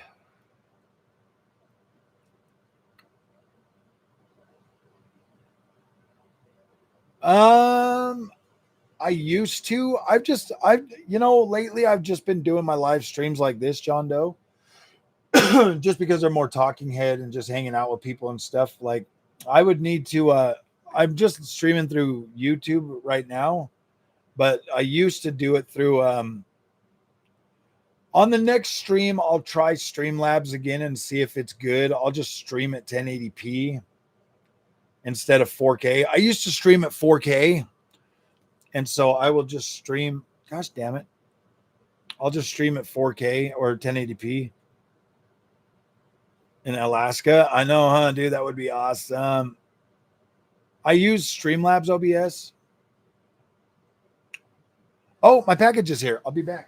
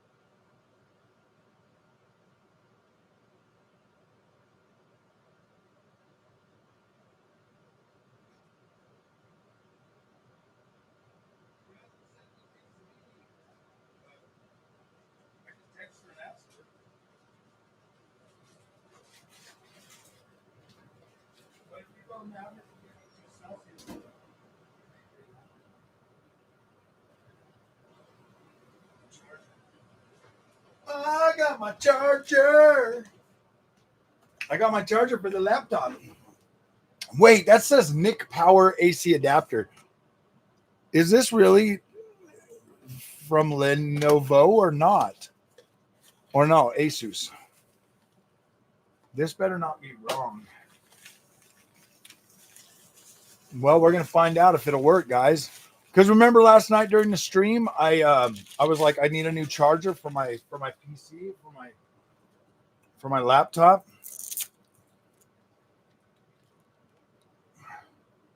Because I gotta have a laptop for going to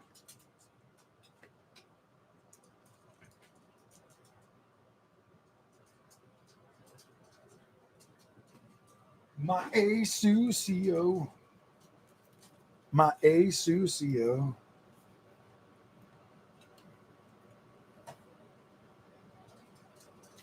We got lights coming on. We got the lightsies. Ooh, boy, maybe she's still working.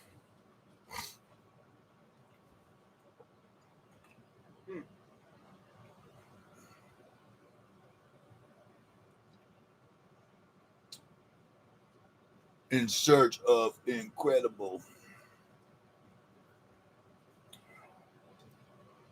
Just had to buy a new freaking charger for her. I need a. Do we have any glass cleaner?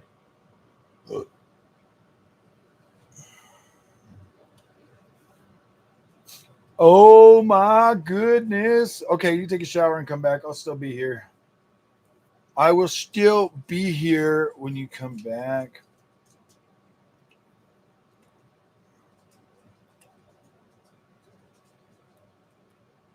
Why don't you make a new account for it?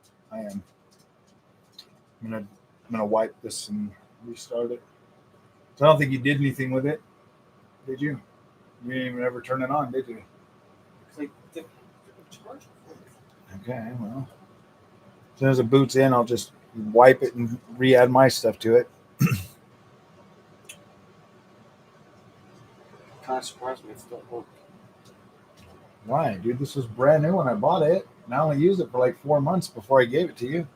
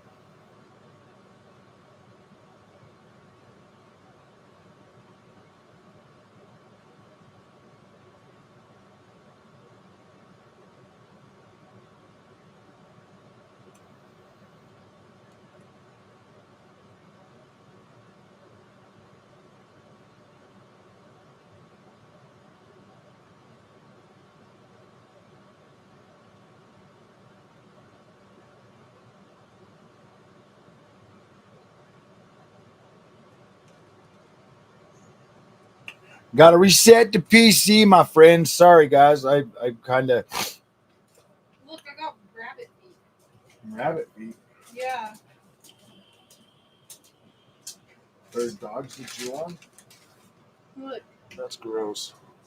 See? You can see the bone. The lady was like, you want one of each color? Sorry, guys. Let me put this laptop right here. One of each color. Did she pay for them herself? No, Cloud download. the little rabbit feet. And then look. Oh, wait, no, I didn't get that. This is just a bone hype. You don't get one, though. You don't get one, though. They're good for. Let's see if she tried. Yeah, yes. You want a bunny bone? They said that the fur on it's supposed to help with their digestive system to help clean them out. You want it? It's a bone. It's like a good toy.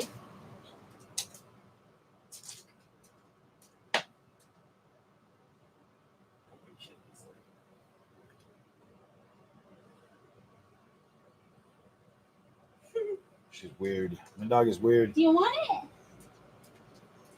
Shit, I don't like All it. right. Does it Well, smell like your old friend? PlayStation is full third party. They are full third party. PlayStation will be third party pretty quickly. Status downloading. Dude, I'm so happy my little PC still works, guys. Oh man, you just made the thing move. Well, yeah, but you can't say hi like that. You have to say hi like, hi, how are you doing? So that they can hear you.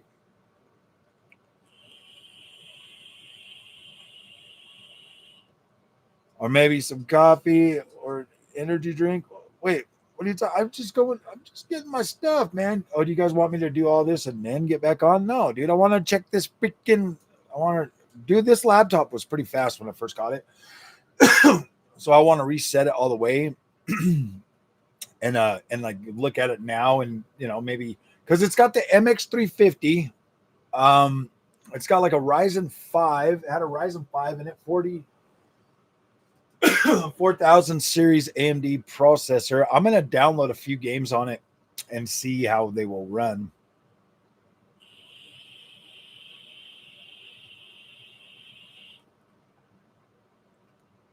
But I mean, it's all set up in Zen 2, still pretty decent CPU wise. Yeah, it's pretty nice. When I bought it, this laptop was like $700. It was $700 for the ZenBook when I bought it. It was in the middle of COVID. This was literally all they had. This was legit all they had. And it had Alexa enabled and the MX350. MX350 is not horrible. I mean, it's a GPU. It actually has a GPU in it. My first computer was, I don't know, man. I'd had a few from back in the day, but this is my first computer was that HP Omen as a gaming computer. I had never. That was when I started the channel.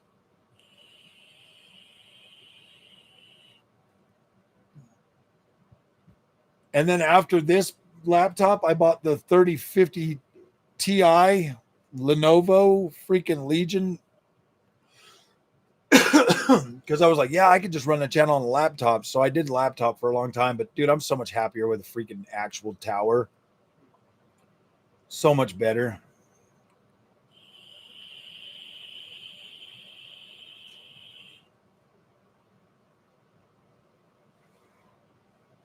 Your ROG Ally is faster than this. The ROG Ally is better overall than this. So you're fine. If you want a monitor and a cable and all of that stuff to hook it up and a mouse and keyboard, we can do that for you. So you don't have to worry about this. And then you can take your ROG Ally with you on the go. And then when you come home, you can have it as a PC as well. So if you want, we can do that. I got that 1080p monitor right there. It's Asus. You can throw it in there. Obviously, I've got the mouse and keyboard. So you can have the whole setup. I've got a whole nother pad right here. You can set it all up for you as an actual PC. I would rather Mac for 1 year. Blasphemous. What's blasphemous? The ROG Ally is faster than the MX350, I bet. I'm going to test them. I'm going to actually test them. I'm going to do side-by-sides. I'm going to do some games on both the ROG Ally and this, and we'll see which one's faster. I bet $10 ROG Ally is faster. I think this one here just said laptops are a waste. Oh. Because I feel like this laptop should, I don't know, dude. I'm curious about that. What's the best? Oh, you know what? The MX350, I could probably use FSR3. I'm going to try that, dude. I'm going to see if FSR3 and like frame generation and all of that stuff will work on this. I'll download some games. And we'll test it out. I think that'll be a fun little video. What can the MX350 actually do? To the newest driver, works great on my 4080. Yeah, I'll download all the NVIDIA software and everything on here.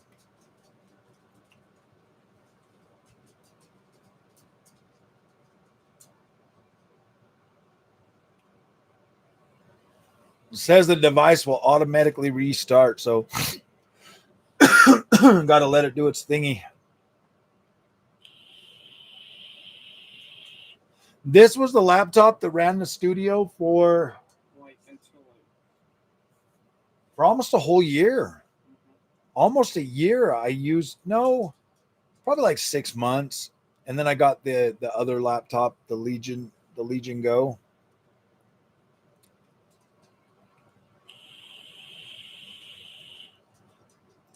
It's been a while since I've had a bad AMD driver. Yeah, the newest drivers for NVIDIA have been really good for me as well. Like I'm not having any issues now. I can even switch my screen without it flickering forever. I wish this had Thunderbolt on it because then I could put an iGPU on there, but it does not have one.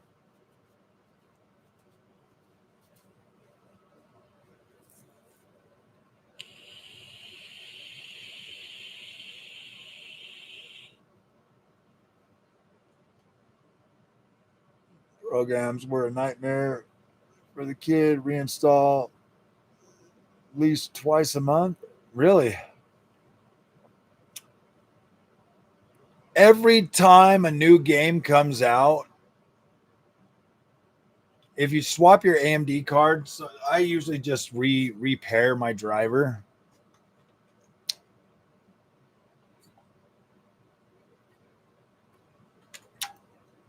After switching from 4080 to 5090, you have to repair your driver. If you swap your cards, repair your driver. You don't need to DDU or do any kind of crazy shit like that. You just need to reinstall the driver, and it will usually fix it. That's what I do, and I rarely have any kind of problems. AMD, usually, like if a new game comes out with ray tracing, it won't work until the freaking it usually won't start working until the whatchamacallit, till the driver comes out. I don't ever DDU, bro. It's too intrusive. No XMP, really? Huh? And what are they using, Tim? What GPU?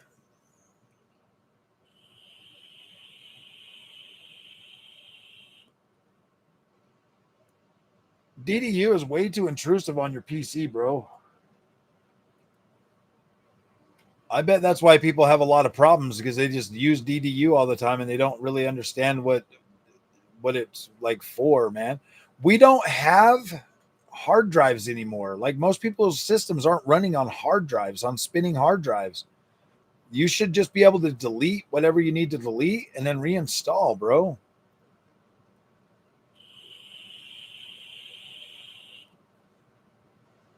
What GPU are you using, Tim?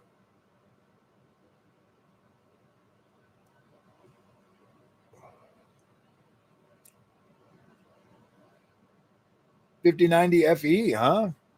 Interesting. Oh, I thought you said it was an AMD. I don't do Twitch or Kick, no.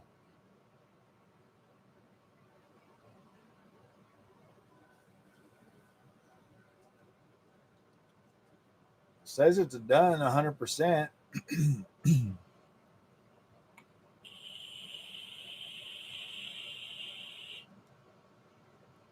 Not playing nice. Event viewer doesn't help either. Did you have an AMD GPU in there before, and now you don't, or something?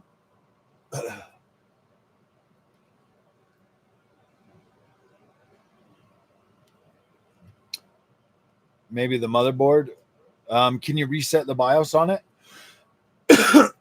All right, man. It's restarting. Yeah.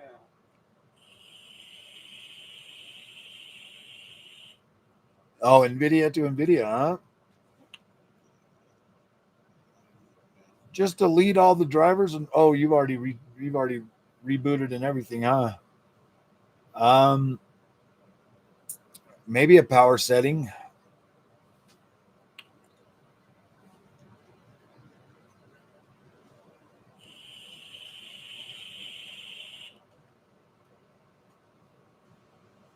PSU, that is. Oh, okay.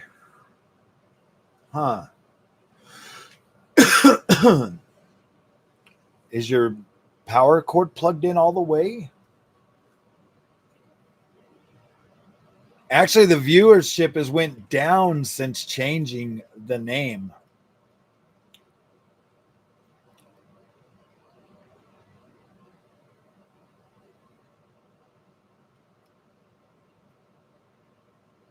Maybe I should change it back, bro.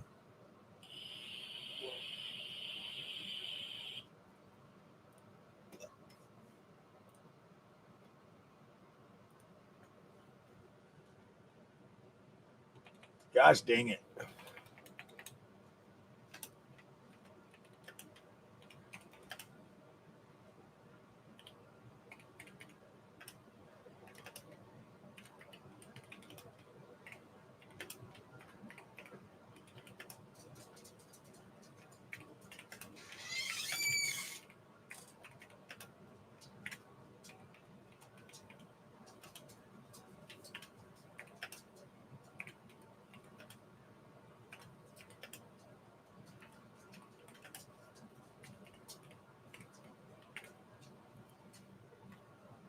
All right. I'm changing the name one more time to see if it will stoke any more rate. No, I'm just joking. I just asked a question.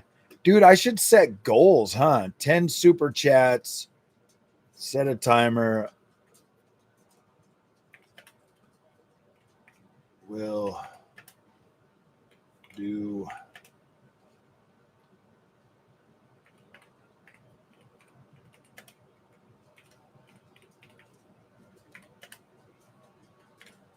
today.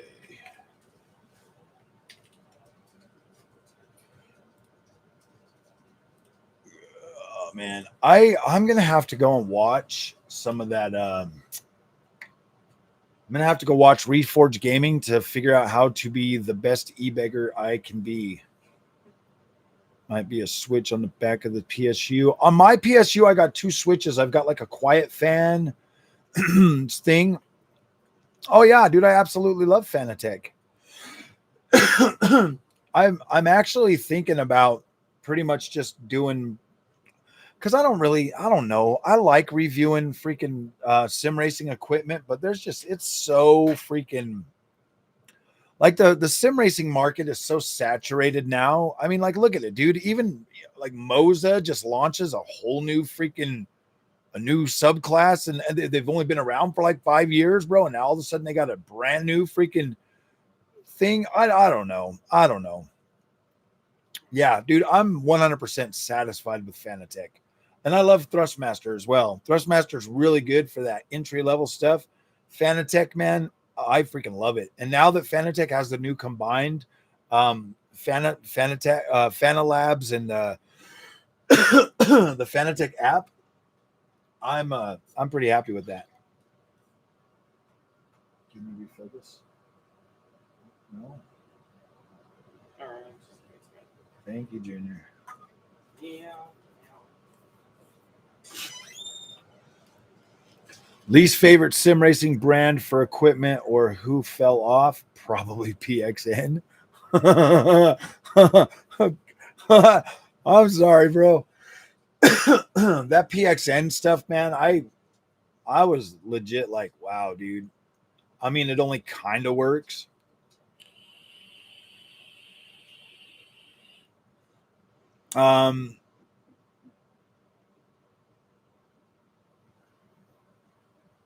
I don't know. PXN's got some new direct drive wheels, but everybody has them now. And direct drive, guys, is very I'm pretty particular now.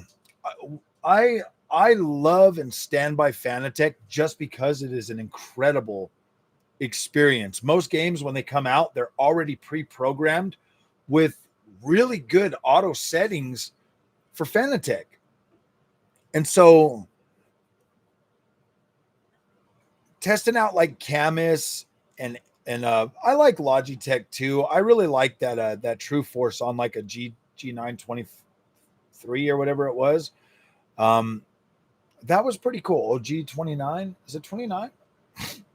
The True Force one, that was actually pretty cool. But then when I tried it on the G Pro, I just wasn't as satisfied with that. With Fanatec, DDU is a very invasive product feature. Here, let me read it to you because I'm so sick and tired of people telling me shit, bro. DDU. Game, DDU, and driver.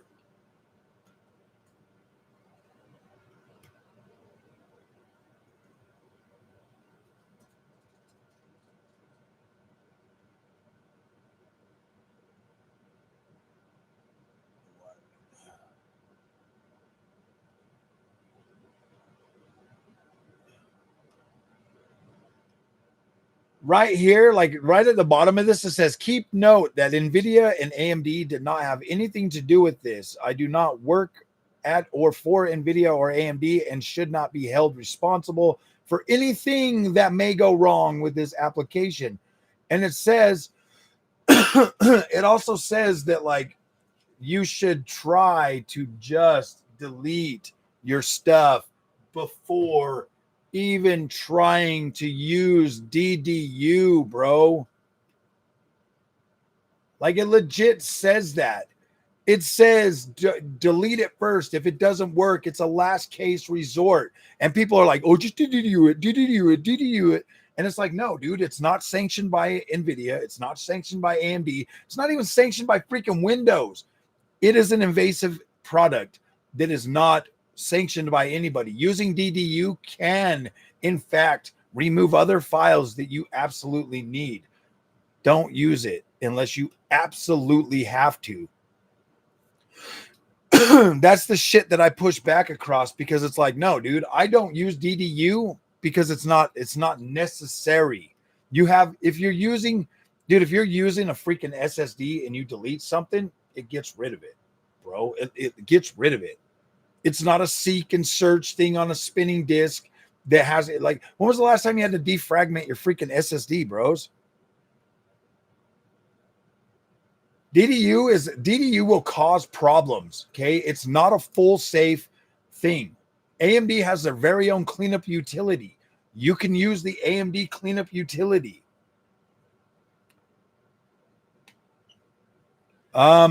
Yeah, I do actually have pretty good understanding of how a hard drive works. If you delete something off of your SSD, it's legit gone, bro. I would not buy any Bitcoin. I'm sorry.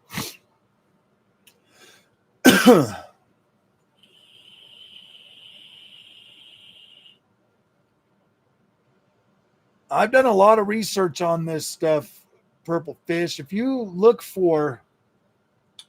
delete, like, the only time you usually keep stuff on a hard drive, so on a hard drive, it spins around and it writes in blocks. Okay, it writes in blocks all over the disk. It can write wherever it has extra free space. When you delete stuff, until that spinning disk comes back around and rewrites that section, you potentially still have that information that your system could have accessed. On an SSD, it's significantly different.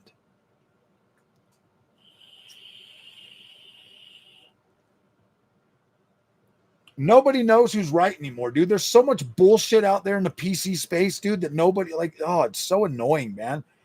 It's so annoying, man. Like, everybody just, oh, these guys say this and shit, and they just start running around with stupid shit. That's why I try everything myself. And that's why I practice what I preach.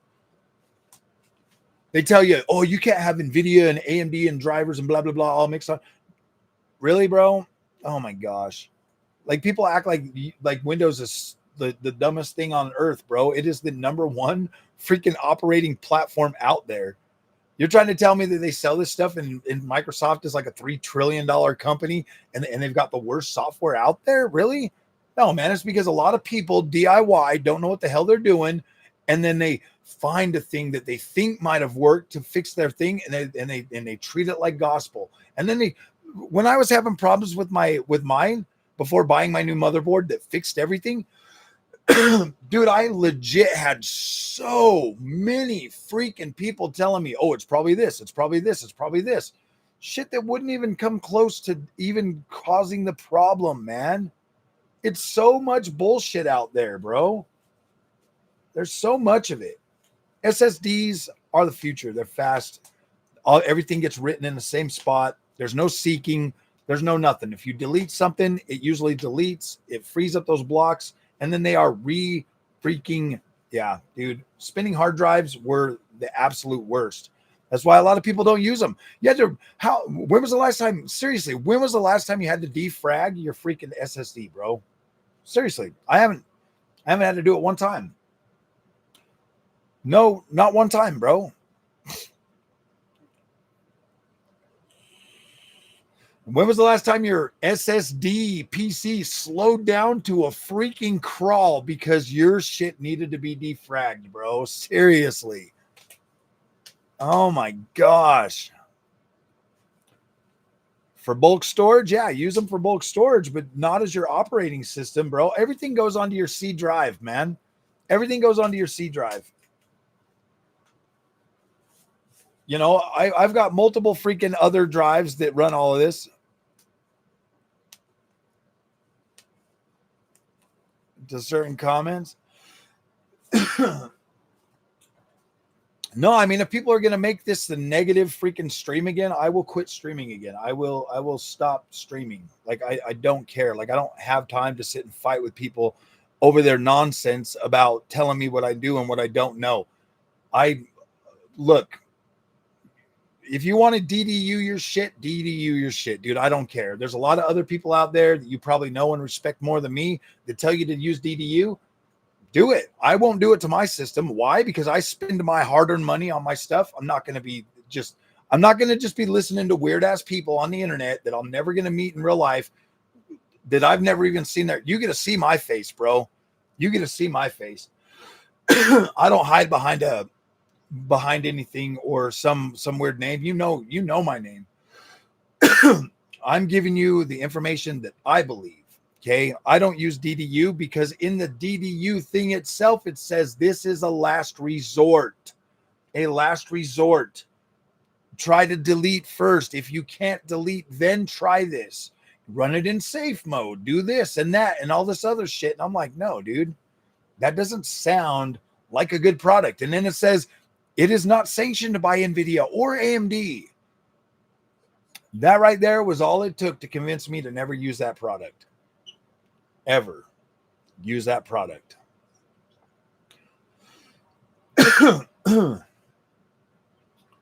So yeah, and yeah, dude, hard drives versus SSD. Yeah, the only reason like you would have like registry issues and stuff like that still floating around. Yeah, dude. Really fun back then. It didn't matter what frame rate you were running, maybe did on PC, but most of us, man, if you go back and look at like the older PCs and graphics cards and shit, they ran like crap, bro. They ran like crap. It's funny, man. That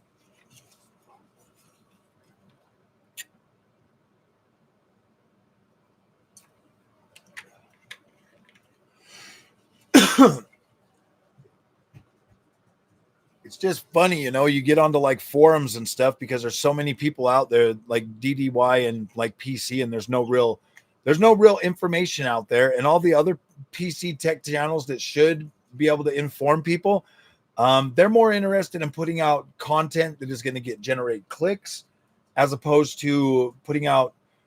I don't even watch a lot of the mainstream guys anymore. Like I do. There are other content creators out there that are way more knowledgeable in PC, and they explain it to a point where it like makes logical sense versus like some of the shit out there that's just garbage.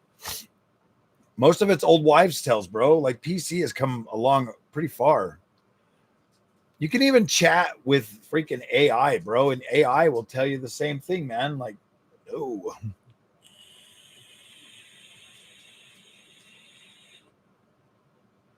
I remember playing Warcraft 3, getting super excited about 45 FPS over the 15 FPS consoles. I know, huh? It's crazy, bro. Like, I mean, how long ago was it that like 75 FPS was the refresh rate? Now we're up into 200, 300, 400. Yeah, like gaming is way better than it's ever been. And people look for every reason they can to just be negative about PC gaming.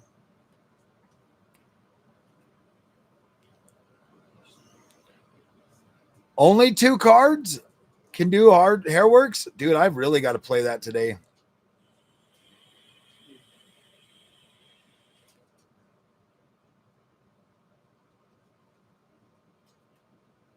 I know. So here's my thing with that, Leonardo, is I went from 5900X to 7900X or 7800X 3D. So I don't really know. It's not an apples to apples comparison. It's a completely different platform. Of course, I was going to get a massive boost just from going from AM4 to AM5. But at the end of the day, we're still at a place where, I mean, obviously it provides a decent upgrade.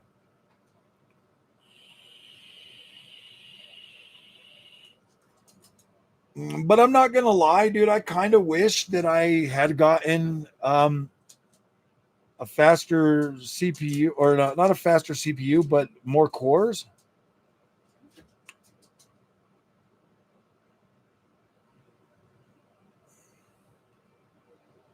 Did Lainey go to get drinks for me? Dang, dude. What the freak? Sorry about that.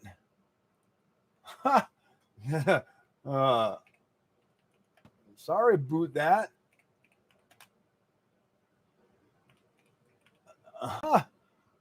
Damn, dude. Freaking good old YouTube just tried to tell me, nope, 5 hours is your max, bro. 5 hours is your max. I was like, no, man, we need to be a little bit longer than that.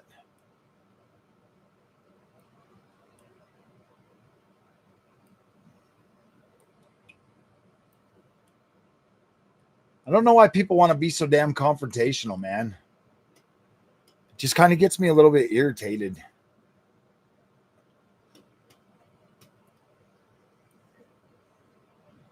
If everybody knows so much, why the hell are they always watching so much freaking YouTube trying to fix shit, bro? Everybody's a professional freaking PC enthusiast with all their stuff, but for some reason, man, there's always so much more out there that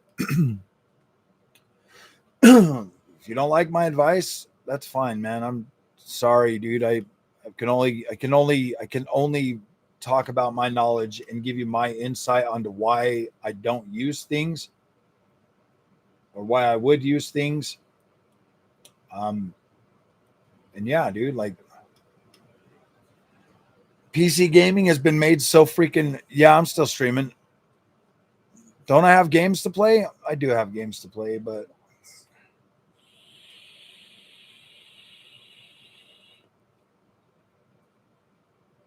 I'm just not in a freaking gaming mood right now. Sorry.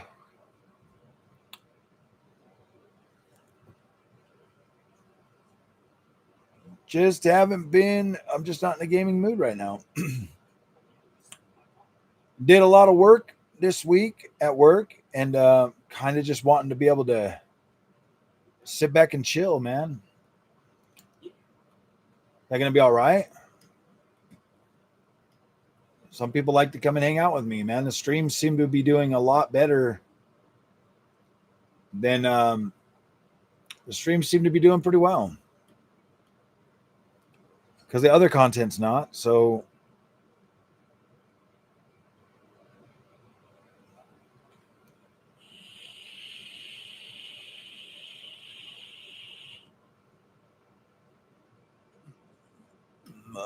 do you think Borderlands 4 will be good? I think it's gonna be a flop. I am testing the algorithm. That is 100% true. I am testing the algorithm. I'm trying to find out what the hell is going on, because I feel like I should have gotten more views. I feel like I watch videos, they'll shoot up and then they flatten right out, and I'm trying to understand like why the hell that shit's happening. Because my watch time on the videos are usually pretty high. So I don't know. I don't know what's happening or why it's doing that.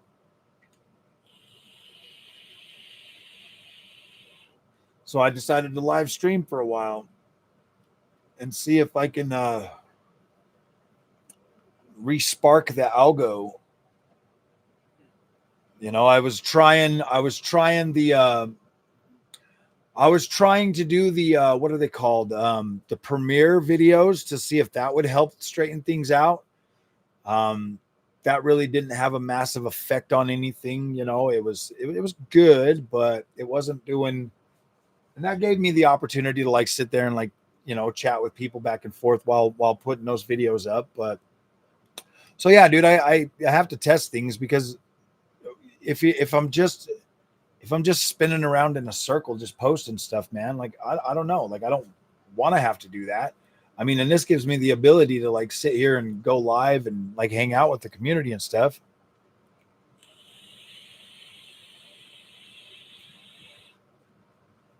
Yeah, exactly, man. Like the views are just changing. So from what I've heard is like now it doesn't matter if you got subscribers or whatever, blah blah blah. They're just not sending your stuff out to even the people. They're like letting the videos go out and just live or die on their own. And so I'm like, what the hell is going on with that? Like, why wouldn't you send the content to the people that actually want it? And then when you look at it, when I look at my numbers, like I'll go through and I'll look at it, and like the views will be like 10% like sent out or something. And I'm like, what the freak? And then all the views are coming from people that have not even subscribed to the channel or something. You know what I mean? So I'm like, what the hell is YouTube doing?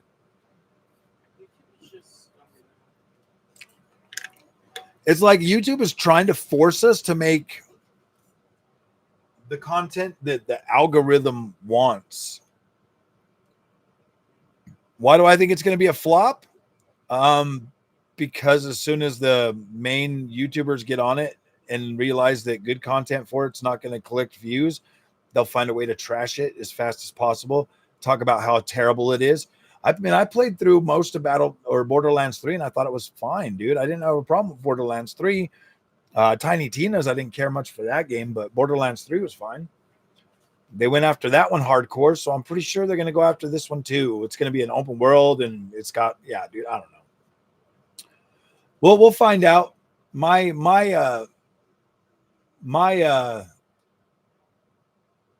think they're going to trash it. Battlefield's going to get all the love, and Borderlands is going to get trashed.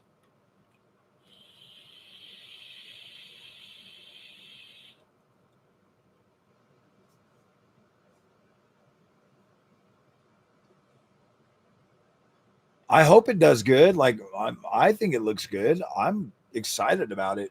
Like I get to play it in 6 more days on my RTX 5090 and my 9070 XT, of course.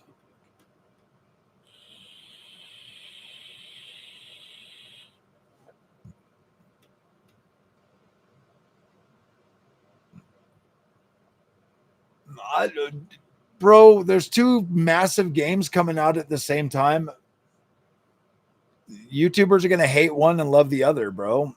Battlefield's going to, I think maybe they both get the equal amount of hate and love. I don't know, man. I don't know. It's not even about the games on YouTube, my friends. It's not even about the games. It is all about what is going to get YouTubers the most clicks.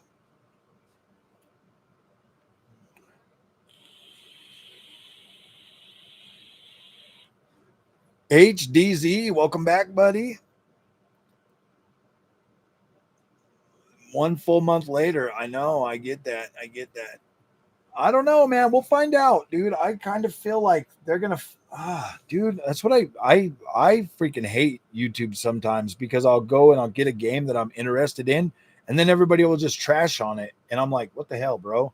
And unfortunately, Borderlands 4 is something that I'm really excited to play. So I'm just, call me cynical. I'll come out and I'll be like, yeah, this game is awesome. And everybody will be like, this game's trash. It doesn't have this. It doesn't have that. And blah, blah, blah, blah, blah. And I'm like, oh, gosh, dude. I just can't wait for the cacophony of freaking morons out there, the grifters out there trying to kill everything, man, because they're freaking lame. They're like, like Dreamcast guy will be like, oh, it could have been good. Oh, Borderlands dead.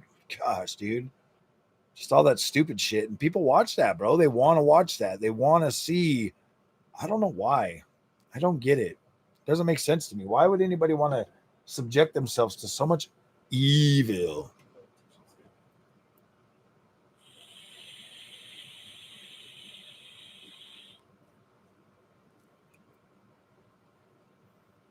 Yeah, and yeah, I get that. But I mean, I get drowned out. My channel's small. I get drowned out by the clickbaiters, bro. I'm not a Borderlands channel, and I'm not a clickbait channel anymore. Well, at least I try not to be every once in a while, but so I'm like right in the middle. I get drowned out. Either way, either the grifters drown me out or the hardcore dedicated channels drown me out. So I'll play it. I'll put up some content on it. Depending on the content, how well it does, I will, I'll go from there. Hell Is Us. I love that freaking game, but I think the content has ended for that.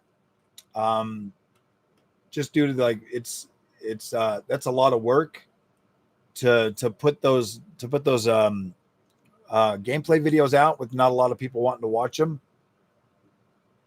So I don't know, guys. I do want to finish that. So I think I am going to finish that. And if I can finish it within a reasonable amount of time today, then I'll do another live stream tonight.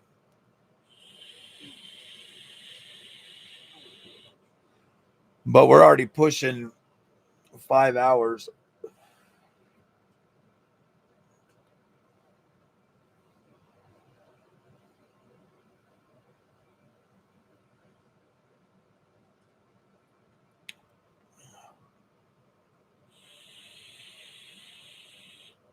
Nice. Yeah, I just need to finish. I need to finish it. I'm on Act 2 now. I'm on Act 2. I'm looking for one of the tablets. I went to Maristan, and now I'm in another little area. But I think I have to bounce around those 3 right now. Is Chronos worth it? It runs good and it plays pretty good. You are going to have to use the features, though. Yeah, Chronos is worth it. It is a pretty tough game, though. I just got my ass handed to me during this live stream twice, bro. I was like, gosh damn.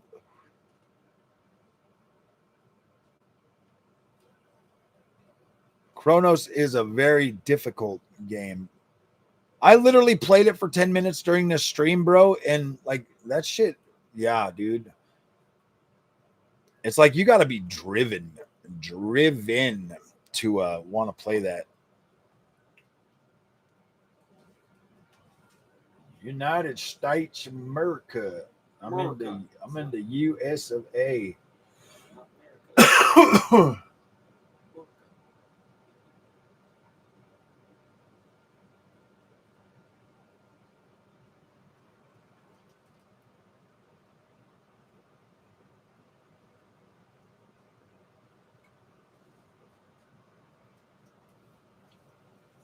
Yeah, my laptop is back up and ready to go.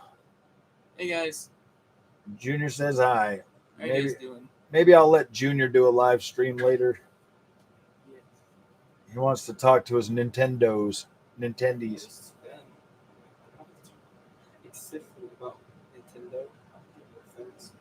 Yeah, I mean, I would let you sit here and do one, but I got to freaking play games today, so I can't really do that. Oh, they said, "What's up, Mini Frog?" The little toad wants to talk about Nintendos. Would they like a stream? Would anybody even show up if Junior wanted to do a very own live stream all by himself?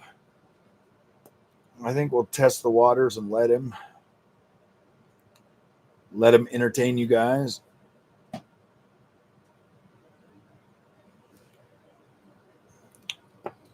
I've let him make his own videos already. I've been teaching him how to use the other camera and see.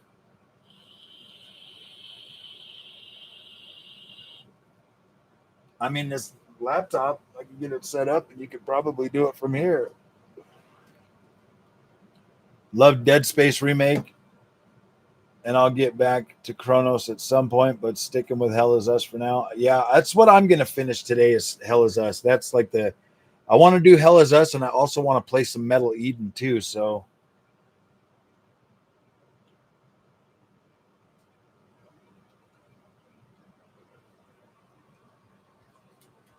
Froggy.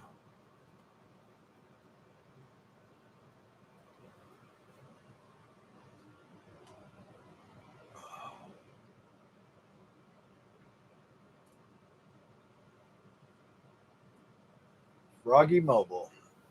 Do it. Speaking of Nintendo, I need to get an HDMI adapter for my Nintendo GameCube. Yeah. Yes, you do.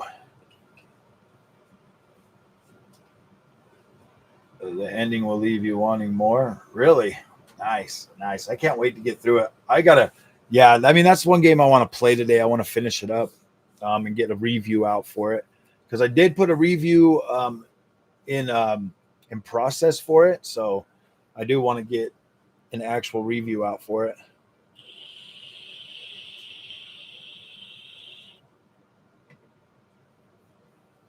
Oh, man.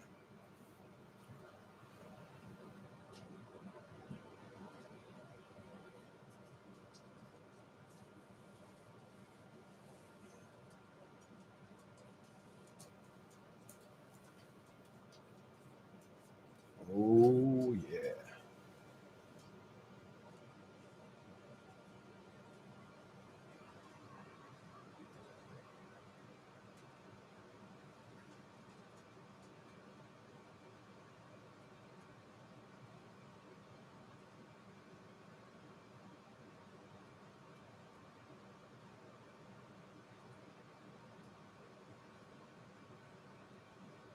Sorry, guys. It looks like I've got to.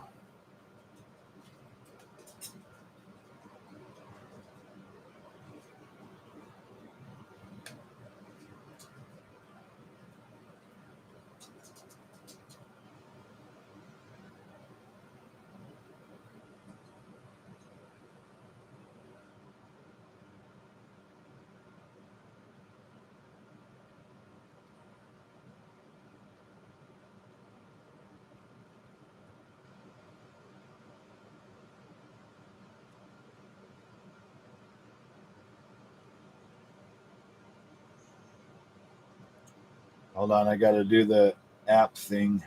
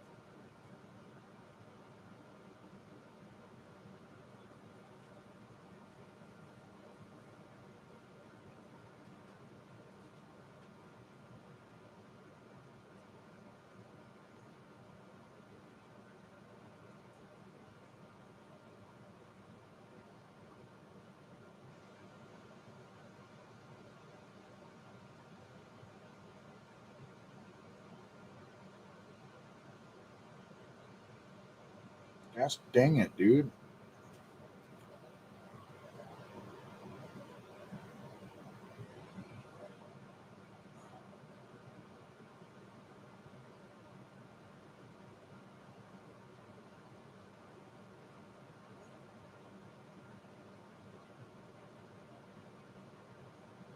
What the freak?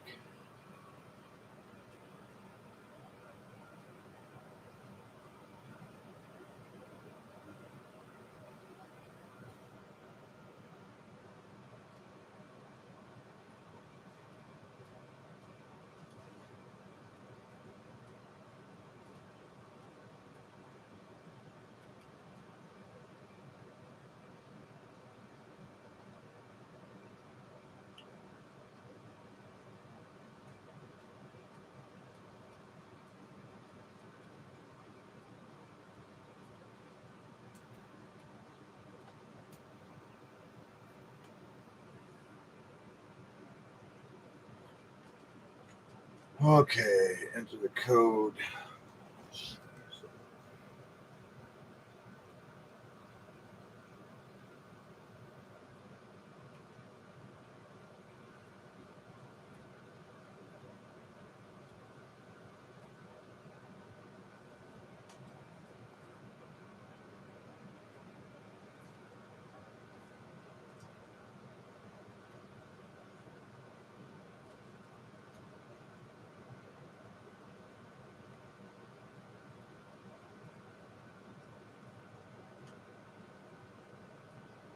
Gosh dang it, dude. Sorry, guys. I was trying to get that freaking this thing. I've got like so much extra security now after freaking my account getting hacked. So I got all this extra security.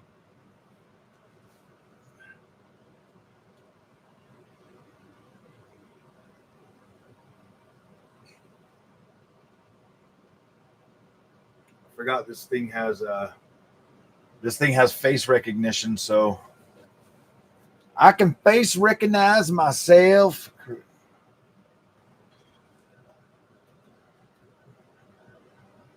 recognizes me.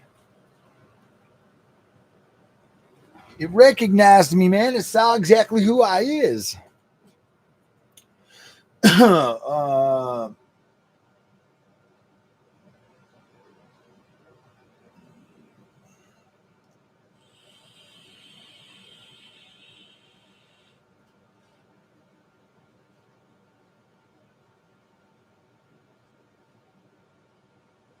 Okay, so I'm very happy to have this one back on.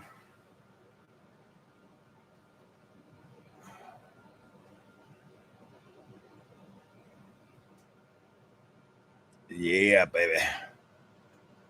When the account got, oh yeah, dude, I was so irritated with that, bro. Oh man,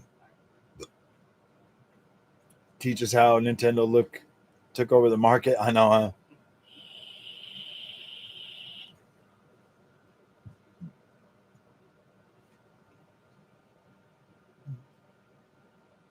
Oh man, I thought it like froze up for a second. I was like, what the freak?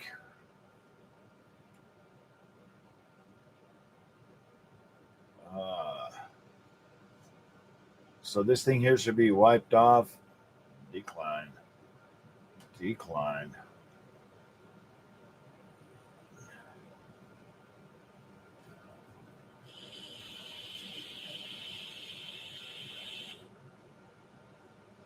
Damn, Microsoft trying to get me to buy all this stuff.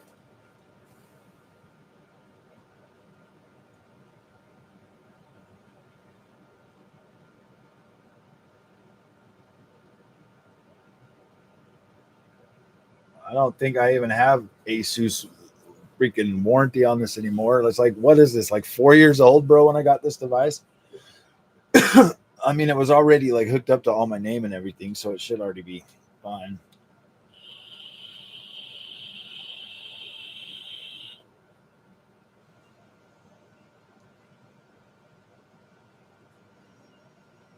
I just got off and you're still here. Yeah, dude, I told you. I mean, I've been on for like 5 hours.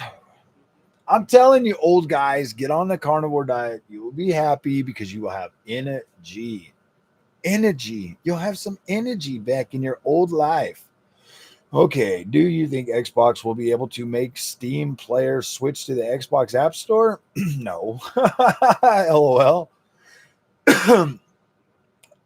I mean, I guess if Microsoft deposited $1,000 a month into everybody's bank, they would switch. But do you think they're going to do that?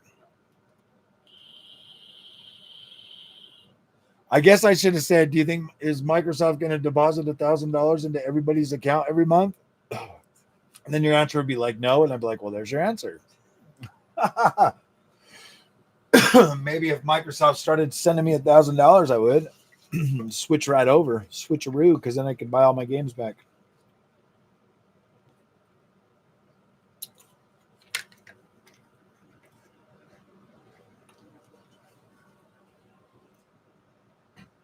Oh.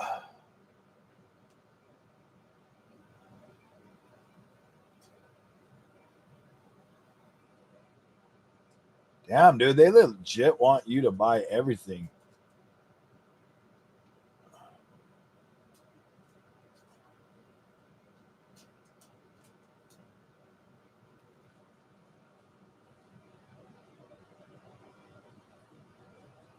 Oh my gosh, now it's got to update so much stuff, man. Holy crap.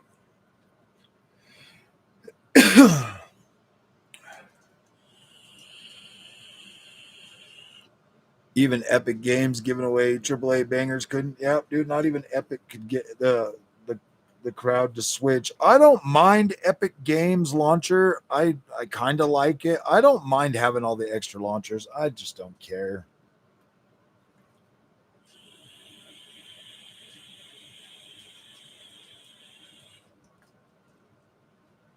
That is a lot of updates that this PC needed.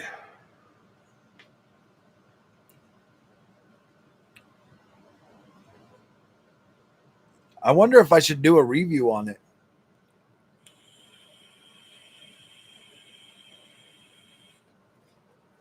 The ZenBook 14.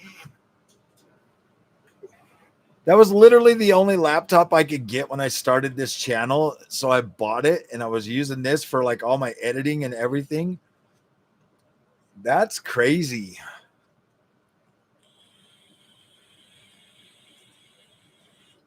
But I do have like a portable drive to upgrade it with.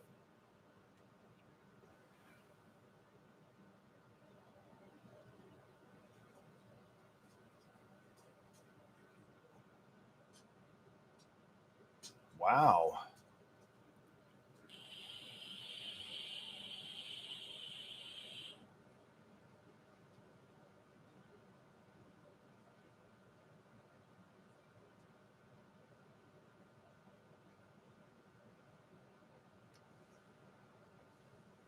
I might need to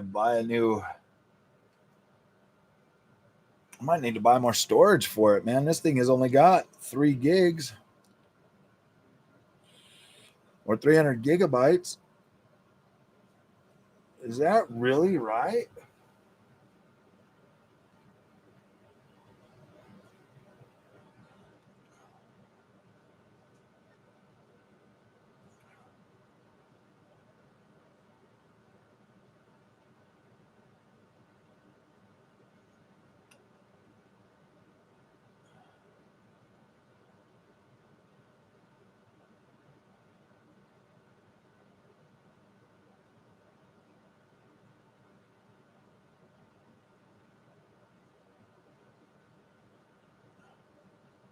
All right, let me see real quick.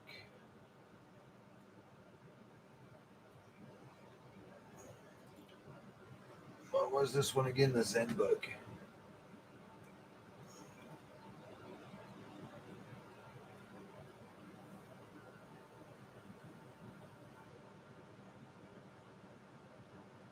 ZenBook 14. Oh gosh, what was it? Like a Q.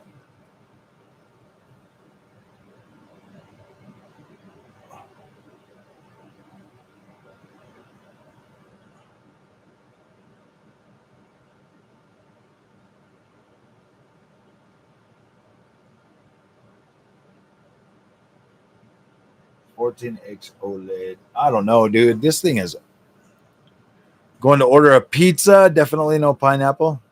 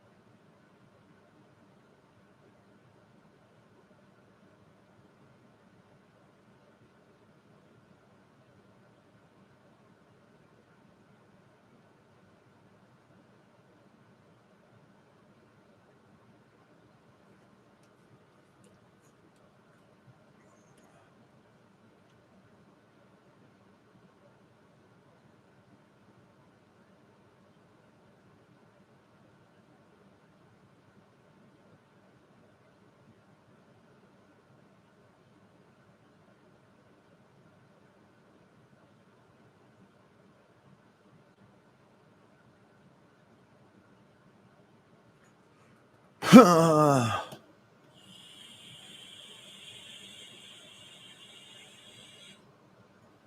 need to find out what this freaking thing is all about. But you know what? Everybody's like leaving, so I'm probably just going to end the stream and start playing games in a momento. Uno momento.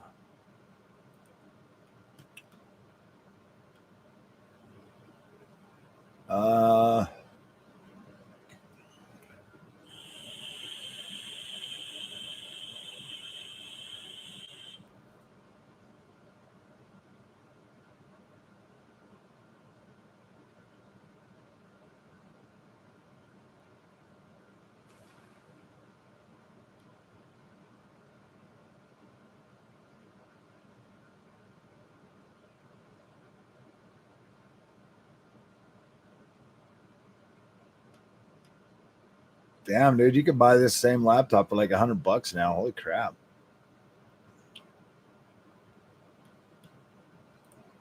That's crazy. That's crazy.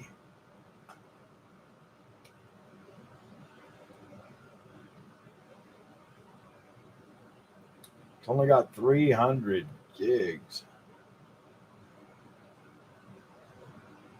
As soon as this thing's done installing, I might take it apart and throw in one of my other SSDs that I got.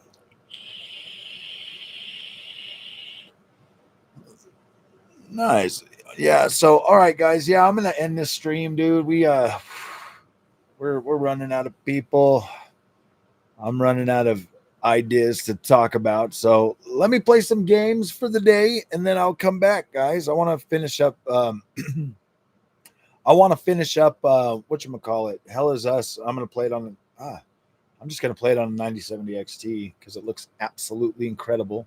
So all right, my friends, thank you guys for coming and spending 5 hours of your day with me. That was freaking awesome. And we'll see you guys in the next one. I'm going to let it get right to 5:30. So we're going to say it for another minute and a half. Game out. Tell me, though, do you guys really enjoy this live streams again? Or should I just keep making my dedicated videos? Because I don't know. We've live streamed for like 3 days in a row now. Or 4 days in a row. 4 days in a row we've done live streams. Just want to know if you guys are actually enjoying seeing that much of me, or if you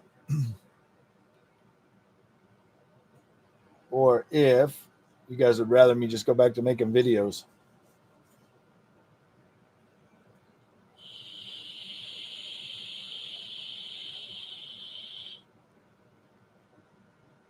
Ooh, man.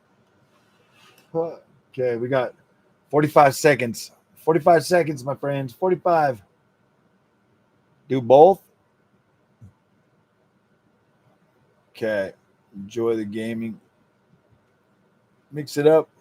All right. I will put more videos out too.